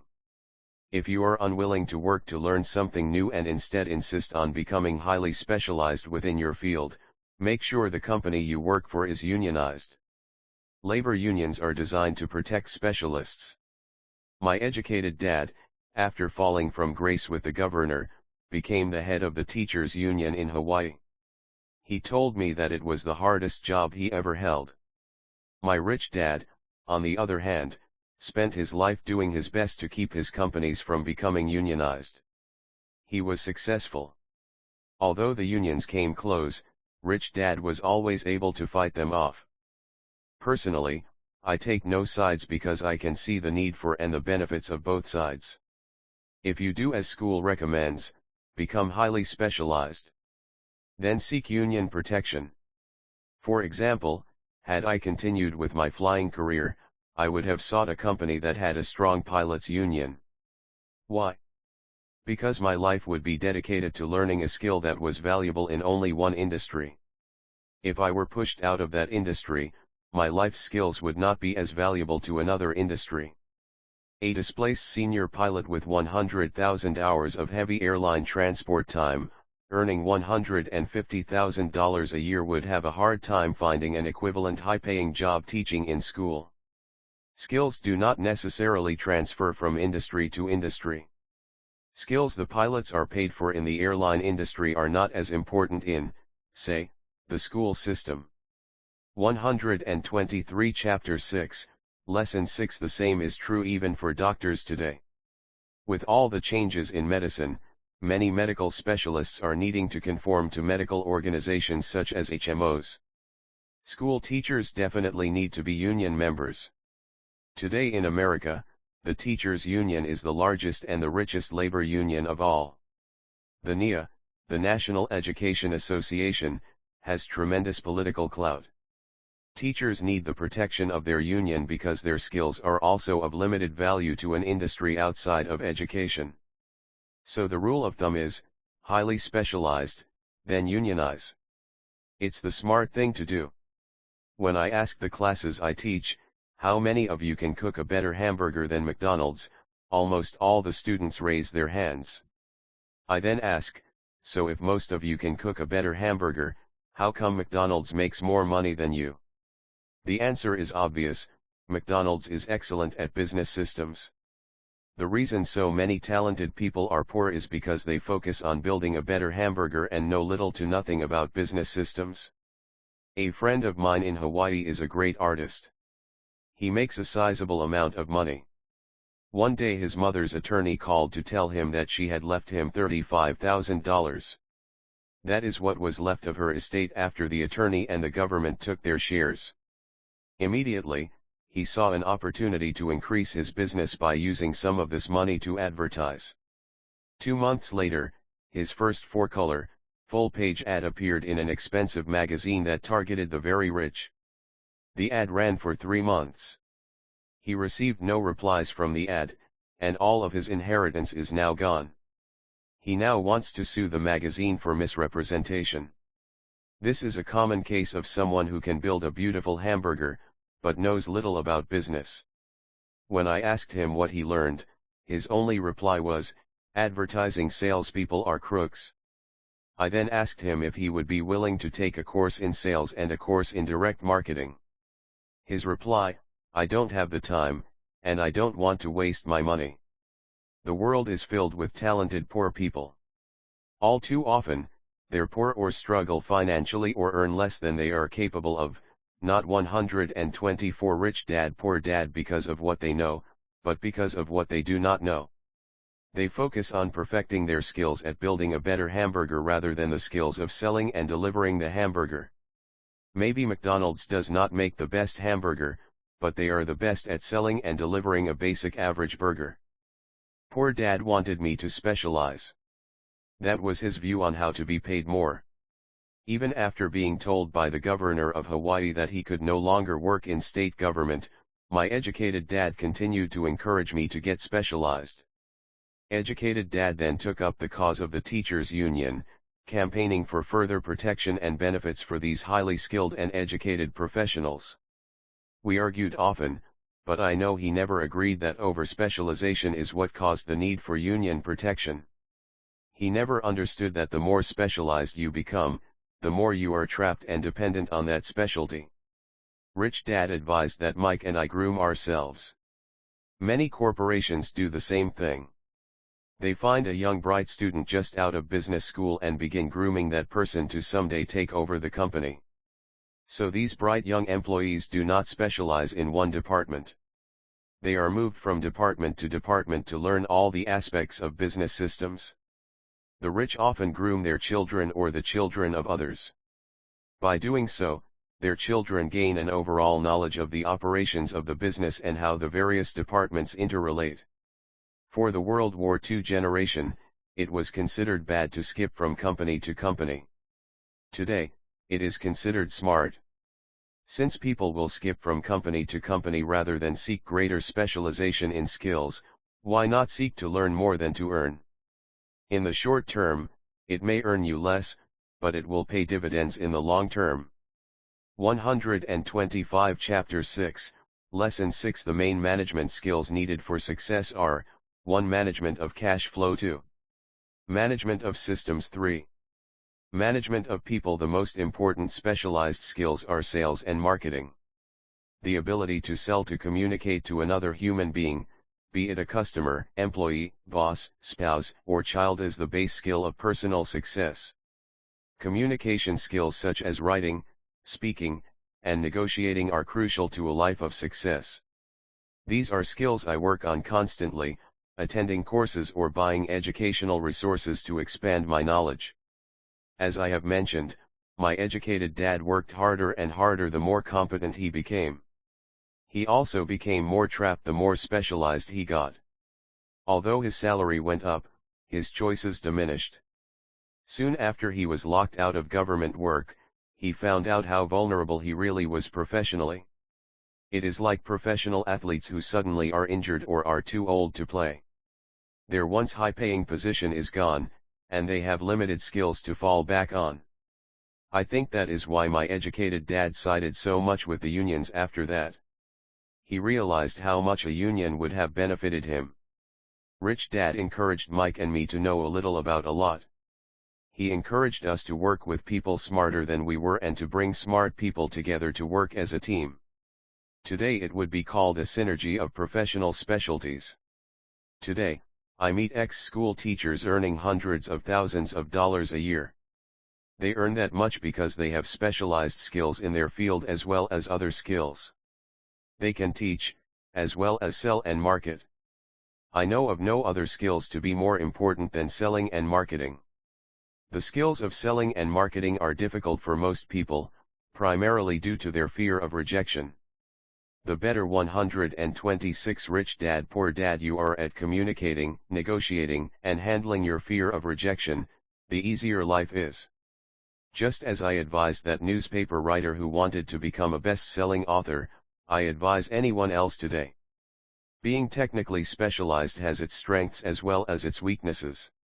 I have friends who are geniuses, but they cannot communicate effectively with other human beings and, as a result, their earnings are pitiful.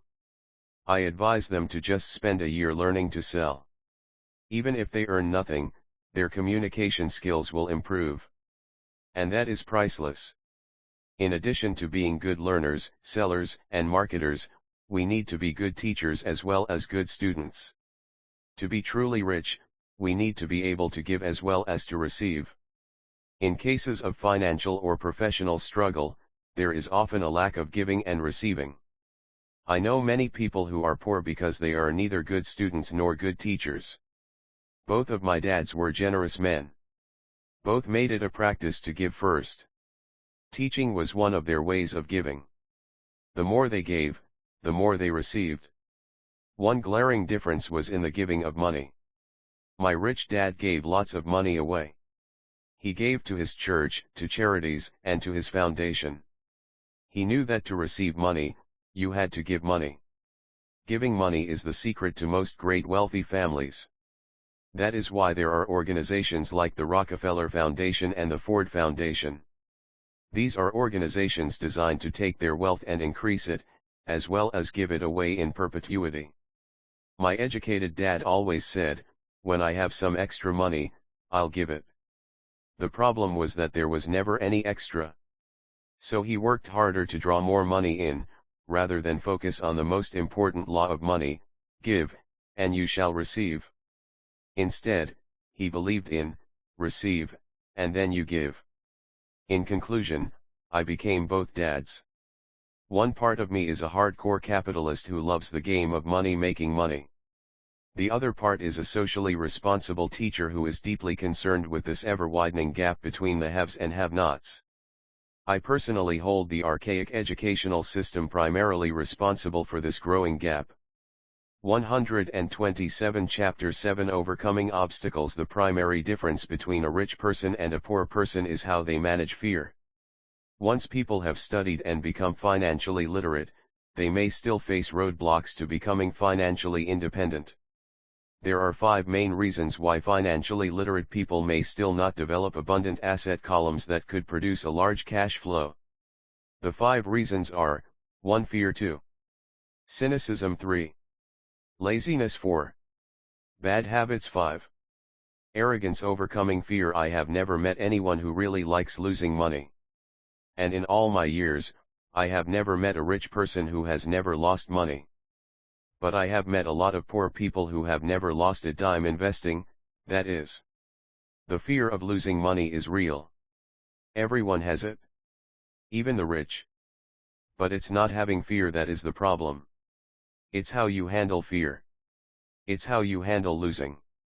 It's how you handle failure that makes the 129 Chapter 7, Overcoming Obstacles difference in one's life. The primary difference between a rich person and a poor person is how they manage that fear. It's okay to be fearful. It's okay to be a coward when it comes to money. You can still be rich. We're all heroes at something, and cowards at something else. My friend's wife is an emergency room nurse. When she sees blood, she flies into action. When I mention investing, she runs away. When I see blood, I don't run. I pass out.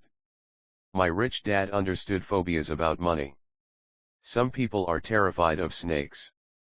Some people are terrified about losing money. Both are phobias, he would say.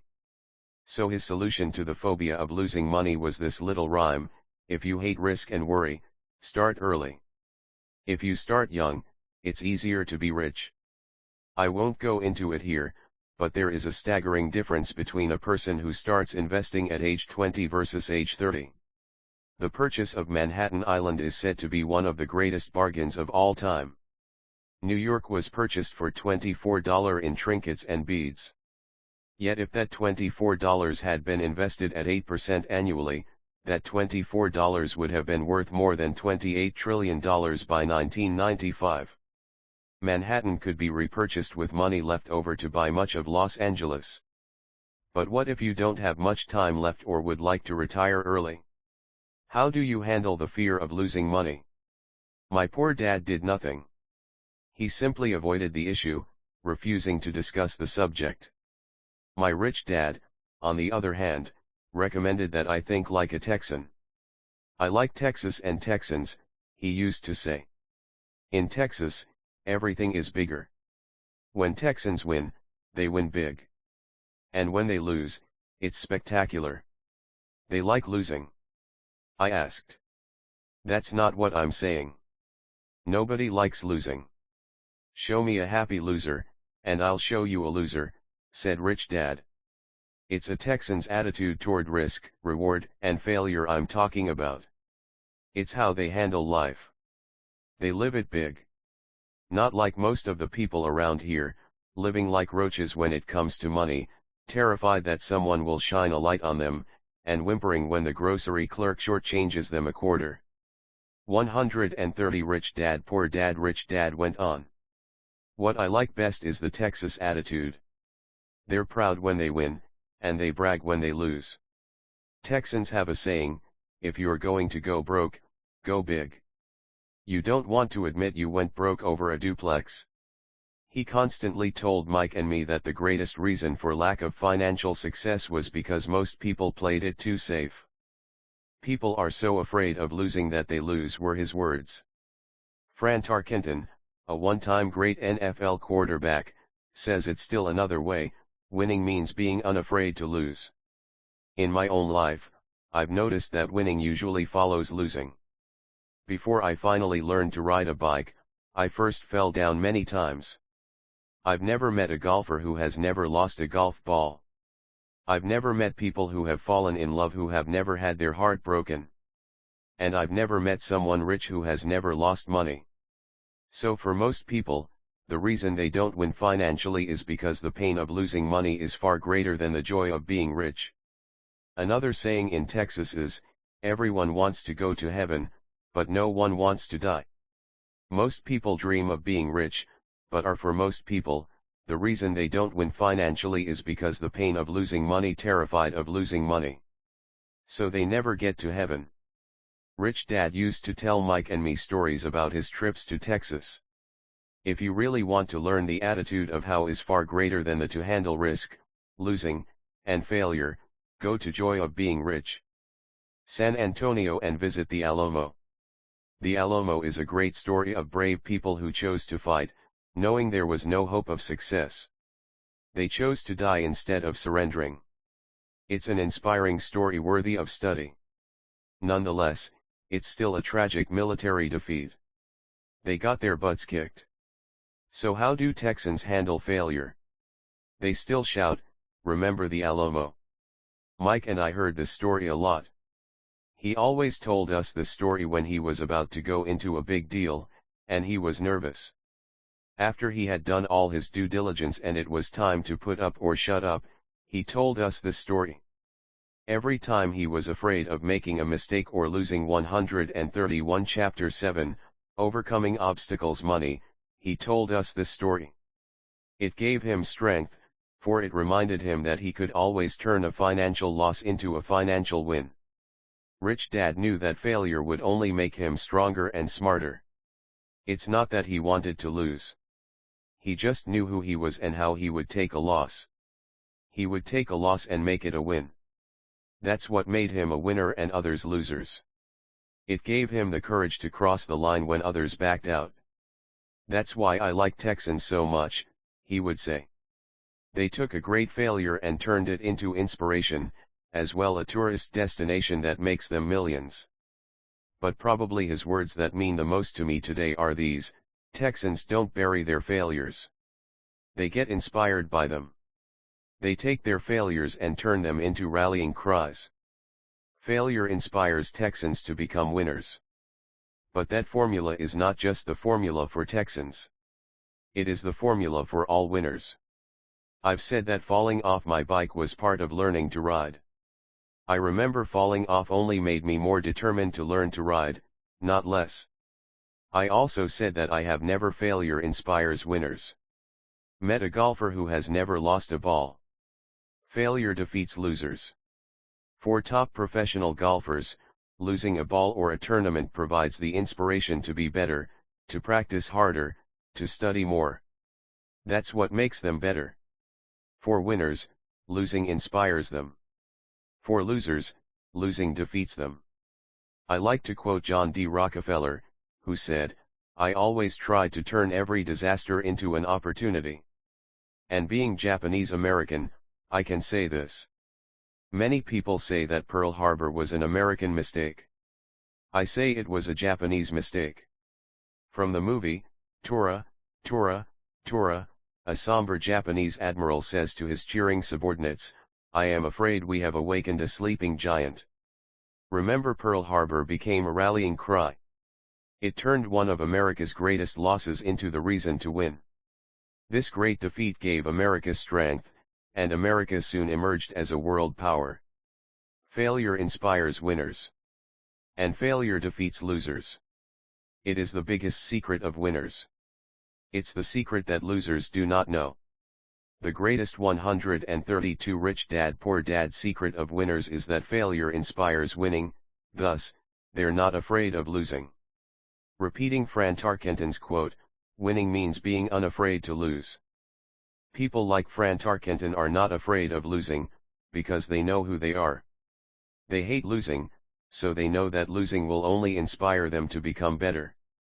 There is a big difference between hating losing and being afraid to lose. Most people are so afraid of losing money that they lose. They go broke over a duplex. Financially, they play life too safe and too small.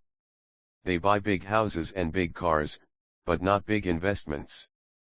The main reason that over 90% of the American public struggles financially is because they play not to lose. They don't play to win. They go to their financial planners or accountants or stockbrokers and buy a balanced portfolio. Most have lots of cash in CDs, low-yield bonds, mutual funds that can be traded within a mutual fund family, and a few individual stocks. It is a safe and sensible portfolio. But it is not a winning portfolio. It is a portfolio of someone playing not to lose. Don't get me wrong. It's probably a better portfolio than more than 70% of the population has, and that's frightening. It's a great portfolio for someone who loves safety. But playing it safe and balanced on your investment portfolio is not the way successful investors play the game. If you have little money and you want to be rich, you must first be focused, not balanced. If you look at any successful person, at the start they were not balanced. Balanced people go nowhere. They stay in one spot. To make progress, you must first go unbalanced. Just look at how you make progress walking. Thomas Edison was not balanced. He was focused. Bill Gates was not balanced. He was focused. Donald Trump is focused. George Soros is focused. George Patton did not take his tanks wide. He focused them and blew through the weak spots in the German line. The French went wide with the Maginot Line, and you know what happened to them. If you have any desire to be rich, you must focus. Do not do what poor and middle-class people do, put their few eggs in many baskets. Put a lot of your eggs in a few baskets and focus, follow one course until successful. 133 Chapter 7, Overcoming Obstacles. If you hate losing, play it safe. If losing makes you weak, play it safe. Go with balanced investments. If you're over 25 years old and are terrified of taking risks, don't change. Play it safe, but start early. Start accumulating your nest egg early because it will take time. But if you have dreams of freedom, of getting out of the rat race, the first question to ask yourself is, how do I respond to failure? If failure inspires you to win, maybe you should go for it, but only maybe. If failure makes you weak or causes you to throw temper tantrums like spoiled brats who call attorneys to file lawsuits every time something doesn't go their way, then play it safe. Keep your daytime job. Or buy bonds or mutual funds. But remember, there is risk in those financial instruments also, even though they may appear safe. I say all this, mentioning Texas and Fran Tarkenton, because stacking the asset column is easy. It's really a low aptitude game. It doesn't take much education. 5th grade math will do. But building your asset column is a game in which attitude plays a major role. It takes guts, patience, and a great attitude toward failure. Losers avoid failing. And failure turns losers into winners. Just remember the Alamo. Overcoming cynicism. The sky is falling. The sky is falling. Most of us know the story of Chicken Little, who ran around warning the barnyard of impending doom. We all know people who are that way. There's a Chicken Little inside each of us. As I stated earlier, the cynic is really a little chicken. We all get a little chicken when fear and doubt cloud our thoughts. All of us have doubts. I'm not smart. I'm not good enough. So and so is better than me. Our doubts often paralyze us. We play the what if game. What if the economy crashes right after I invest? What if I lose control and I can't pay the money back? What if things don't go as I planned? Or we have friends or loved ones who will remind us of our shortcomings. They often say, "What makes you think you can do that? If it's such a good idea, how come someone else hasn't done it? That will never work. You don't know what you're talking about." These words of doubt often get so loud. 134 Rich Dad Poor Dad that we fail to act. A horrible feeling builds in our stomach. Sometimes we can't sleep. We fail to move forward. So we stay with what is safe, and opportunities pass us by. We watch life passing by as we sit immobilized with a cold knot in our body. We have all felt this at one time in our lives, some more than others. Peter Lynch of Fidelity Magellan Mutual Fund fame refers to warnings about the sky falling as noise, and we all hear it. Noise is either created inside our heads or comes from outside, often from friends, family, co-workers, and the media. Lynch recalls the time during the 1950s when the threat of nuclear war was so prevalent in the news that people began building fallout shelters and storing food and water. If they had invested that money wisely in the market, instead of building a fallout shelter, they'd probably be financially independent today. When violence breaks out in a city, gun sales go up all over the country. A person dies from rare hamburger meat in the state of Washington, and the Arizona Health Department orders restaurants to have all beef cooked well done. A drug company runs a TV commercial in February showing people catching the flu. Colds go up as well as sales of cold medicine. Most people are poor because, when it comes to investing, the world is filled with chicken littles running around yelling, "The sky is falling. The sky is falling." And chicken littles are effective, because every one of us is a little chicken. It often takes great courage to not let rumors and talk of doom and gloom affect your doubts and fears. But a savvy investor knows that the seemingly worst of times is actually the best of times to make money. When everyone else is too afraid to act, they pull the trigger and are rewarded. Some time ago, a friend named Richard came from Boston to visit Kim and me in Phoenix. He was impressed with what we had done through stocks and real estate. The Phoenix real estate prices were depressed. We spent 2 days showing him what we thought were excellent opportunities for cash flow and capital appreciation. 135 Chapter 7, Overcoming Obstacles. Kim and I are not real estate agents. We are strictly investors. After identifying a unit in a resort community, we called an agent who sold it to him that afternoon. The price was a mere $42,000 for a 2-bedroom townhome. Similar units were going for $65,000. He had found a bargain. Excited, he bought it and returned to Boston. 2 weeks later, the agent called to say that our friend had backed out. I called immediately to find out why. All he said was that he talked to his neighbor, and his neighbor told him it was a bad deal. He was paying too much. I asked Richard if his neighbor was an investor. Richard said he was not. When I asked why he listened to him, Richard got defensive and simply said he wanted to keep looking. The real estate market in Phoenix turned, and a few years later, that little unit was renting for $1,000 a month, $2,500 in the peak winter months. The unit was worth $95,000. All Richard had to put down was $5,000 and he would have had a start at getting out of the rat race. Today, he still has done nothing. Richard's backing out did not surprise me. It's called buyer's remorse, and it affects all of us. The little chicken won, and a chance at freedom was lost. In another example, I hold a small portion of my assets in tax lien certificates instead of CDs. I earn 16% per year on my money, which certainly beats the interest rates banks offer on CDs. The certificates are secured by real estate and enforced by state law, which is also better than most banks. The formula they're bought on makes them safe. They just lack liquidity.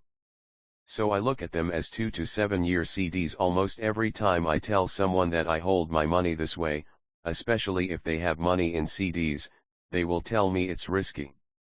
They tell me why I should not do it.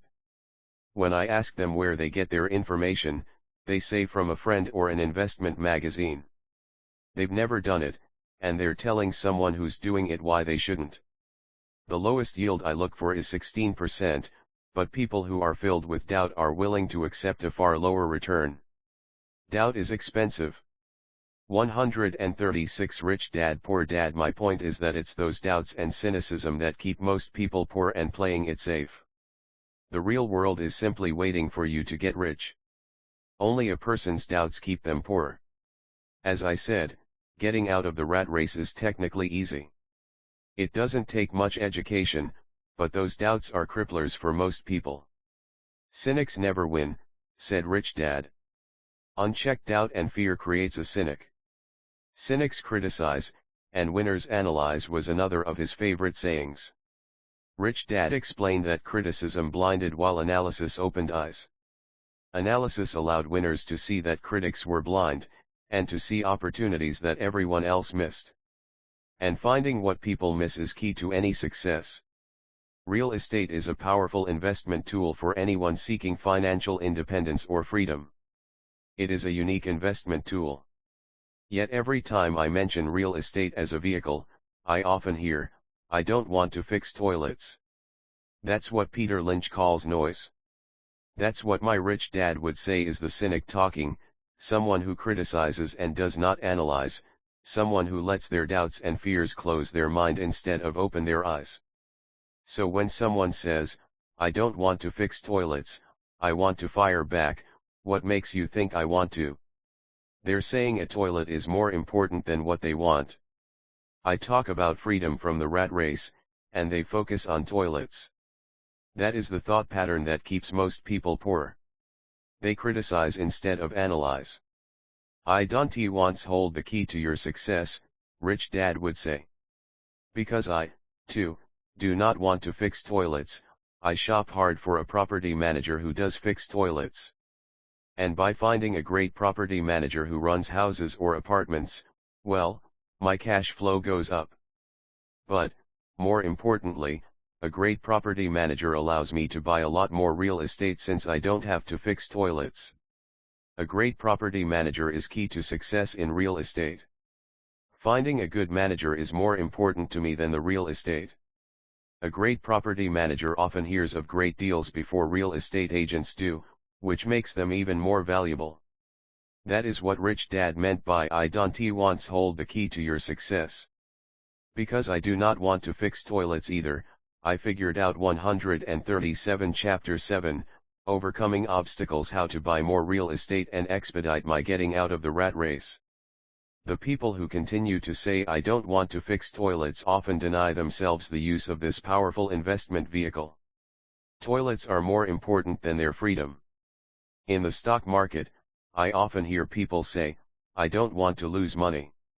Well, what makes them think I or anyone else likes losing money? They don't make money because they choose to not lose money.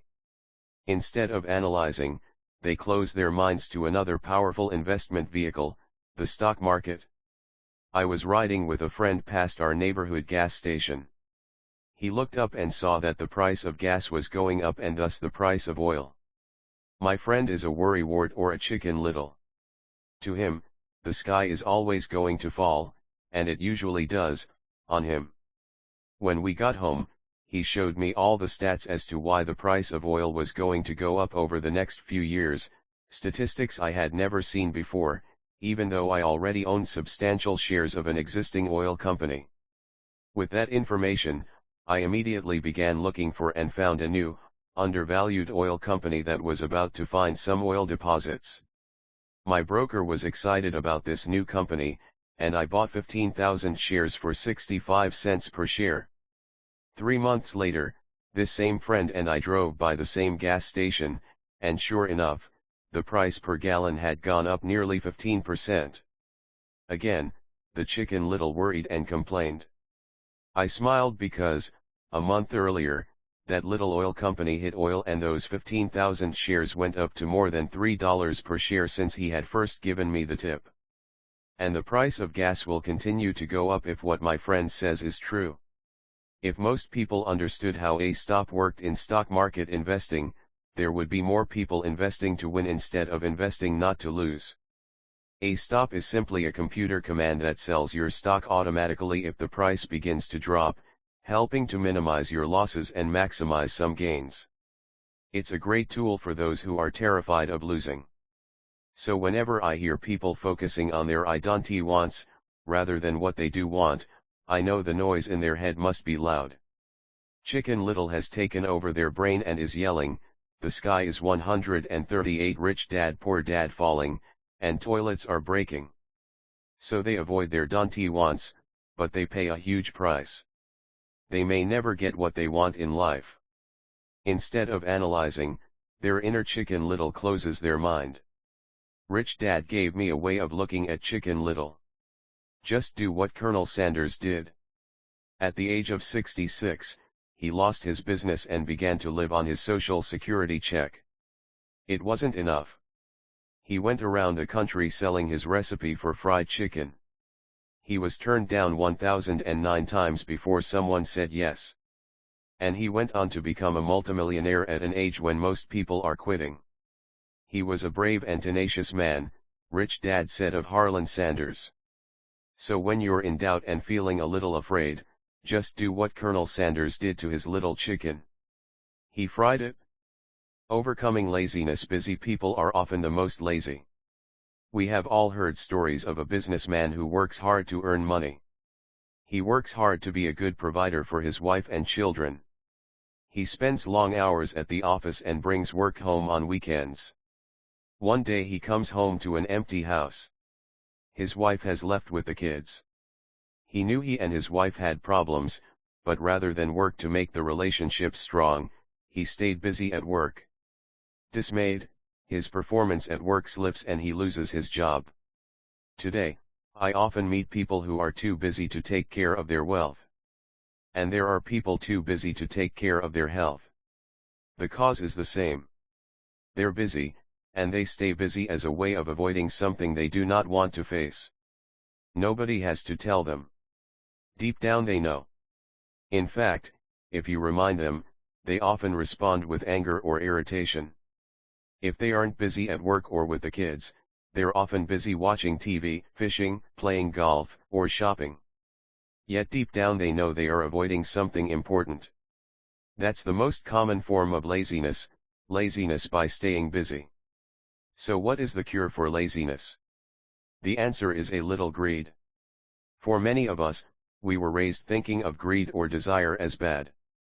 Greedy people are bad people, my mom used to say. Yet we all have inside of us this yearning to have nice, new, or exciting things. 139 Chapter 7, Overcoming Obstacles. So to keep that emotion of desire under control, often parents find ways of suppressing that desire with guilt. You only think about yourself. Don't you know you have brothers and sisters, was one of my mom's favorites. You want me to buy you what, was a favorite of my dad.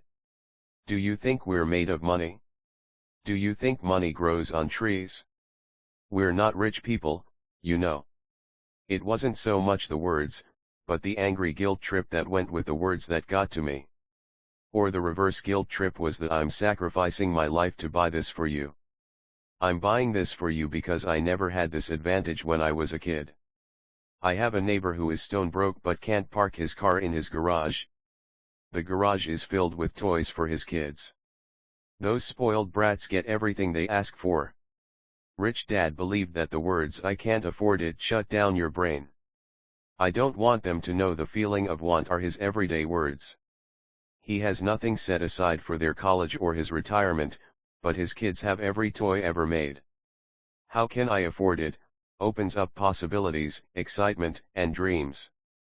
He recently got a new credit card in the mail and took his kids to visit Las Vegas. I'm doing it for the kids, he said with great sacrifice. Rich Dad forbade the words, "I can't afford it." In my real home, that's all I heard. Instead, Rich Dad required his children to say, "How can I afford it?" He believed that the words "I can't afford it" shut down your brain. It didn't have to think anymore. "How can I afford it?" opened up the brain and forced it to think and search for answers. But most importantly, he felt the words, "I can't afford it," were a lie. And the human spirit knows it. The human spirit is very, very powerful, he would say. It knows it can do anything. By having a lazy mind that says, "I can't afford it," a war breaks out inside you. Your spirit is angry, and your lazy mind must defend its lie. The spirit is screaming, "Come on. Let's go to the gym and work out." And the lazy mind says, "But I'm tired. I worked really hard today." Or the human 140 Rich Dad Poor Dad spirit says, "I'm sick and tired of being poor. Let's get out there and get rich." To which the lazy mind says, "Rich people are greedy. Besides, it's too much bother. It's not safe. I might lose money. I'm working hard enough as it is. I've got too much to do at work anyway. Look at what I have to do tonight. My boss wants it finished by morning. I can't afford it" also causes sadness, a helplessness that leads to despondency and often depression. "How can I afford it?" opens up possibilities, excitement, and dreams. So Rich Dad was not so concerned about what we wanted to buy as long as we understood that how can I afford it, creates a stronger mind and a dynamic spirit.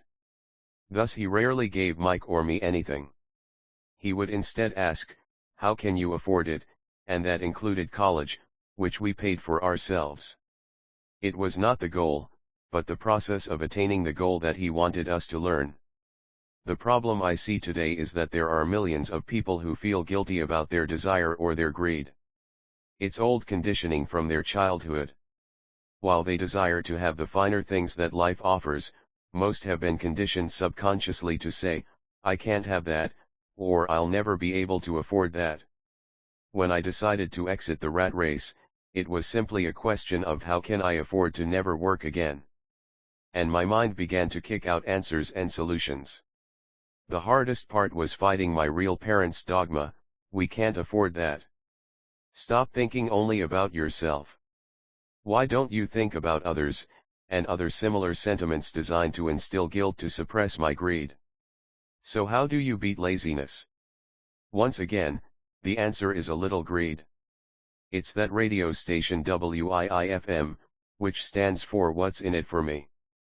A person needs to sit down and ask, what would my life be like if I never had to work again? What would I do if I had all the money I needed? Without that little greed, the desire to have something better, progress is not made. Our world progresses because we all desire a better life. New inventions are made because we desire something better. We go to school and study hard because we want something better. So whenever you find yourself avoiding something 141 Chapter 7, overcoming obstacles you know you should be doing, then the only thing to ask yourself is, what's in it for me? Be a little greedy. It's the best cure for laziness. Too much greed, however, as anything in excess can be, is not good. But just remember what Michael Douglas said in the movie Wall Street, greed is good. Rich Dad said it differently, guilt is worse than greed, for guilt robs the body of its soul. I think Eleanor Roosevelt said it best, do what you feel in your heart to be right, for you'll be criticized anyway. You'll be damned if you do, and damned if you don't. Overcoming bad habits. Our lives are a reflection of our habits more than our education. After seeing the movie Conan the Barbarian, starring Arnold Schwarzenegger, a friend said, I'd love to have a body like Schwarzenegger.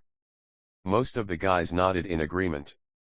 I even heard he was really puny and skinny at one time, another friend added. Yeah, I heard that too, another one said. I heard he has a habit of working out almost every day in the gym. Yeah, I'll bet he has too. Nah, said the group cynic. I'll bet he was born that way. Besides, let's stop talking about Arnold and get some beers. This is an example of habits controlling behavior. I remember asking my rich dad about the habits of the rich. Instead of answering me outright, he wanted me to learn through example, as usual. When does your dad pay his bills? Rich Dad asked. The first of the month, I said. Does he have anything left over? He asked. Very little, I said. That's the main reason he struggles, said Rich Dad. He has bad habits. Your dad pays everyone else first. He pays himself last, but only if he has anything left over. Which he usually doesn't, I said. But he has to pay his bills, doesn't he? You're saying he shouldn't pay his bills. 142 Rich Dad. Poor Dad. Of course not, said Rich Dad. I firmly believe in paying my bills on time. I just pay myself first. Before I pay even the government. But what happens if you don't have enough money? I asked. What do you do then? The same, said Rich Dad. I still pay myself first. Even if I'm short of money. My asset column is far more important to me than the government. But, I said. Don't they come after you? Yes, if you don't pay, said Rich Dad. Look, I did not say not to pay. I just said I pay myself first, even if I'm short of money. But, I replied. How do you do that? It's not how. The question is why, Rich Dad said. Okay, why? Motivation, said Rich Dad. Who do you think will complain louder if I don't pay them, me, or my creditors? Your creditors will definitely scream louder than you, I said, responding to the obvious. You wouldn't say anything if you didn't pay yourself. So you see, after paying myself, the pressure to pay my taxes and the other creditors is so great that it forces me to seek other forms of income. The pressure to pay becomes my motivation. I've worked extra jobs, started other companies, traded in the stock market, anything just to make sure those guys don't start yelling at me. That pressure made me work harder, forced me to think, and all in all, made me smarter and more active when it comes to money. If I had paid myself last, I would have felt no pressure, but I'd be broke. So it is the fear of the government or other people you owe money to that motivates you. That's right, said Rich Dad. You see, government bill collectors are big bullies. So are bill collectors in general. Most people give in to these bullies. They pay them and never pay themselves. You know the story of the 98-pound weakling who gets sand kicked in his face. I nodded. I see that ad for weightlifting and bodybuilding lessons in the comic books all the time. 143 Chapter 7, Overcoming Obstacles. If I pay myself first, I get financially stronger, mentally and fiscally. Well, most people let the bullies kick sand in their faces. I decided to use the fear of the bully to make me stronger. Others get weaker. Forcing myself to think about how to make extra money is like going to the gym and working out with weights. The more I work my mental money muscles out, the stronger I get. Now I'm not afraid of those bullies. I liked what Rich Dad was saying. So if I pay myself first, I get financially stronger, mentally and fiscally. Rich Dad nodded. And if I pay myself last, or not at all, I get weaker. So people like bosses, managers, tax collectors, bill collectors, and landlords push me around all my life just because I don't have good money habits. Rich Dad nodded. Just like the 98-pound weakling. Overcoming arrogance. What I know makes me money. What I don't know loses me money. Every time I have been arrogant, I have lost money. Because when I'm arrogant, I truly believe that what I don't know is not important, Rich Dad would often tell me. I have found that many people use arrogance to try to hide their own ignorance. It often happens when I am discussing financial statements with accountants or even other investors. They try to bluster their way through the discussion. It is clear to me that they don't know what they're talking about. They're not lying, but they are not telling the truth. There are many people in the world of money, finances, and investments who have absolutely no idea what they're talking about. Most people in the money industry are just spouting off sales pitches like used car salesmen. When you know you are ignorant in a subject, start educating yourself by finding an expert in the field or a book on the subject. 144 Chapter 8 Getting Started. There is gold everywhere. Most people are not trained to see it. I wish I could say acquiring wealth was easy for me, but it wasn't. So in response to the question, how do I start? I offer the thought process I go through on a day-to-day basis. It really is easy to find great deals.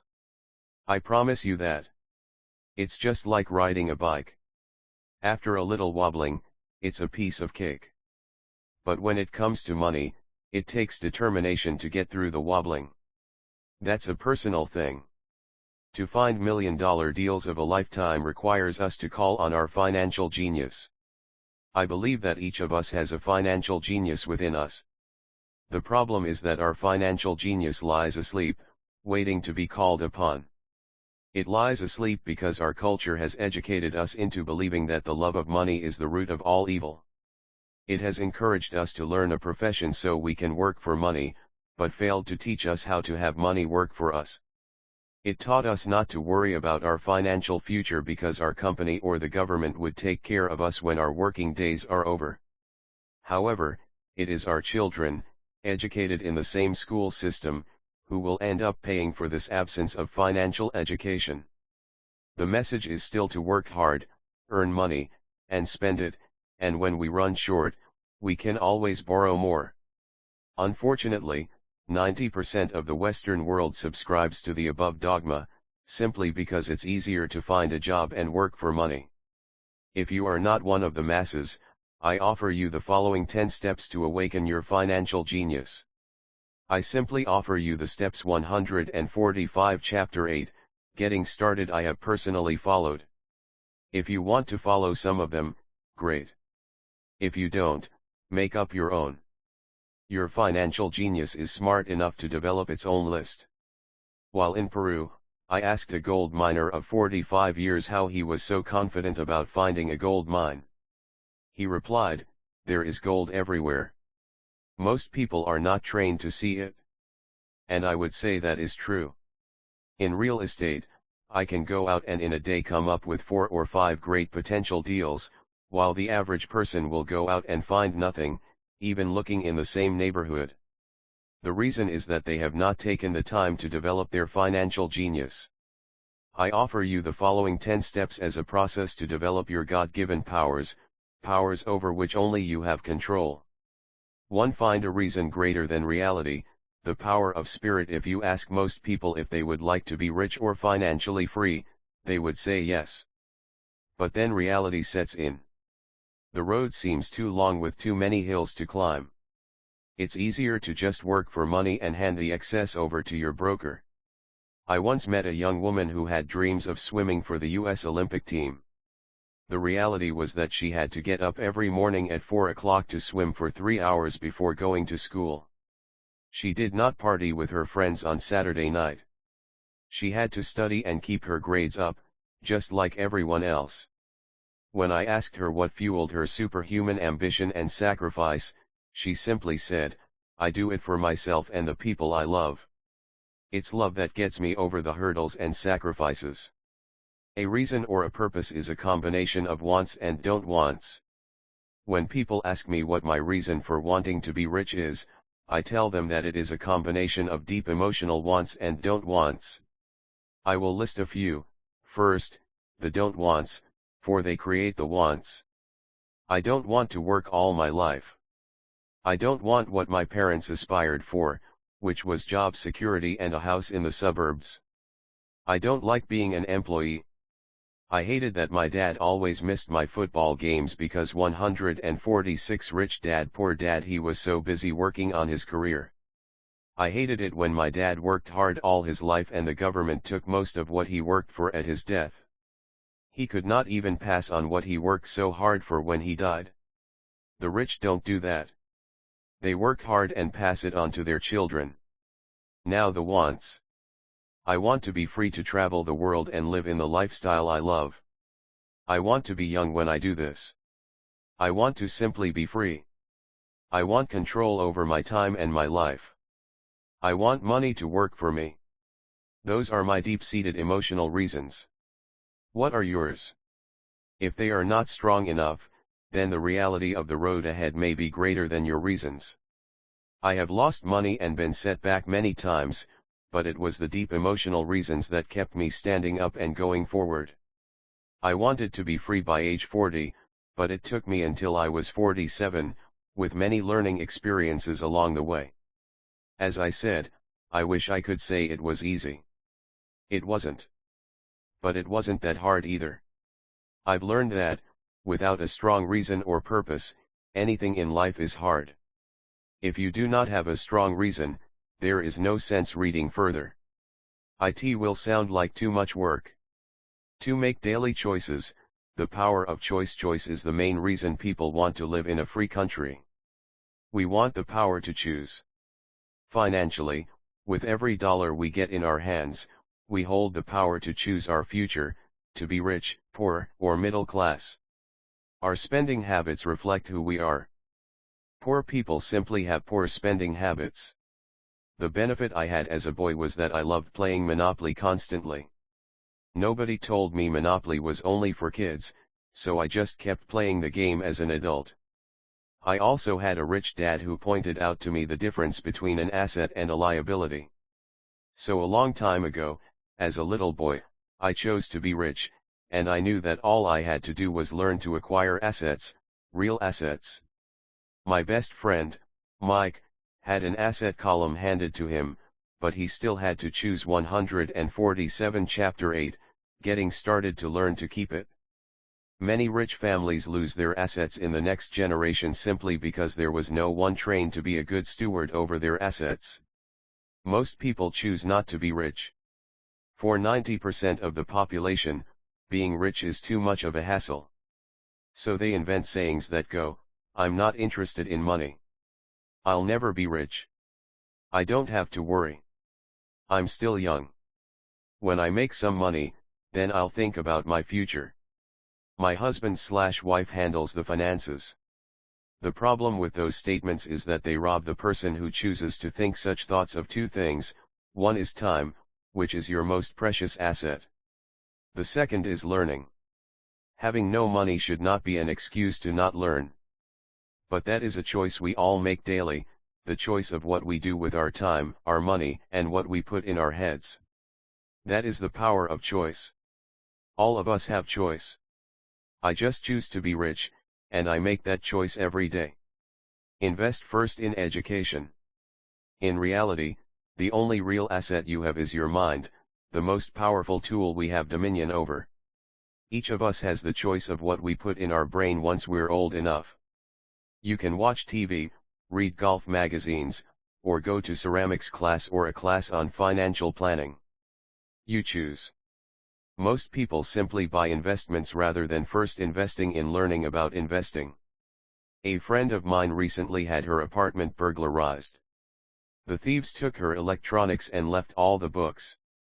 And we all have that same choice. 90% of the population buys TV sets, and only about 10% buy business books. So what do? I go to seminars. I like it when they are at least 2 days long because I like to immerse myself in a subject. In 1973, I was watching this guy on TV who was advertising a 3-day seminar on how to buy real estate for nothing down. I spent $385 and that course has made me at least $2 million, if not more. But more importantly, it bought me life. I don't have to work for the rest of my life because of that one course. I go to at least 2 such courses every year. I love CDs and audiobooks. The reason, I can easily review what I just heard. I was listening to an investor say something I completely disagreed with. Instead of becoming arrogant and critical, I simply 148 Rich Dad Poor Dad listened to that 5-minute stretch at least 20 times, maybe more. But suddenly, by keeping my mind open, I understood why he said what he said. It was like magic. I felt like I had a window into the mind of one of the greatest investors of our time. I gained tremendous insight into the vast resources of his education and experience. The net result, I still have the old way I used to think, and I now have a new way of looking at the same problem or situation. I have 2 ways to analyze a problem or trend, and that is priceless. Today, I often say, how would Donald Trump do this, or Warren Buffett or George Soros? The only way I can access their vast mental power is to be humble enough to read or listen to what they have to say. Arrogant or critical people are often people with low self-esteem who are afraid of taking risks. That's because, if you learn something new, you are then required to make mistakes in order to fully understand what you have learned. If you have read this far, arrogance is not one of your problems. Arrogant people rarely read or listen to experts. Why should they? They are the center of the universe. There are so many intelligent people who argue or defend when a new idea clashes with the way they think. In this case, their so-called intelligence combined with arrogance equals ignorance. Each of us knows people who are highly educated, or believe they are smart, but their balance sheet paints a different picture. A truly intelligent person welcomes new ideas, for new ideas can add to the synergy of other accumulated ideas. Listening is more important than talking. If that were not true, God would not have given us 2 ears and only 1 mouth. Too many people think with their mouth instead of listening in order to absorb new ideas and possibilities. They argue instead of asking questions. I take a long view on my wealth. I do not subscribe to the get-rich-quick mentality most lottery players or casino gamblers have. I may go in and out of stocks, but I am long on education. If you want to fly an airplane, I advise taking lessons first. I am always shocked at people who buy stocks or real estate, but never invest in their greatest asset, their mind. Just because you bought a house or 2 does not make you an expert at real estate. 149 Chapter 8, Getting Started 3. Choose friends carefully. The power of association. First of all, I do not choose my friends by their financial statements. I have friends who have actually taken a vow of poverty as well as friends who earn millions every year. The point is that I learn from all of them. Now, I will admit that there are people I have actually sought out because they had money. But I was not after their money, I was seeking their knowledge. In some cases, these people who had money have become dear friends. I've noticed that my friends with money talk about money. They don't do it to brag. They're interested in the subject. So I learn from them, and they learn from me. My friends who are in dire financial straits do not like talking about money, business, or investing. They often think it rude or unintellectual. So I also learn from my friends who struggle financially. I find out what not to do. I have several friends who have generated over $1 billion in their short lifetimes. The 3 of them report the same phenomenon. Their friends who have no money have never come to them to ask them how they did it. But they do come asking for one of 2 things, or both, a loan, or a job. Warning, don't listen to poor or frightened people. I have such friends, and while I love them dearly, they are the Chicken Littles of life. To them, when it comes to money, especially investments, it's always, the sky is falling. The sky is falling. They can always tell you why something won't work. The problem is that people listen to them. But people who blindly accept doom and gloom information are also Chicken Littles. As that old saying goes, birds of a feather flock together. If you watch business channels on TV, they often have a panel of so-called experts. One expert will say the market is going to crash, and the other will say it's going to boom. If you're smart, you listen to both. Keep your mind open, because both have valid points. Unfortunately, most poor people listen to Chicken Little. I have had many close friends try to talk me out of a deal or an investment. Not long ago, a friend told me he was excited because he found a 6% certificate of deposit. I told him I earn 16%. 150 Rich Dad Poor Dad from the state government. The next day he sent me an article about why my investment was dangerous. I have received 16% for years now, and he still receives 6%. I would say that one of the hardest things about wealth building is to be true to yourself and to be willing to not go along with the crowd. This is because, in the market, it is usually the crowd that shows up late that is slaughtered. If a great deal is on the front page, it's too late in most instances. Look for a new deal. As we used to say as surfers, there is always another wave. People who hurry and catch a wave late usually are the ones who wipe out. Smart investors don't time the markets. If they miss a wave, they search for the next one and get themselves in position. This is hard for most investors because buying what is not popular is frightening. Timid investors are like sheep going along with the crowd. Or their greed gets them in when wise investors have already taken their profits and moved on. Wise investors buy an investment when it's not popular. They know their profits are made when they buy, not when they sell. They wait patiently. As I said, they do not time the market.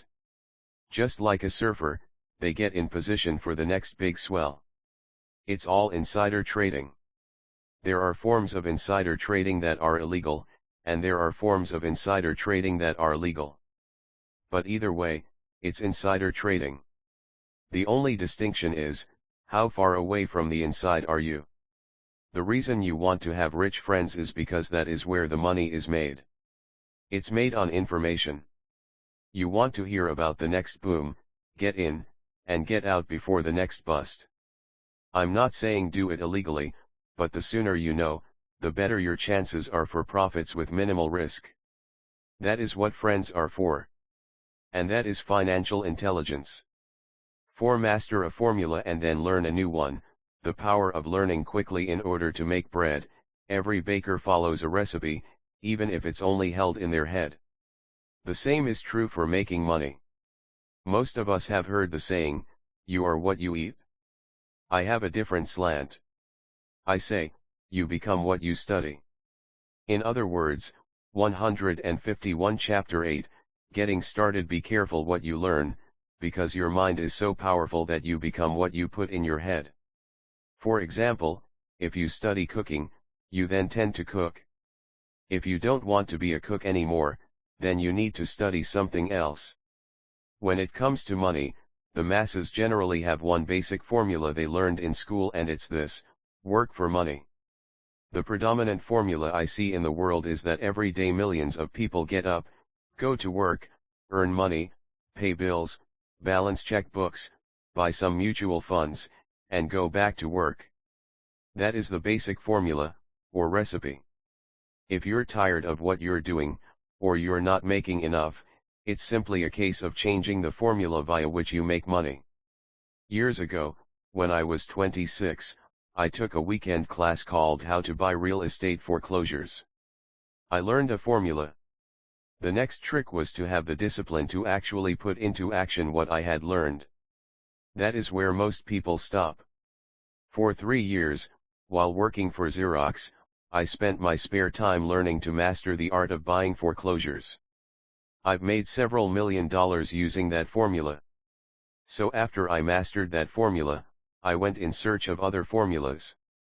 For many of the classes, I did not directly use the information I learned, but I always learned something new. I have attended classes designed for derivative traders, commodity option traders, and chowlogists. I was way out of my league, being in a room full of people with doctorates in nuclear physics and space science. Yet, I learned a lot that made my stock and real estate investing more meaningful and lucrative. Most junior colleges and community colleges have classes on financial planning and buying traditional investments. They are good places to start, but I always search for a faster formula. That is why, on a fairly regular basis, I make more in a day than many people will make in their lifetime. Another side note, in today's fast-changing world, it's not so much what you know anymore that counts, because often what you know is old. It is how fast you learn. That skill is priceless. It's priceless in finding faster formulas, recipes, if you will, for making dough. Working hard for money is an old formula born in the day of cavemen.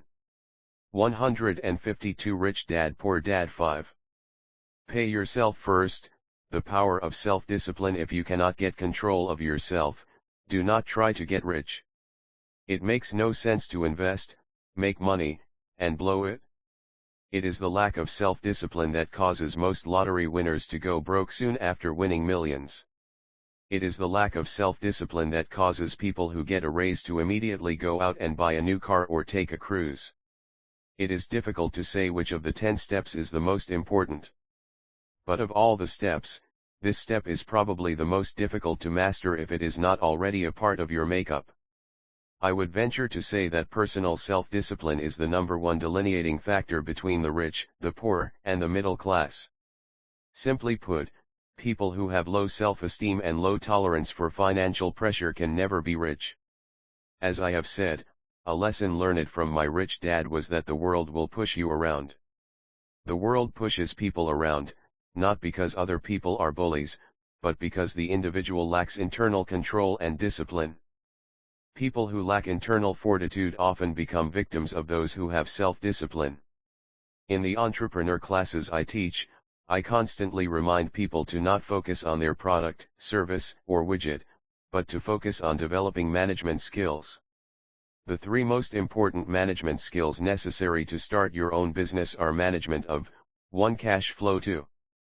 People, 3. Personal time. I would say the skills to manage these three apply to anything, not just entrepreneurs. The three matter in the way you live your life as an individual, or as part of a family, a business, a charitable organization, a city, or a nation. Each of these skills is enhanced by the mastery of self-discipline. I do not take the saying, "Pay yourself first," lightly. The statement, "Pay yourself first," comes from George Clason's book, The Richest Man in Babylon. Millions of copies have been sold. But while millions of people freely repeat that powerful statement, 153 Chapter 8, Getting Started, few follow the advice. As I said, financial literacy allows one to read numbers, and numbers tell the story. By looking at a person's income statement and balance sheet, I can readily see if people who spout the words, "Pay yourself first," actually practice what they preach. A picture is worth 1,000 words. So let's review the financial statements of people who pay themselves first against someone who doesn't.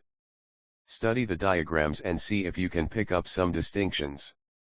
Again, it has to do with understanding cash flow, which tells the story. Most people look at the numbers and miss the story. People who pay themselves first: income statement, income, salary, job, expenses, taxes, rent, food, balance sheet, assets, save, invest, liabilities. 154 Rich Dad, Poor Dad. Do you see it?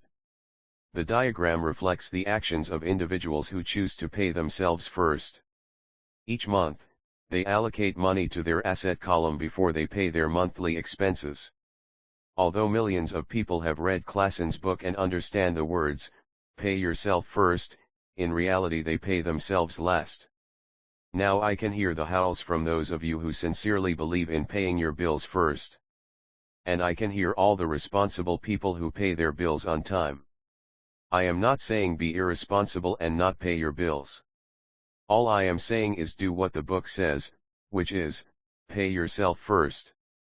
And the previous diagram is the correct accounting picture of that action. People who pay everyone else first: income statement, income, job, salary, expenses, taxes, rent, food, balance sheet, assets, liabilities. 155 Chapter 8, Getting Started. If you can truly begin to understand the power of cash flow, you will soon realize what is wrong with the previous diagram, or why 90% of people work hard all their lives and need government support like Social Security when they are no longer able to work. Kim and I have had many bookkeepers, accountants, and bankers who have had a major problem with this way of looking at, pay yourself first. The reason is that these financial professionals actually do what the masses do, they pay themselves last. There have been times in my life when, for whatever reason, cash flow was far less than my bills. I still paid myself first. My accountant and bookkeeper screamed in panic, "They're going to come after you. The IRS is going to put you in jail. You're going to ruin your credit rating. They'll cut off the electricity." I still paid myself first. Why, you ask? Because that's what the story, The Richest Man in Babylon, was all about, the power of self-discipline and the power of internal fortitude. As my rich dad taught me the first month I worked for him, most people allow the world to push them around. A bill collector calls and you pay or else. A sales clerk says, "Oh, just put it on your charge card." Your real estate agent tells you, "Go ahead." The government allows you a tax deduction on your home. That is what the book is really about, having the guts to go against the tide and get rich. You may not be weak, but when it comes to money, many people get wimpy. I am not saying be irresponsible. The reason I don't have high credit card debt, and doodad debt, is because I pay myself first. The reason I minimize my income is because I don't want to pay it to the government. That is why my income comes from my asset column, through a Nevada corporation. If I work for money, the government takes it.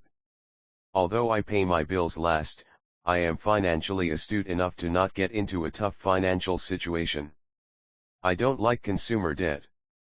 I actually have liabilities that are higher than 99% of the population, but I don't pay for them.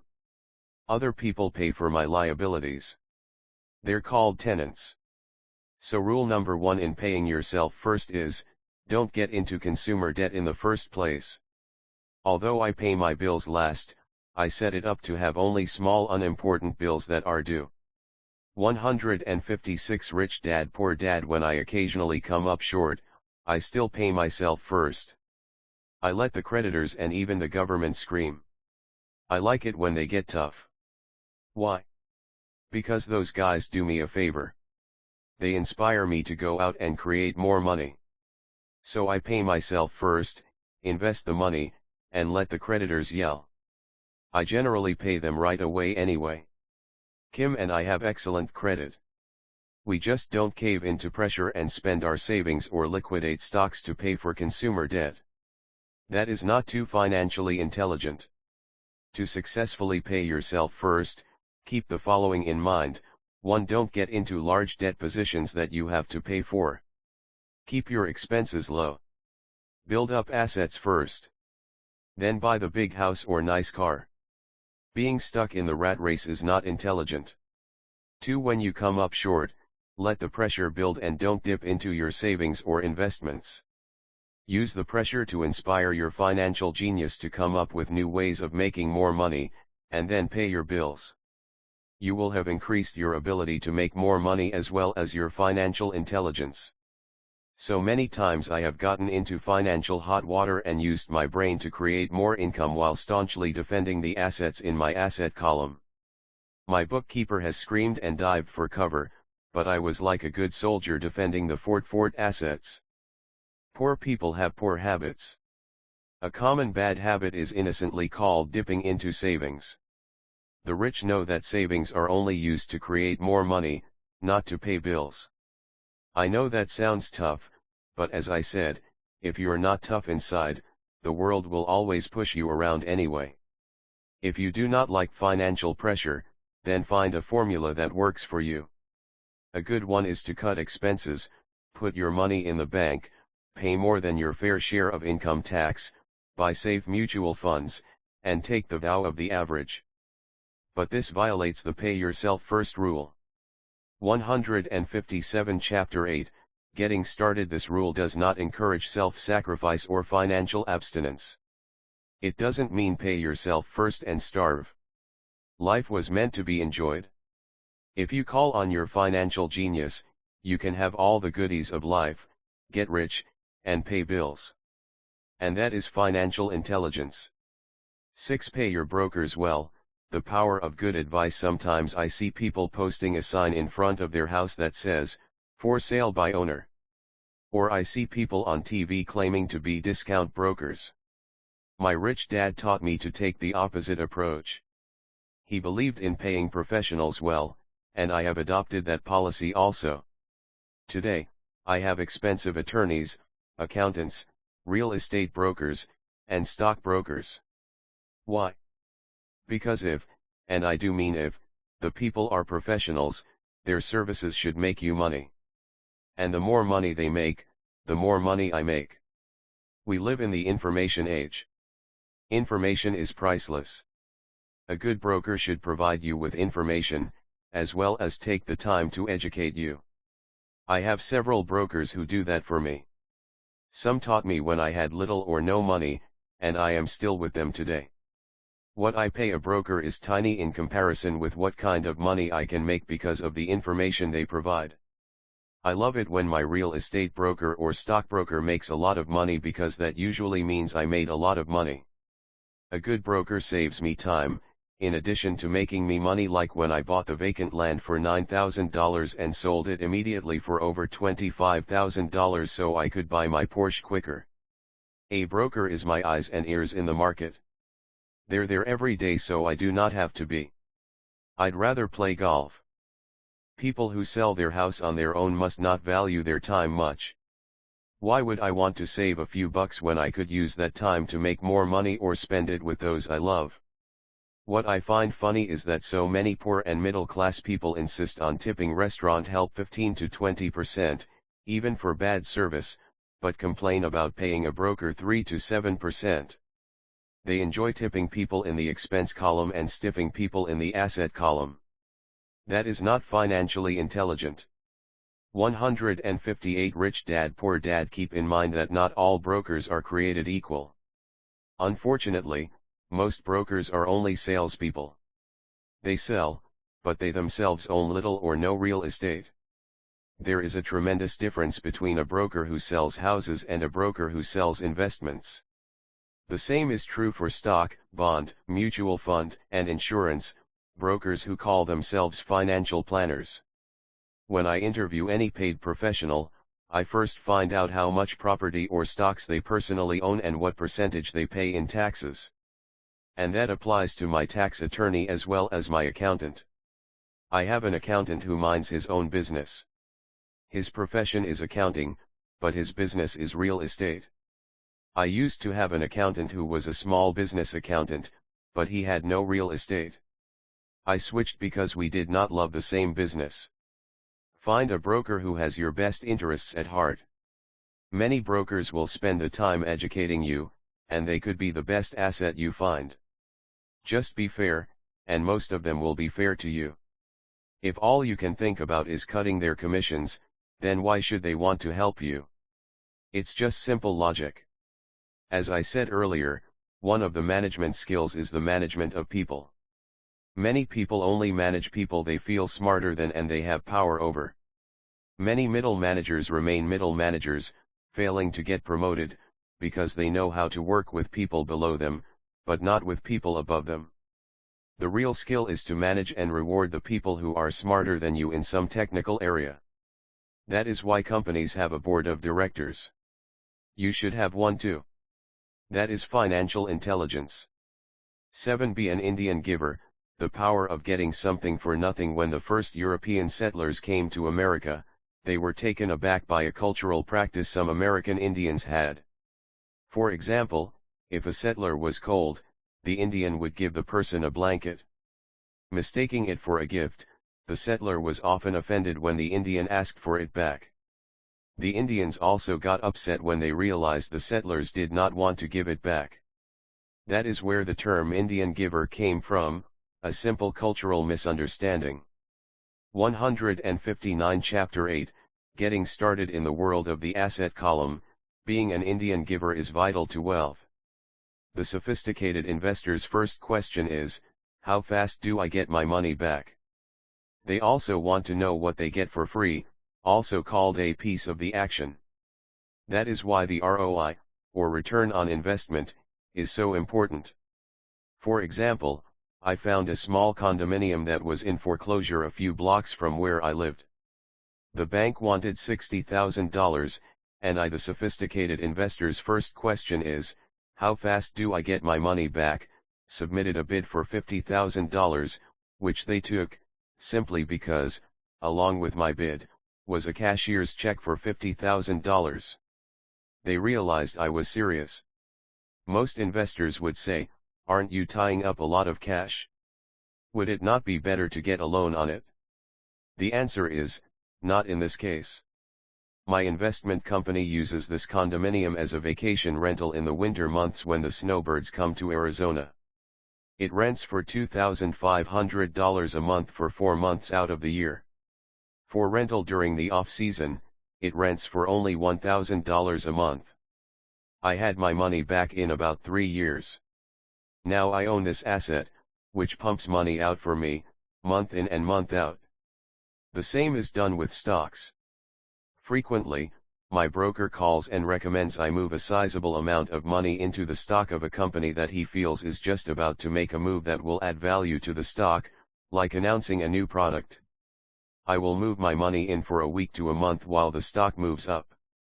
Then I pull my initial dollar amount out, and stop worrying about the fluctuations of the market, because my initial money is back and ready to work on another asset. So my money goes in, and then it comes out, and I own an asset that was technically free. True, I have lost money on many occasions, but I only play with money I can afford to lose. I would say, on an average 10 investments, I hit home runs on 2 or 3, while 5 or 6 do nothing, and I lose on 2 or 3. But I limit my losses to only the money I have in at that time. 160 Rich Dad Poor Dad. People who hate risk put their money in the bank. In the long run, safe savings are better than no savings. But it takes a long time to get your money back and, in most instances, you don't get anything for free with it. On every one of my investments, there must be an upside, something for free like a condominium, a mini storage, a piece of free land, a house, stock shares, or an office building. And there must be limited risk, or a low-risk idea. There are books devoted entirely to this subject, so I will not talk about it here. Ray Kroc, of McDonald's fame, sold hamburger franchises, not because he loved hamburgers, but because he wanted the real estate under the franchise for free. So wise investors must look at more than ROI. They look at the assets they get for free once they get their money back. That is financial intelligence. 8. Use assets to buy luxuries. The power of focus. A friend's child has been developing a nasty habit of burning a hole in his pocket. Just 16, he wanted his own car. The excuse: all his friends' parents gave their kids cars. The child wanted to go into his savings and use it for a down payment. That was when his father called me and then came to see me. Do you think I should let him do it, or should I just buy him a car? I answered, it might relieve the pressure in the short term, but what have you taught him in the long term? Can you use this desire to own a car and inspire your son to learn something? Suddenly the lights went on, and he hurried home. 2 months later I ran into my friend again. Does your son have his new car? I asked. No, he doesn't. But I gave him $3,000 for the car. I told him to use my money instead of his college money. Well, that's generous of you, I said. Not really. The money came with a hitch. 161 Chapter 8, Getting Started. So what was the hitch? I asked. Well, first we played your cash flow game. We then had a long discussion about the wise use of money. After that, I gave him a subscription to the Wall Street Journal and a few books on the stock market. Then what? I asked. What was the catch? I told him the $3,000 was his, but he could not directly buy a car with it. He could use it to find a stockbroker and buy and sell stocks. Once he had made $6,000 with the $3,000, the money would be his for the car, and the $3,000 would go into his college fund. And what are the results? I asked. Well, he got lucky early in his trading, but lost everything a few days later. Then he really got interested. Today, I would say he is down $2,000, but his interest is up. He has read all the books I bought him, and he's gone to the library to get more. He reads the Wall Street Journal voraciously, watching for indicators. He's got only $1,000 left, but his interest and learning are sky high. He knows that if he loses that money, he walks for 2 more years. But he does not seem to care. He even seems uninterested in getting a car, because he's found a game that is more fun. What happens if he loses all the money? I asked. We'll cross that bridge when we get to it. I'd rather have him lose everything now than wait till he's our age to risk losing everything. And besides, that is the best $3,000 I've ever spent on his education. What he is learning will serve him for life, and he seems to have gained a new respect for the power of money. As I said earlier, if a person cannot master the power of self-discipline, it is best not to try to get rich. I say this because, although the process of developing cash flow from an asset column is easy in theory, what's hard is the mental fortitude to direct money to the correct use. Due to external temptations, it is much easier in today's consumer world to simply blow money out the expense column. With weak mental fortitude, that money flows into the paths of least resistance. That is the cause of poverty and financial struggle. The following example illustrates the financial intelligence needed to direct money to make more money. 162 Rich Dad Poor Dad. If we give 100 people $10,000 at the start of the year, I believe that at the end of the year, 80 would have nothing left. In fact, many would have created greater debt by making a down payment on a new car, refrigerator, electronics, or a holiday. 16 would have increased that $10,000 by 5 to 10%. 4 would have increased it to $20,000 or into the millions. We go to school to learn a profession so we can work for money. It is my opinion that it's just as important to learn how to have money work for you. I love my luxuries as much as anyone else. The difference is I don't buy them on credit. It's the keep up with the Joneses trap. When I wanted to buy a Porsche, the easy road would have been to call my banker and get a loan. Instead of choosing to focus in the liability column, I chose to focus in the asset column. As a habit, I use my desire to consume to inspire and motivate my financial genius to invest. Too often today, we focus on borrowing money to get the things we want instead of focusing on creating money. One is easier in the short term, but harder in the long term.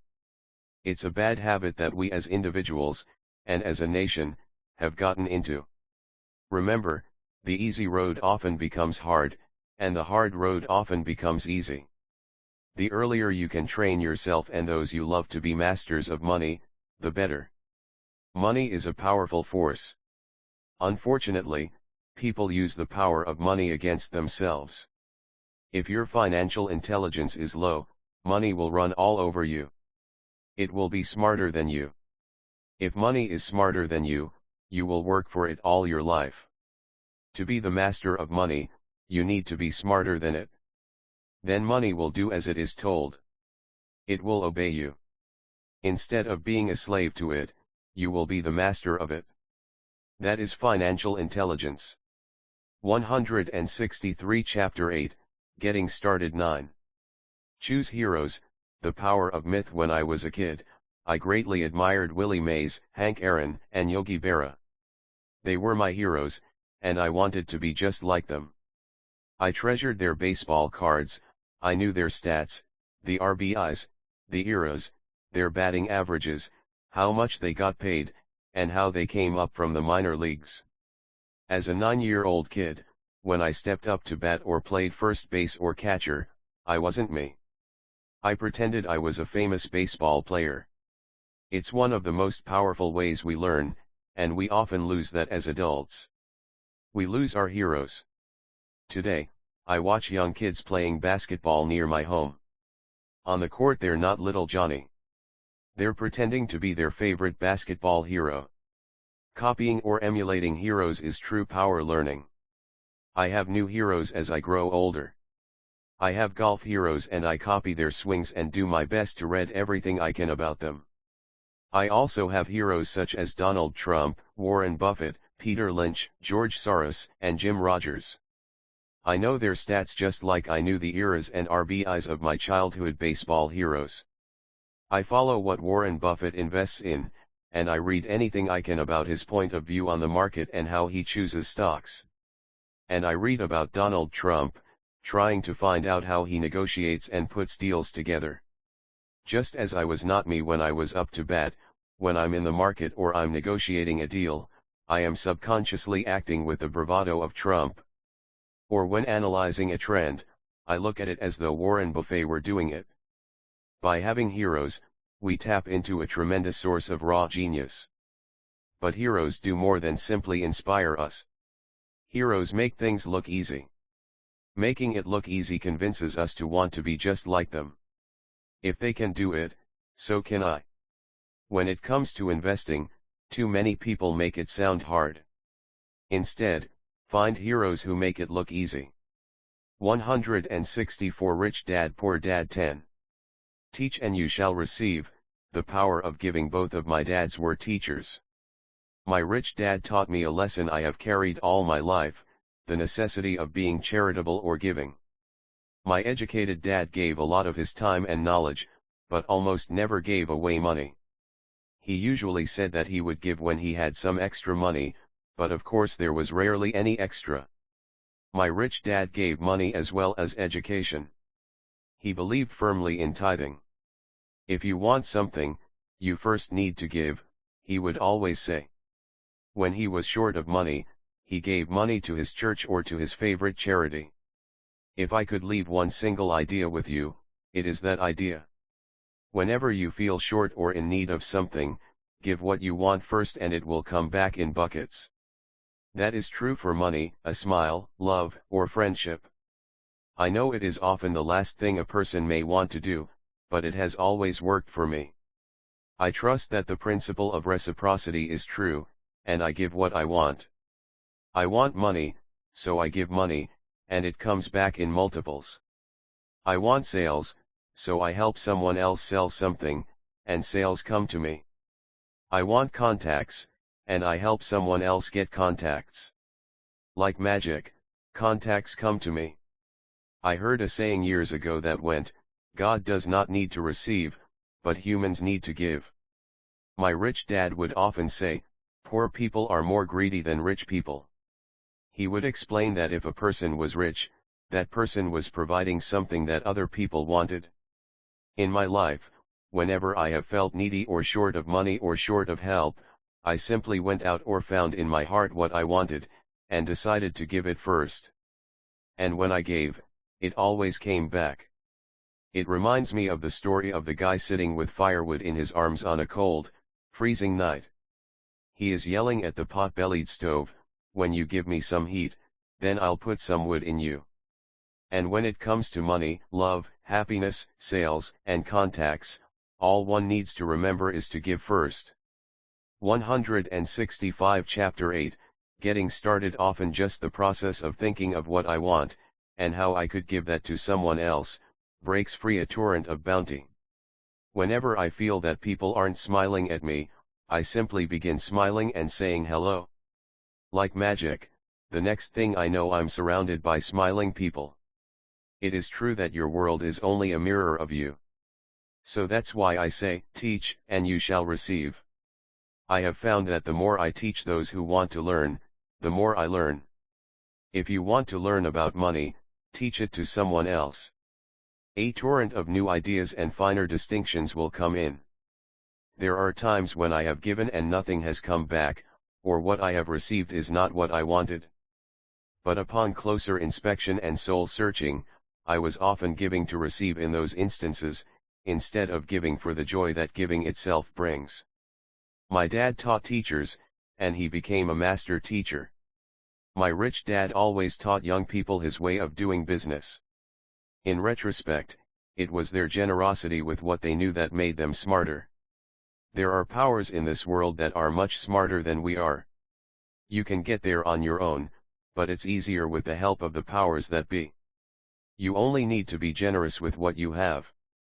166 Chapter 9. Still want more? Here are some to-dos. Many people may not be satisfied with my 10 steps. They see them more as philosophies than actions. I think understanding the philosophy is just as important as the action. There are many people who want to do instead of think, and then there are people who think but do not do. I would say that I am both. I love new ideas, and I love action. So for those who want a to-do list on how to get started, I will share with you some of the things I do, in abbreviated form. Stop doing what you're doing. In other words, take a break and assess what is working and what is not working. The definition of insanity is doing the same thing over and over and expecting a different result. Stop doing what is not working, and look for something new. Look for new ideas. For new investing ideas, I go to bookstores and search for books on different and unique subjects. I call them formulas. I buy how-to books on formulas I know nothing about. For example, in the bookstore I found the book The 16% Solution by Joel Moskowitz. I bought the book and read it, and the next Thursday, I did exactly as the book said. Most people do not take action, or they let someone talk them out of whatever new formula they are studying. My neighbor told me why 16% would not work. I did not listen to him because he's never done it. 167 Chapter 9, Here are some to-dos. Find someone who has done what you want to do. Take them to lunch and ask them for tips and tricks of the trade. As for 16% tax lien certificates, I went to the county tax office and found a government employee who worked in that office. I found out that she, too, invested in the tax liens. Immediately, I invited her to lunch. She was thrilled to tell me everything she knew and how to do it. After lunch, she spent all afternoon showing me everything. By the next day, I found 2 great properties with her help that have been accruing interest at 16% ever since. It took a day to read the book, a day to take action, an hour for lunch, and a day to acquire 2 great deals. Take classes, read, and attend seminars. I search newspapers and the internet for new and interesting classes, many of which are free or inexpensive. I also attend and pay for expensive seminars on what I want to learn. I am wealthy and free from needing a job simply because of the courses I took. I have friends who did not take those classes who told me I was wasting my money, and yet they're still at the same job. Make lots of offers. When I want a piece of real estate, I look at many properties and generally write an offer. If you don't know what the right offer is, neither do I. That is the job of the real estate agent. They make the offers. I do as little work as possible. A friend wanted me to show her how to buy apartment houses. So one Saturday she, her agent, and I went and looked at 6 apartment houses. 4 were dogs, but 2 were good. I said to write offers on all 6, offering half of what the owners asked for. She and the agent nearly had heart attacks. They thought it was rude, and would offend the sellers, but I really don't think the agent wanted to work that hard. So they did nothing and went on looking for a better deal. No offers were ever made, and that person is still looking for the right deal at the right price. Well, you don't know what the right price is until 168 Rich Dad Poor Dad. You have a second party who wants to deal. Most sellers ask too much. It is rare that a seller asks a price that is less than something is worth. Moral of the story: make offers. People who are not investors have no idea what it feels like to try to sell something. I have had a piece of real estate that I wanted to sell for months. I would have welcomed any offer. They could have offered me 10 pigs, and I would have been happy not at the offer, but just because someone was interested. I would have countered, maybe for a pig farm in exchange. But that's how the game works. The game of buying and selling is fun. Keep that in mind. It's fun and only a game. Make offers. Someone might say yes. I always make offers with escape clauses. In real estate, I make an offer with language that details subject to contingencies, such as the approval of a business partner. Never specify who the business partner is. Most people don't know that my partner is my cat. If they accept the offer, and I don't want the deal, I call home and speak to my cat. I make this ridiculous statement to illustrate how absurdly easy and simple the game is. So many people make things too difficult and take it too seriously. Finding a good deal, the right business, the right people, the right investors, or whatever is just like dating. You must go to the market and talk to a lot of people, make a lot of offers, counteroffers, negotiate, reject, and accept. I know single people who sit at home and wait for the phone to ring, but it's better to go to the market, even if it's only the supermarket. Search, offer, reject, negotiate, and accept are all parts of the process of almost everything in life. Jog, walk, or drive a certain area once a month for 10 minutes. I have found some of my best real estate investments doing this. I will jog a certain neighborhood for a year and look for change. For there to be profit in a deal, there must be 2 elements, a bargain and change. There are lots of bargains, but it's change that turns a bargain into a profitable opportunity. So when I jog a neighborhood I might like to invest in. It is the repetition that causes me to notice slight differences. 169 Chapter 9, Here are some to-dos. I notice real estate signs that are up for a long time. That means the seller might be more agreeable to deal. I watch for moving trucks going in or out. I stop and talk to the drivers. I talk to the postal carriers. It's amazing how much information they acquire about an area. I find a bad area, especially an area that the news has scared everyone away from. I drive it for sometimes a year waiting for signs of something changing for the better. I talk to retailers, especially new ones, and find out why they're moving in. It takes only a few minutes a month, and I do it while doing something else, like exercising, or going to and from the store.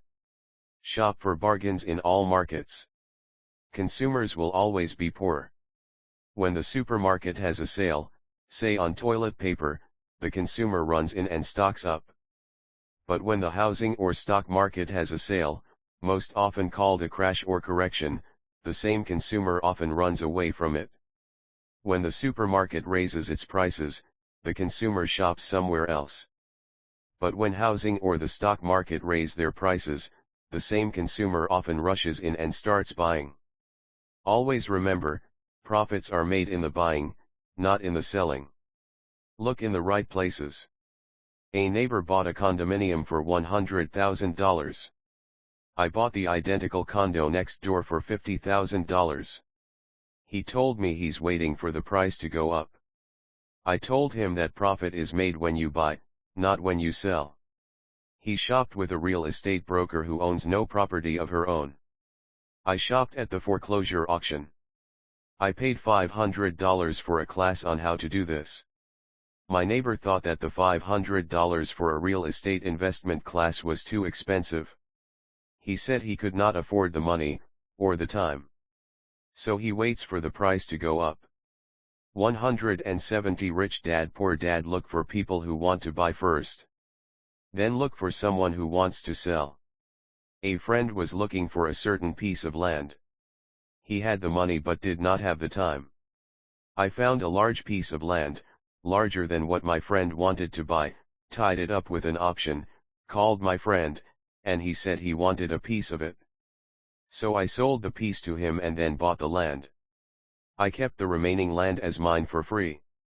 Moral of the story: buy the pie, and cut it in pieces. Most people look for what they can afford, so they look too small. They buy only a piece of the pie, so they end up paying more for less. Small thinkers don't get the big breaks.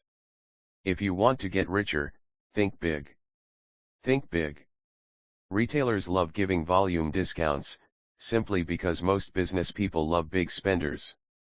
So even if you're small, you can always think big. When my company was in the market for computers, I called several friends and asked them if they were ready to buy also. We then went to different dealers and negotiated a great deal because we wanted to buy so many. I have done the same with stocks. Small people remain small because they think small, act alone, or don't act all. Learn from history. All the big companies on the stock exchange started out as small companies. Colonel Sanders did not get rich until after he lost everything in his 60s. Bill Gates was one of the richest men in the world before he was 30. Action always beats inaction. These are just a few of the things I have done and continue to do to recognize opportunities. The important words are have done and do. As repeated many times throughout the book, you must take action before you can receive the financial rewards. Act now. 171 Final thoughts. I would like to share some final thoughts with you. The main reason I wrote this book, and the reason it has remained a bestseller since 2000, was to share insights into how increased financial intelligence can be used to solve many of life's common problems. Without financial training, we all too often use the standard formulas to get through life: work hard, save, borrow, and pay excessive taxes. Today, more than ever, we need better information. I use the following story as an example of a financial problem that confronts many young families today.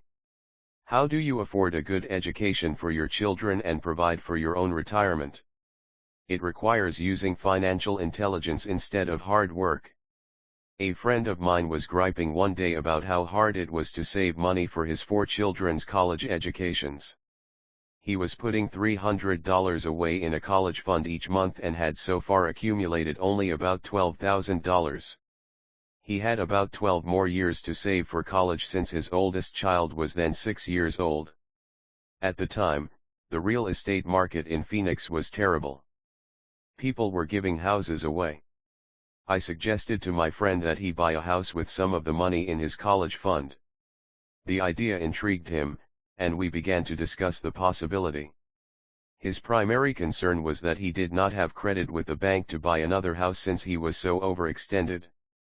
I assured him that there were other ways to finance a property rather than through the bank. We looked for a house for 2 weeks, a house that would fit all our criteria. There were plenty to choose from, so shopping was fun. Finally, we found a 3-bedroom, 2-bath home in a prime neighborhood. The owner had been downsized and needed to sell that day because he 173 final thoughts, using financial intelligence, and his family were moving to California where another job waited. The owner wanted $102,000, but we offered only $79,000. He took it immediately and agreed to carry back the loan with a 10% down payment. All my friend had to come up with was $7,900. As soon as the owner moved, my friend put the house up for rent. After all expenses were paid, including the mortgage, he put about $125 in his pocket each month. His plan was to keep the house for 12 years and let the mortgage get paid down faster by applying the extra $125 to the principal each month. We figured that in 12 years, a large portion of the mortgage would be paid off and he could possibly be clearing $800 a month by the time his first child went to college. He could also sell the house if it had appreciated in value. 3 years later, the real estate market greatly improved in Phoenix and he was offered $156,000 for the same house by the tenant who lived in it. Again, he asked me what I thought. I advised that he sell it, using a 1031 tax-deferred exchange. Suddenly, he had nearly $80,000 to operate with. I called another friend in Austin, Texas, who then moved this tax-deferred capital gain into a mini storage facility. Within 3 months, he began receiving checks for a little less than $1,000 a month, which he then poured back into the college fund. A couple of years later, the mini warehouse sold, and he received a check for nearly $330,000 as proceeds from the sale. He rolled those funds into a new project that would now generate over $3,000 a month in income, again, going into the college fund. He is now very confident that his goal will be met easily. It only took $7,900 to start and a little financial intelligence.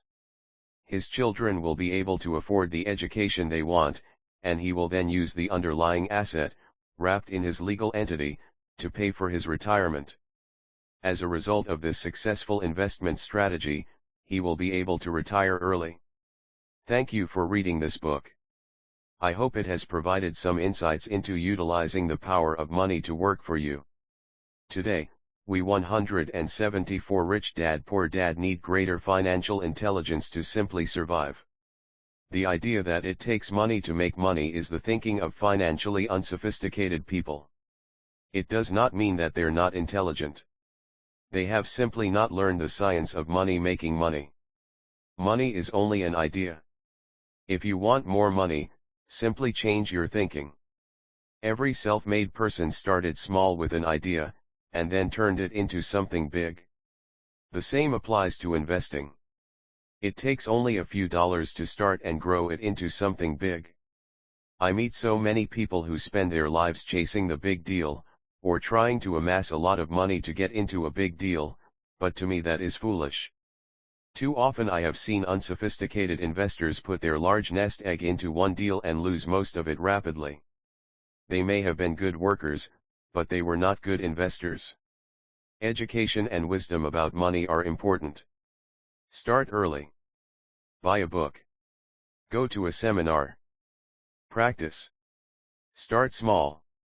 I turned $5,000 cash into a $1 million asset, producing $5,000 a month cash flow in less than 6 years. But I started learning as a kid. I encourage you to learn, because it's not that hard. In fact, it's pretty easy once you get the hang of it.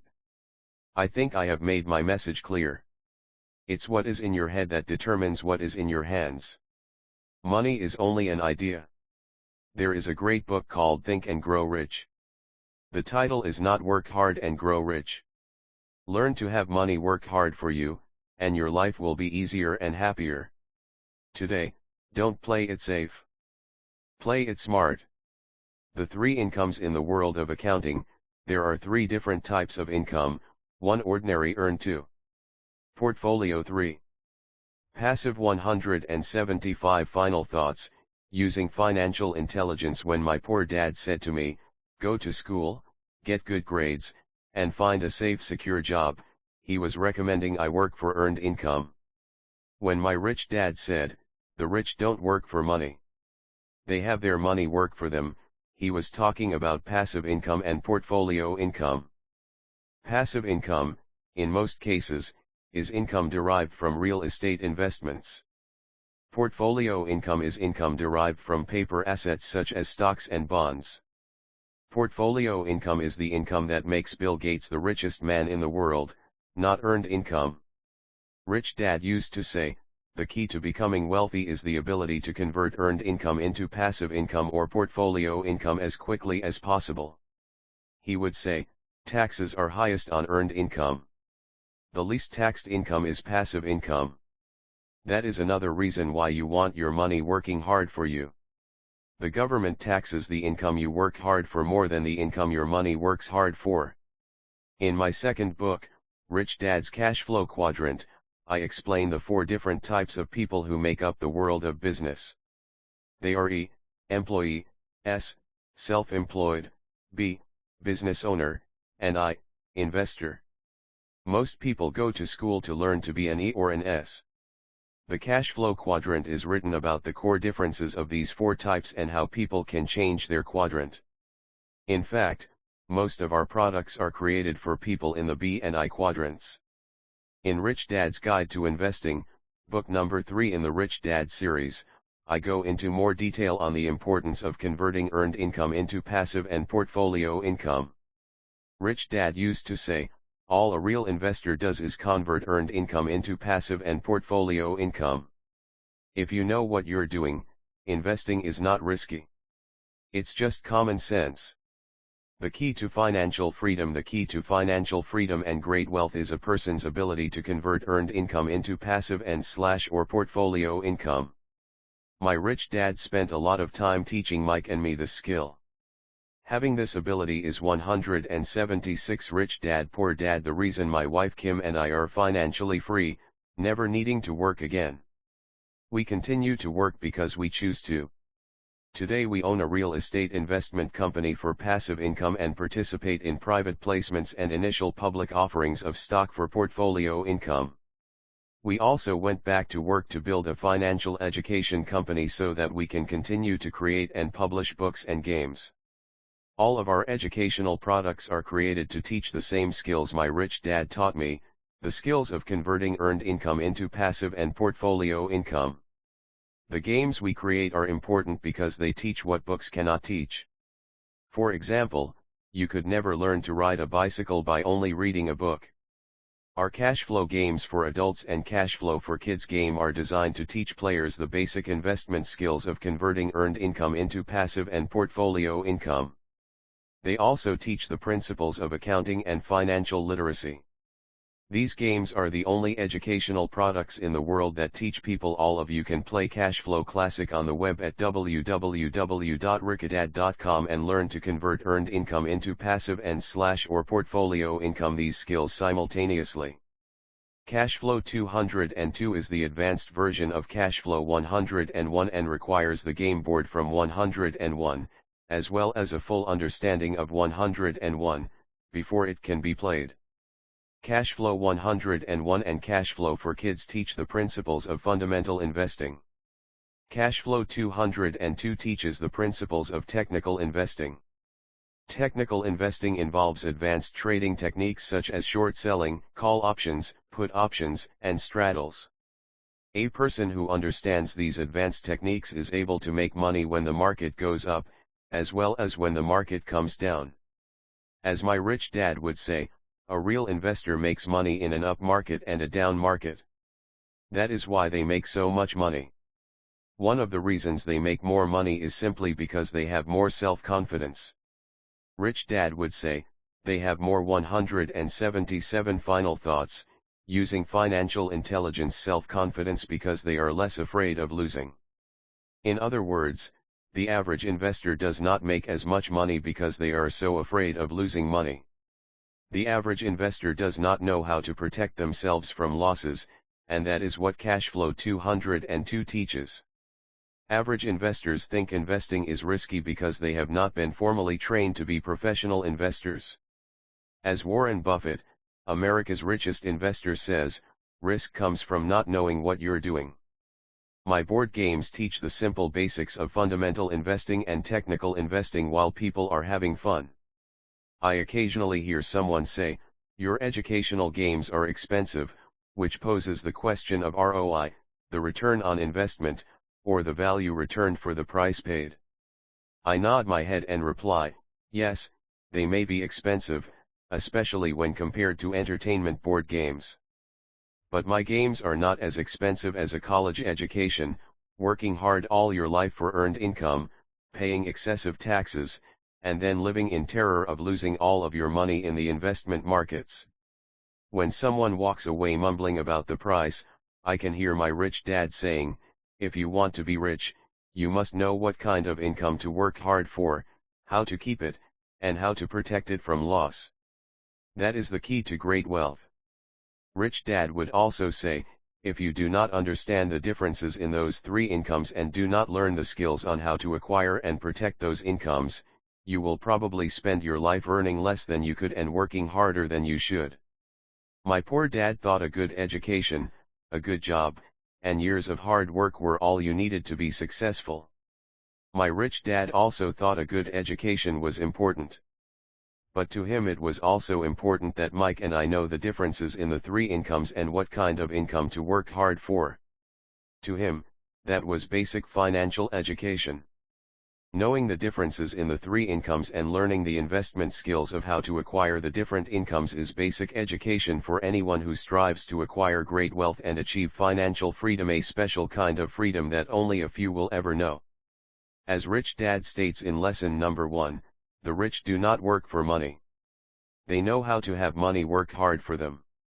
178 Rich Dad Poor Dad. Rich Dad said, ordinary earned income is money you work for, and passive and portfolio income is money working for you.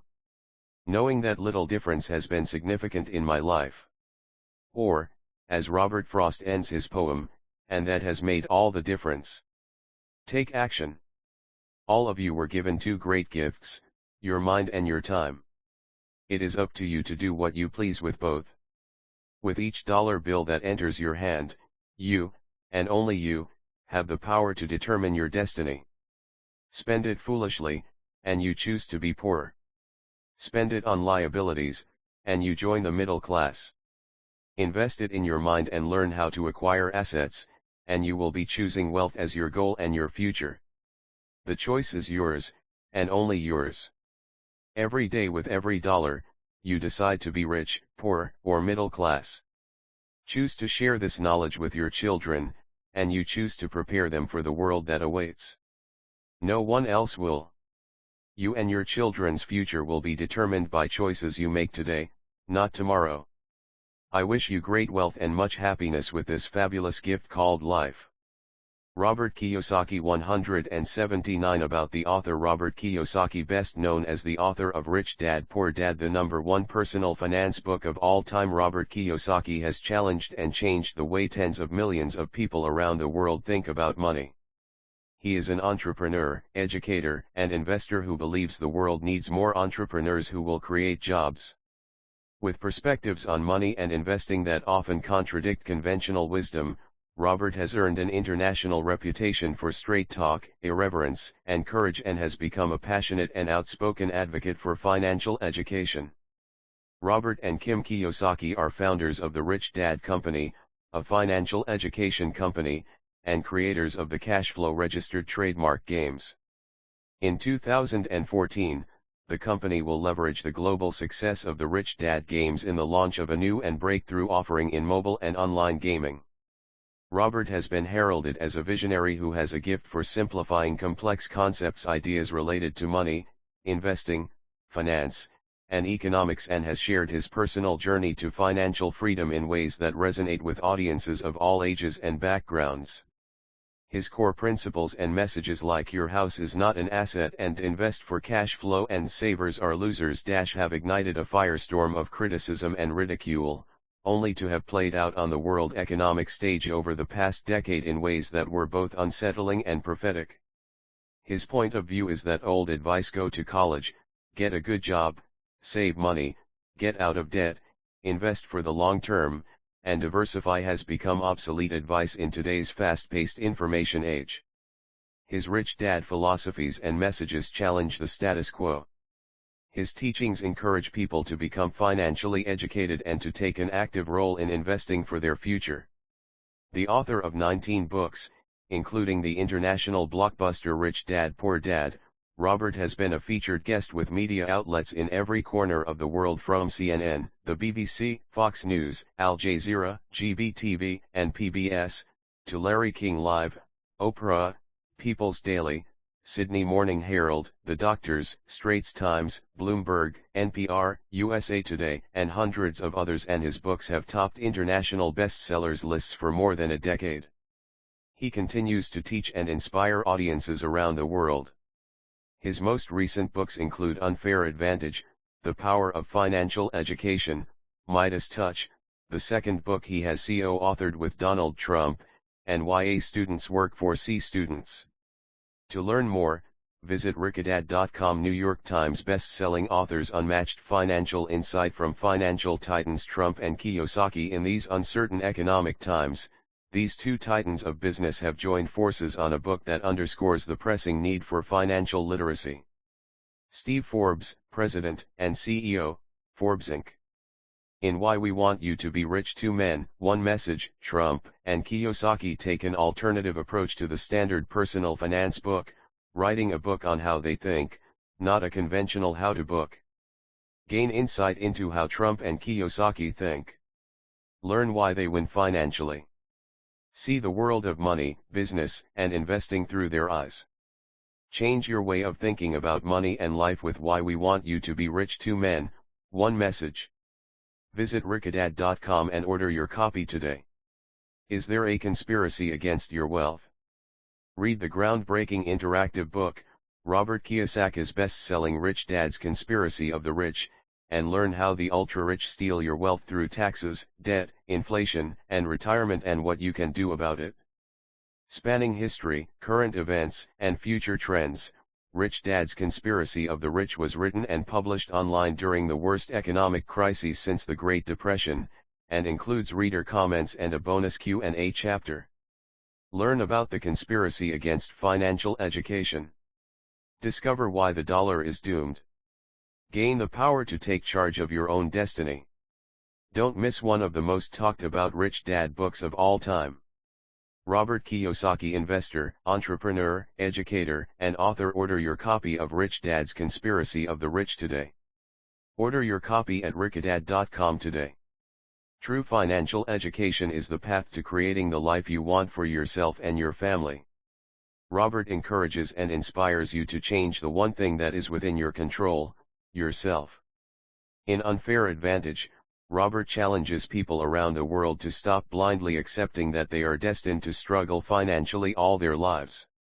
This book is about the power of financial education and the 5 unfair advantages that real financial education offers: the unfair advantage of knowledge, the unfair advantage of taxes, the unfair advantage of debt, the unfair advantage of risk, the unfair advantage of compensation. In true Rich Dad style, Unfair Advantage challenges readers to appreciate 2 points of view and experience how the power of real financial education is their unfair advantage. www.richdad.com. A Wall Street Journal bestseller, Rich Dad's Cash Flow Quadrant. Tired of living paycheck to paycheck? In Rich Dad's Cash Flow Quadrant, the sequel to Robert Kiyosaki's smash hit, Rich Dad Poor Dad, you learn how the role you play in the world of money affects your ability to become financially free. Learn the 4 types of people who make up the world of business: employees, self-employed business owners, investors. Learn how you can move from being an employee or self-employed to capture the power of being a business owner and investor. Rich Dad's Cash Flow Quadrant is the perfect guide to getting out of the rat race and onto the fast track. Visit richdad.com and order your copy today. Get a head start with a Rich Dad coach. Starting on an adventure to financial independence can be daunting. Boost your confidence and accelerate your progress with the guidance of one of Rich Dad's highly trained and motivating coaches. Discover your mission, passion, and purpose. Build a personalized investment strategy. Set your plan to financial freedom in motion. Whether you are a seasoned investor or beginning the process, partner with a Rich Dad coach to achieve your goals. Set your tomorrow in motion today with Rich Dad Coaching. Knowledge is the new money. The path to wealth is the knowledge learned along the way. Join the thousands who have studied the art and science of investing with Robert and Kim Kiyosaki's trainers and advisors. Learn in a hands-on environment and accelerate your learning curve. Maximize your potential by learning from those who practice what they preach. Gain exclusive access to top-tier experts. Begin your training with a free preview in a town near you. Or, participate in advanced classes in the investment category of your choice. Visit richdad.com for more information on coaching opportunities and education classes near you. Start your child off on the right financial footing. When was the last time your child came home from school talking about what they learned about money? Chances are that your answer is never. Rich Dad's Rich Kid Smart Kid and Rich Dad Poor Dad for Teens introduce parents and teens to the financial world, filling the gap in their education, giving them the right context in which to view money, and placing them on the right financial footing for a secure future. They will learn how money works, the difference between assets and liabilities, to think like an entrepreneur, how to make wise financial choices, how to jumpstart their financial success. Take the first step to ensure your child has a secure financial future with Rich Dad's Rich Kid Smart Kid and Rich Dad Poor Dad for Teens. If you are concerned about your child's financial future, you can't afford to pass over these essential books. Visit richdad.com and order your copy today. Bring out the rich woman in you. Let's face it. When it comes to money, men and women are different. There are unique issues that women face when it comes to money and investing. And now there is a book on money uniquely for women. Now is the time for women to get smarter with their money. Kim Kiyosaki's passion is to educate and encourage women to create financial security and peace of mind. That's why she wrote Rich Woman. Stop losing sleep over money. Take control of your financial future. Forget about looking for a rich Prince Charming. Demand true independence. Start your journey to financial independence today. This book is a must-read for all women. Today, more than ever, women need to be financially savvy. Donald Trump, It's Rising Time. A new title, now available, from Kim. Get your copy of Rich Woman today. Order at richwoman.com. Play Cashflow registered trademark for kids. Teach your kids financial lessons they'll keep for a lifetime. Kim and Robert Kiyosaki. Investors, entrepreneurs, educators, and authors. Jumpstart the financial education of your entire family. Leading researchers say that we only retain 10% of what we read, but 90% of what we experience. The Cashflow for Kids game was created by Robert and Kim Kiyosaki, best-selling authors of Rich Dad Poor Dad and Rich Woman, to teach kids valuable financial lessons in a fun, experiential way. Cashflow for Kids teaches you the difference between an asset and a liability and the principle of cash flow versus capital gains. Kids get to practice real-world investing scenarios with Play Money. Play Cashflow for Kids at home with your kids and friends today. Get connected to the Rich Dad global community. Join for free. You can expand your world and network in one single step. Join the Rich Dad community free at www.richdad.com and globally expand your access to Robert, Kim, and the Rich Dad advisors. Connect, collaborate, and play games with like-minded people who are committed to increasing their financial IQ just like you. Just for registering, you will enjoy inspiring discussion forums, listening to live web chats with Robert and Kim, exchanging ideas and information with others, challenging gameplay with others all around the world, learning firsthand about new releases from Robert and Kim. Visit www.facebook.com Robert Kiyosaki for what's on Robert's mind. Rich Dad is committed to communicating with you through social media channels. Follow the inspiration threads on Twitter, connect, and participate in Rich Dad Facebook commentary and enjoy the benefits of the financially literate. Visit richdad.com today and join the free Rich Dad community. Bonus book excerpt: Rich Dad's Cashflow Registered Trademark Quadrant Guide to Financial Freedom by Robert T. Kiyosaki. Registered trademark editors note: the times they are a changin'. There have been many changes in our economy and the investing landscape since Rich Dad Poor Dad was first published in 1997. 14 years ago, Robert Kiyosaki challenged conventional wisdom with his bold statement that your house is not an asset. His contrarian views on money and investing were met with skepticism, criticism, and outrage. In 2002, Robert's book, Rich Dad's Prophecy, advised that we prepare for an upcoming financial market crash.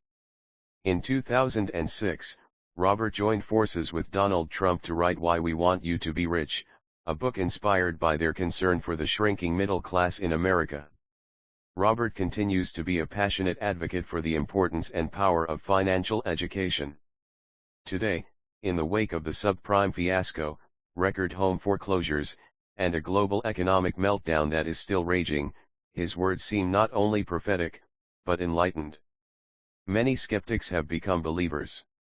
In preparing the 2011 edition of Rich Dad's Cashflow Quadrant, Robert realized two things: that his message and teachings have withstood the test of time, and that the investment landscape, the world in which investors operate, has changed dramatically. These changes have affected, and will continue to affect, those in the investor quadrant and have fueled Robert's decision to update an important section in this book. Chapter 5, The 5 Levels of Investors. 9 Contents. Introduction. Which quadrant are you in? 1 Part 1 Chapter 1 Chapter 2 Chapter 3 Chapter 4 Chapter 5 Chapter 6 The Cashflow Quadrant. Why don't you get a job? 11 Different quadrants, different people. 23 Why people choose security over freedom. 57 The 3 kinds of business systems. 81 The 5 levels of investors. 95 You cannot see money with your eyes.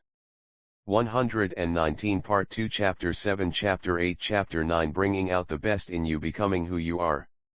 149 How do I get rich? 165 Be the bank, not the banker. 187 Part 3 Chapter 10 How to become a successful B and I take baby steps. 217 The 7 steps to finding your financial fast track. Chapter 11 Step 1, It's time to mind your own business. 233 Chapter 12 Step 2, Take control of your cash flow. 239 Chapter 13 Step 3, Know the difference between risk and risky. 247 Chapter 14 Step 4, Decide what kind of investor you want to be. 251 Chapter 15 Step 5, Seek mentors. 259 Chapter 16 Step 6, Make disappointment your strength. 269 Chapter 17 Step 7, The Power of Faith. 275 Chapter 18 In summary. 281 Preface. What is your life's goal? What do you want to be when you grow up? That is a question most of us have been asked. I had many interests as a kid, and it was easy to choose. If it sounded exciting and glamorous, I wanted to do it. I wanted to be a marine biologist, an astronaut, a marine, a ship's officer, a pilot, and a professional football player. I was fortunate enough to achieve 3 of those goals: a Marine Corps officer, a ship's officer, and a pilot. I knew I did not want to become a teacher, a writer, or an accountant. I did not want to be a teacher because I did not like school. I did not want to be a writer because I failed English twice. And I dropped out of my MBA program because I could not stand accounting. Ironically, now that I have grown up, I have become everything I never wanted to become. Although I dislike school, today I own an education company. I personally teach around the world because I love teaching.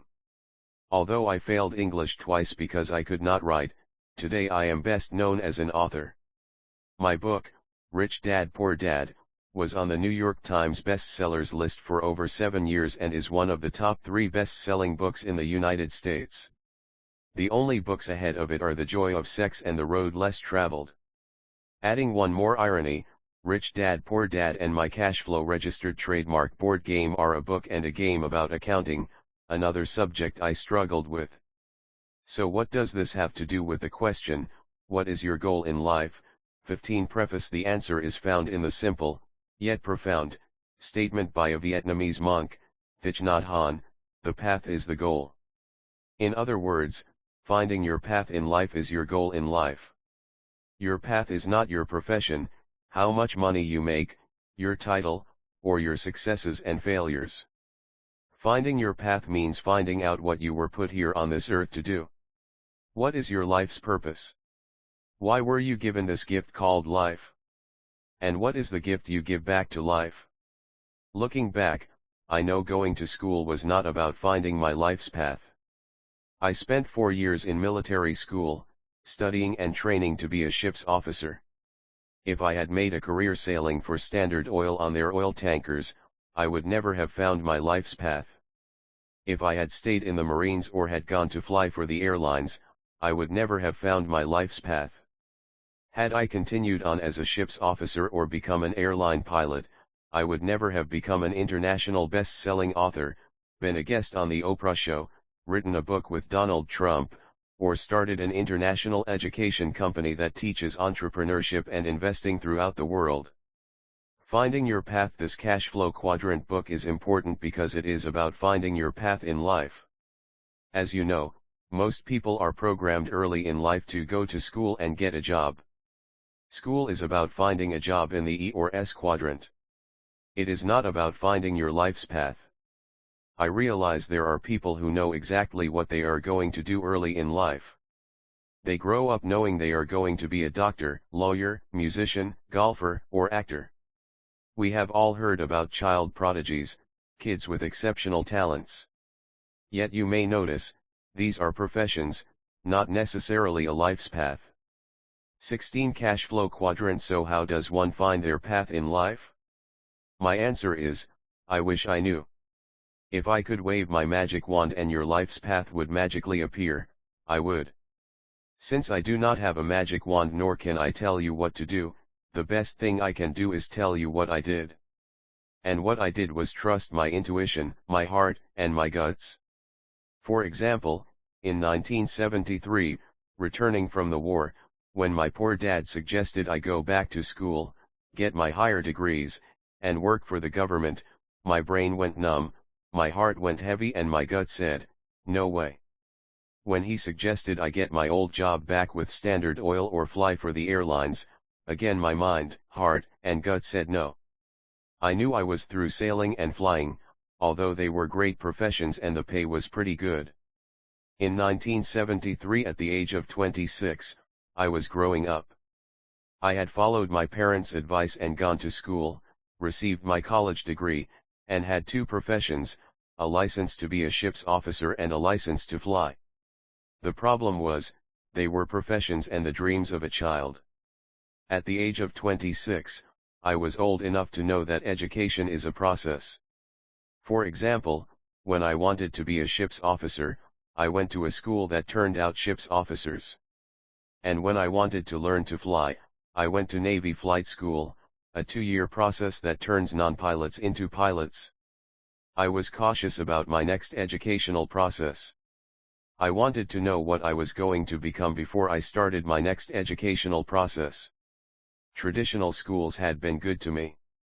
I had achieved my childhood professions. Reaching adulthood was confusing because there were no signs saying, "This is the way." I knew what I didn't want to do, but I did not know what I wanted to do. It would have been simple if all I wanted was a new profession.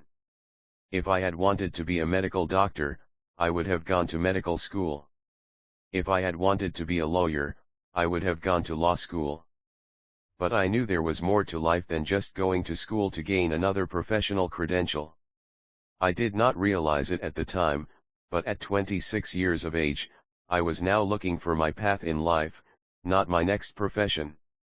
17 Preface a different education. In 1973, in my last year of active duty flying for the Marine Corps when I was stationed near home in Hawaii, I knew I wanted to follow in my rich dad's footsteps.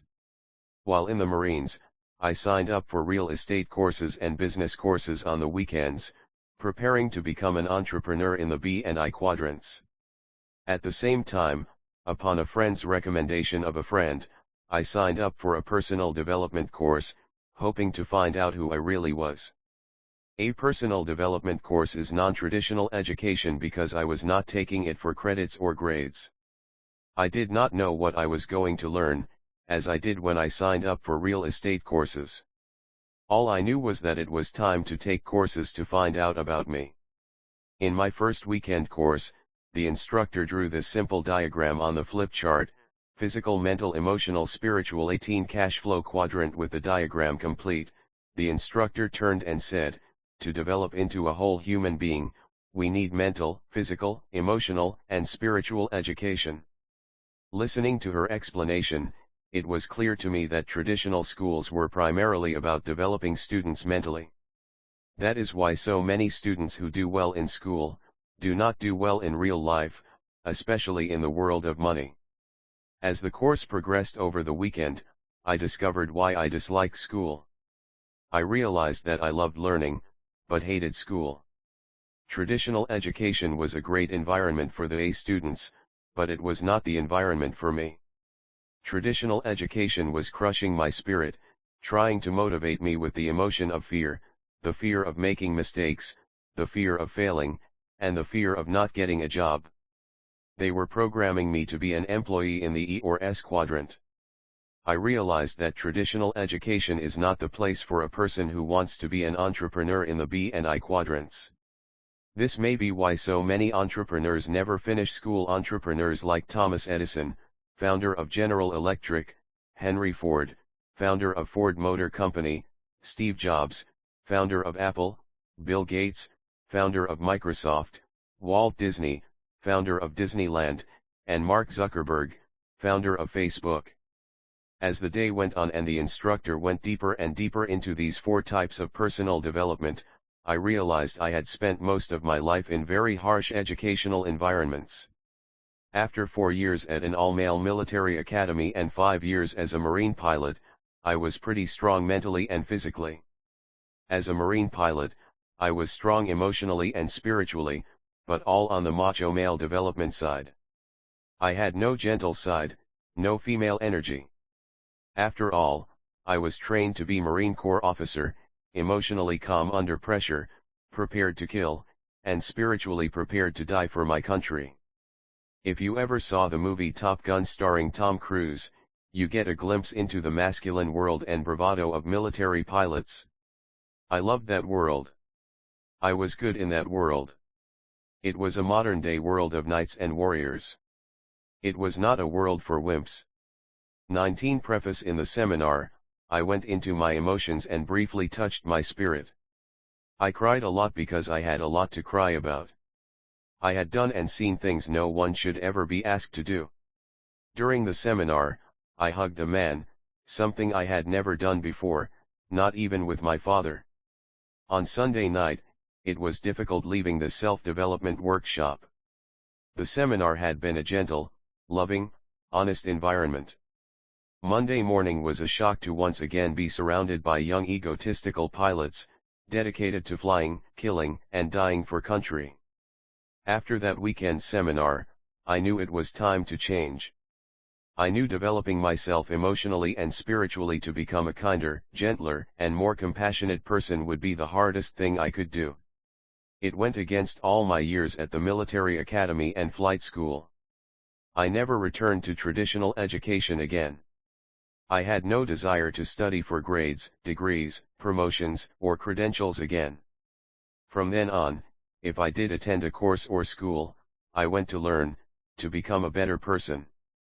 I was no longer in the paper chase of grades, degrees, and credentials. Growing up in a family of teachers, your grades, the high school and college you graduated from, and your advanced degrees were everything. Like the medals and ribbons on a Marine pilot's chest, advanced degrees and brand name schools were the status and the stripes that educators wore on their sleeves. In their minds, people who did not finish high school were the unwashed, the lost souls of life. Those with master's degrees looked down on those with only bachelor degrees. Those with a PhD were held in reverence. At the age of 26, I knew I would never return to that world. Editor's note: in 2009, Robert received an honorary PhD in entrepreneurship from prestigious San Ignacio de Loyola in Lima, Peru. The few other recipients of this award are political leaders, such as the former president of Spain. XX Cash Flow Quadrant. Finding my path. I know some of you are now asking, why is he spending so much time talking about non-traditional education courses? The reason is, that first personal development seminar rekindled my love of learning, but not the type of learning that is taught in school. Once that seminar was over, I became a seminar junkie, going from seminar to seminar, finding out more about the connection between my body, my mind, my emotions, and my spirit. The more I studied, the more curious about traditional education I became. I began to ask questions such as, why do so many kids hate school? Why do so few kids like school? Why are many highly educated people not successful in the real world? Does school prepare you for the real world? Why did I hate school but love learning? Why are most school teachers poor? Why do schools teach us little about money? Those questions led me to become a student of education outside the hallowed walls of the school system. The more I studied, the more I understood why I did not like school and why schools failed to serve most of its students, even the A students. My curiosity touched my spirit, and I became an entrepreneur in education. If not for this curiosity, I might never have become an author and a developer of financial education games. My spiritual education led me to my path in life. It seems that our paths in life are not found in our minds. Our path in life is to find out what is in our hearts. This does not mean a person cannot find their path in traditional education. I am sure many do. I am just saying that I doubt I would have found my path in traditional school. XXI preface. Why is a path important? We all know people who make a lot of money, but hate their work. We also know people who do not make a lot of money and hate their work. And we all know people who just work for money.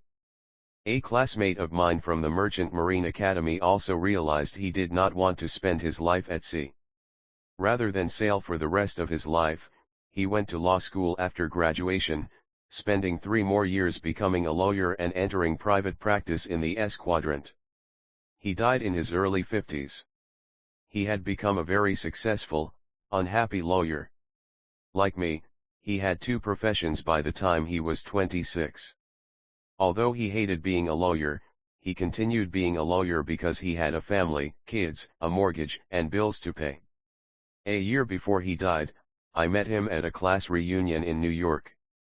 He was a bitter man. All I do is sweep up behind rich guys like you. They pay me nothing. I hate what I do and who I work for. Why don't you do something else? I asked. I can't afford to stop working. My first child is entering college. He died of a heart attack before she graduated. He made a lot of money via his professional training, but he was emotionally angry, spiritually dead, and soon his body followed. I realize this is an extreme example. Most people do not hate what they do as much as my friend did. Yet it illustrates the problem when a person is trapped in a profession and unable to find their path. To me, this is the shortcoming of traditional education. Millions of people leave school, only to be trapped in jobs they do not like. They know something is missing in life. Many people are also trapped financially, earning just enough to survive, wanting to earn more but not knowing what to do. Without awareness of the other quadrants, many people go back to school and look for new professions or pay raises in the E or S quadrant, unaware of the world of the B and I quadrants. XXII cash flow quadrant. My reason for becoming a teacher. My primary reason for becoming a teacher in the B quadrant was a desire to provide financial education. I wanted to make this education available to anyone who wanted to learn, regardless of how much money they had or what their grade point averages were. That is why the Rich Dad Company started with the cash flow game. This game can teach in places I could never go. The beauty of the game is that it was designed to have people teach people. There is no need for an expensive teacher or classroom. The cash flow game is now translated into over 16 languages, reaching millions of people all over the world. Today, the Rich Dad Company offers financial education courses as well as the services of coaches and mentors to support a person's financial education. Our programs are especially important for anyone wanting to evolve out of the E and S quadrants into the B and I quadrants. There is no guarantee that everyone will make it to the B and I quadrants, yet they will know how to access those quadrants if they want to. Change is not easy for me. Changing quadrants was not easy. It was hard work mentally, but more so emotionally and spiritually. Growing up in a family of highly educated employees in the E quadrant, I carried their values of education, job security, benefits, and a government pension. In many ways, my family values made my transition difficult. I had to shut out their warnings, concerns, and criticisms about becoming an entrepreneur and investor. Some of their values I had to discount were, but you have to have a job. You're taking too many risks. What if you fail? Just go back to school and get your master's degree. Become a doctor. They make a lot of money. The rich are greedy. XXII preface. Why is money so important to you? Money won't make you happy. Just live below your means. Play it safe. Don't go for your dreams. Diet and exercise. I mention emotional and spiritual development because that is what it takes to make a permanent change in life. For example, it rarely works to tell an overweight person, just eat less and exercise more. Diet and exercise may make sense mentally, but most people who are overweight do not eat because they are hungry. They eat to feed an emptiness in their emotions and their soul. When a person goes on a diet and exercise program, they are only working on their mind and their body. Without emotional development and spiritual strength, the overweight person may go on a diet for 6 months and lose a ton of weight, only to put even more weight back on later. The same is true for changing quadrants. Saying to yourself, I'm going to become an entrepreneur in the B quadrant, is as futile as a chain smoker saying, tomorrow I'm going to quit smoking. Smoking is a physical addiction caused by emotional and spiritual challenges. Without emotional and spiritual support, the smoker will always be a smoker. The same is true for an alcoholic, a sex addict, or a chronic shopper. Most addictions are attempts to find happiness in people's souls. This is why my company offers courses for the mind and body, but also coaches and mentors to support the emotional and spiritual transitions. A few people are able to make the journey alone, but I was not one of them. If not for a coach like my rich dad and the support of my wife Kim, I would not have made it. There were so many times I wanted to quit and give up. If not for Kim and my rich dad, I would have quit. XXIV cash flow quadrant. Why A students fail. Looking at the diagram again, it is easy to see why so many A students fail in the world of money. Body, mind, emotion, spirit. A person may be highly educated mentally, but if they are not educated emotionally, their fear will often stop their body from doing what it must do.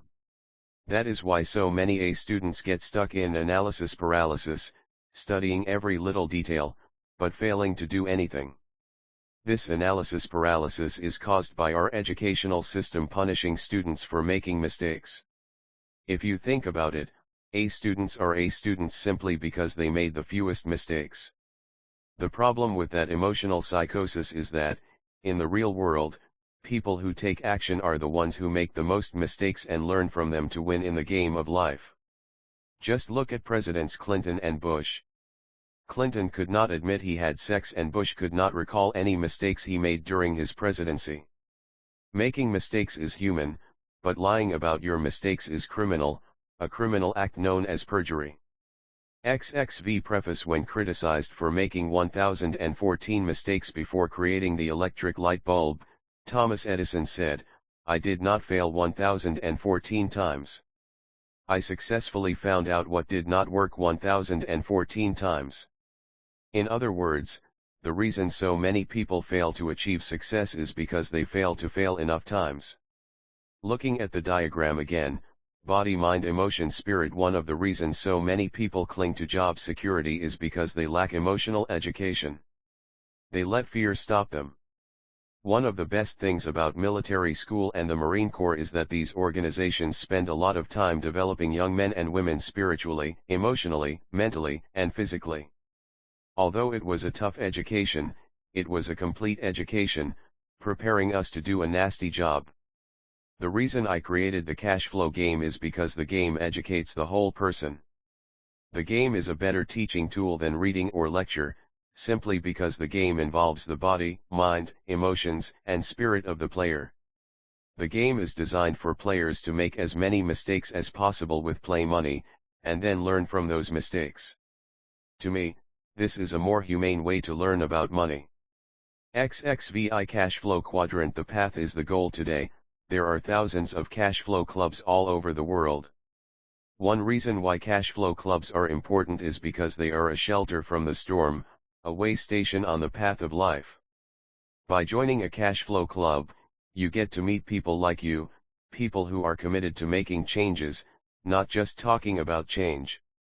Unlike school, there is not a requirement of past academic success. All that is asked is a sincere desire to learn and make changes. In the game, you will make a lot of mistakes in different financial situations and will learn from your mistakes, using play money. Cash flow clubs are not for those who want to get rich quick. Cash flow clubs are there to support the long-term mental, emotional, spiritual, physical, and financial changes a person needs to go through.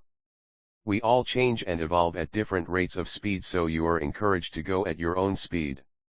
After playing the game with others a few times, you will have a better idea of what your next step should be and which of the 4 asset classes, business, real estate, paper assets, or commodities, is best for you.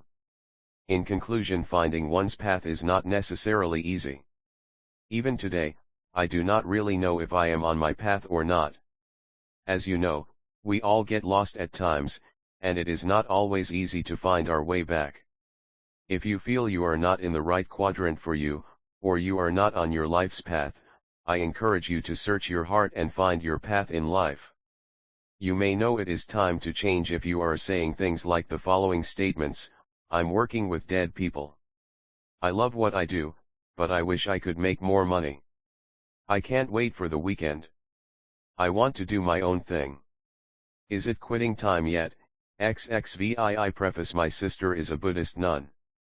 Her path is to support the Dalai Lama, a path that pays nothing. Yet, although she earns little, it does not mean she has to be a poor nun. She has her own rental property and investments in gold and silver. Her strength of spirit and her financially educated mind allow her to follow her life's path without taking a vow of poverty. In many ways, it was a good thing I was labeled stupid in school. Although emotionally painful, that pain allowed me to find my life's path as a teacher. And like my sister, the nun, just because I am a teacher does not mean I have to be a poor teacher. Repeating what Thich Nhat Hanh said, the path is the goal. XXVII Introduction: which quadrant are you in? The cash flow quadrant registered trademark is a way to categorize people based on where their money comes from. Are you financially free? If your life has come to a financial fork in the road, Rich Dad's cash flow quadrant was written for you. If you want to take control of what you do today in order to change your financial destiny, This book will help you chart your course. This is the cash flow quadrant. The letters in each quadrant represent: E for employee, S for small business or self-employed, B for big business, I for investor. 1 Introduction. Each of us resides in at least one of the 4 sections, quadrants, of the cash flow quadrant. Where we are is determined by where our cash comes from. Many of us are employees who rely on paychecks, while others are self-employed. Employees and self-employed individuals reside on the left side of the cash flow quadrant. The right side is for individuals who receive their cash from businesses they own or investments they own. The cash flow quadrant is an easy way to categorize people based on where their money comes from. Each quadrant within the cash flow quadrant is unique, and the people within each one share common characteristics. The quadrants will show you where you are today and will help you chart a course for where you want to be in the future as you choose your own path to financial freedom. While financial freedom can be found in all 4 of the quadrants, the skills of A, B, or I will help you reach your financial goals more quickly. Successful E's need to become successful I's to ensure their financial security during retirement. What do you want to be when you grow up? This book is, in many ways, part 2 of my book, Rich Dad Poor Dad. For those of you who may not have read Rich Dad Poor Dad, it is about the different lessons my 2 dads taught me about money and life choices. One was my real dad, and the other was my best friend's dad. One was highly educated and the other was a high school dropout. One was poor, and the other was rich. 2 Cash flow quadrant. Poor dad's advice growing up: my highly educated, but poor, dad always said, go to school, get good grades, and find a safe, secure job. He was recommending a life path that looked like this: school. Poor dad recommended that I become either a well-paid E, employee, or a well-paid S, self-employed professional, such as a medical doctor, lawyer, or accountant. My poor dad was very concerned about a steady paycheck, benefits, and job security. That's why he was a well-paid government official, the head of education for the state of Hawaii. 3 Introduction. Rich dad's advice. My uneducated, but rich, dad offered very different advice. He said, go to school, graduate, build businesses, and become a successful investor. He was recommending a life path that looked like this: school. This book is about the mental, emotional, and educational process I went through in following my rich dad's advice. Who is this book for? This book is written for people who are ready to change quadrants, especially for individuals who are currently in the E and S categories and are contemplating moving to the B or I category. This book is for people who are ready to move beyond job security and begin to achieve financial security. It's not an easy life path, but the prize at the end of the road, financial freedom, is worth the journey. When I was 12 years old, Rich Dad told me a simple story that guided me to great wealth and financial freedom. It was his way of explaining the difference between the left side of the cash flow quadrant, the E and S quadrants, and the right side, or the B and I quadrants. The story goes like this: for cash flow quadrant. Once upon a time there was this quaint little village. It was a great place to live except for one problem. The village had no water unless it rained. To solve this problem once and for all, the village elders asked contractors to submit bids to deliver water to the village on a daily basis. 2 people volunteered to take on the task, and the elders awarded the contract to both of them. They felt that a little competition would keep prices low and ensure a backup supply of water. The first person who won the contract, Ed, immediately ran out, bought 2 galvanized steel buckets and began running back and forth to the lake, which was a mile away. He immediately began making money as he labored morning to dusk, hauling water from the lake with his 2 buckets. He would empty them into the large concrete holding tank the village had built. Each morning he had to get up before the rest of the village awoke to make sure there was enough water for the people. It was hard work, but he was very happy to be making money and for having one of the 2 exclusive contracts for this business. The second winning contractor, Bill, disappeared for a while. He wasn't seen for months, which made Ed very happy, since he had no competition. Instead of buying 2 buckets to compete with Ed, Bill wrote a business plan, created a corporation, found 4 investors, employed a president to do the work, and returned 6 months later with a construction crew. Within a year, his team had built a large volume stainless steel pipeline which connected the village to the lake. At the grand opening celebration, Bill announced that his water was cleaner than Ed's water. Bill knew that the villagers had complained about the water's lack of cleanliness. Bill also announced that he could supply the village with water 24 hours a day, 7 days a week. Ed could only deliver water on weekdays because he didn't want to work on weekends. Then Bill announced that he would charge 75% less than Ed did for this higher quality, more reliable water. The villagers cheered and immediately ran for the faucet at the end of Bill's pipeline.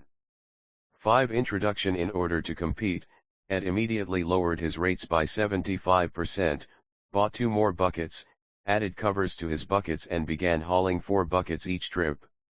In order to provide better service, he hired his 2 sons to give him a hand on the night shift and on weekends. When his boys went off to college, he said to them, "Hurry back because someday this business will belong to you." For some reason, his 2 sons never returned. Eventually, Ed had employees and union problems. The union demanded higher wages and better benefits and wanted its members to only haul 1 bucket at a time. Meanwhile, Bill realized that if this village needed water, then other villages must need water too. He rewrote his business plan and went off to sell his high-speed, high-volume, low-cost, clean water delivery system to villages throughout the world. He only makes a penny per bucket of water delivered, but he delivers billions of buckets of water every day. Whether he works or not, billions of people consume billions of buckets of water, and all that money pours into his bank account. Bill developed a pipeline to deliver money to himself, as well as water to the villages. Bill lived happily ever after. Ed worked hard for the rest of his life and had financial problems forever after. The end. That story about Bill and Ed has guided me for years. It has assisted me in my life's decision-making process. I often ask myself, am I building a pipeline or hauling buckets? Am I working hard, or am I working smart? And the answers to those questions have made me financially free. That is what this book is about. It's about what it takes to become a B and an I. It's for people who are tired of hauling buckets and are ready to build pipelines for cash to flow into their pockets. 6 Cash Flow Quadrant. This book is divided into 3 parts. Part 1. The first part of this book focuses on the core differences between people in the 4 quadrants. It shows why certain people gravitate to certain quadrants and often get stuck there without realizing it. It will help you identify where you are today in the quadrant and where you want to be in 5 years. Part 2. The second part of this book is about personal change. It's more about who you have to be, instead of what you have to do. Part 3. The third part of this book explains how to find success on the right side of the cash flow quadrant. I will share more of my Rich Dad secrets on the skills required to be a successful B and I. It will help you choose your own path to financial freedom. Throughout Rich Dad's cash flow quadrant, I continue to stress the importance of financial intelligence. If you want to operate on the right side, the B and I quadrant side, you must be smarter than if you choose to stay on the left side, the E and S quadrant side. To be a B or I, you must be able to control the direction of your cash flow. This book is written for people who are ready to make changes in their lives to move beyond job security and begin to build their own pipelines to achieve financial freedom. We are in the information age, which offers more opportunities for financial reward than ever before. Individuals with the skills of the B's and I's will be able to identify and seize those opportunities. To be successful in the information age, a person needs information from all 4 quadrants. Unfortunately, our schools are still in the industrial age and still prepare students for only the left side of the cash flow quadrant. If you're looking for new answers to move forward in the information age, this book is for you. It doesn't have all the answers, but it will share the deep personal and guiding insights I gained as I traveled from the E and S side to the B and I side.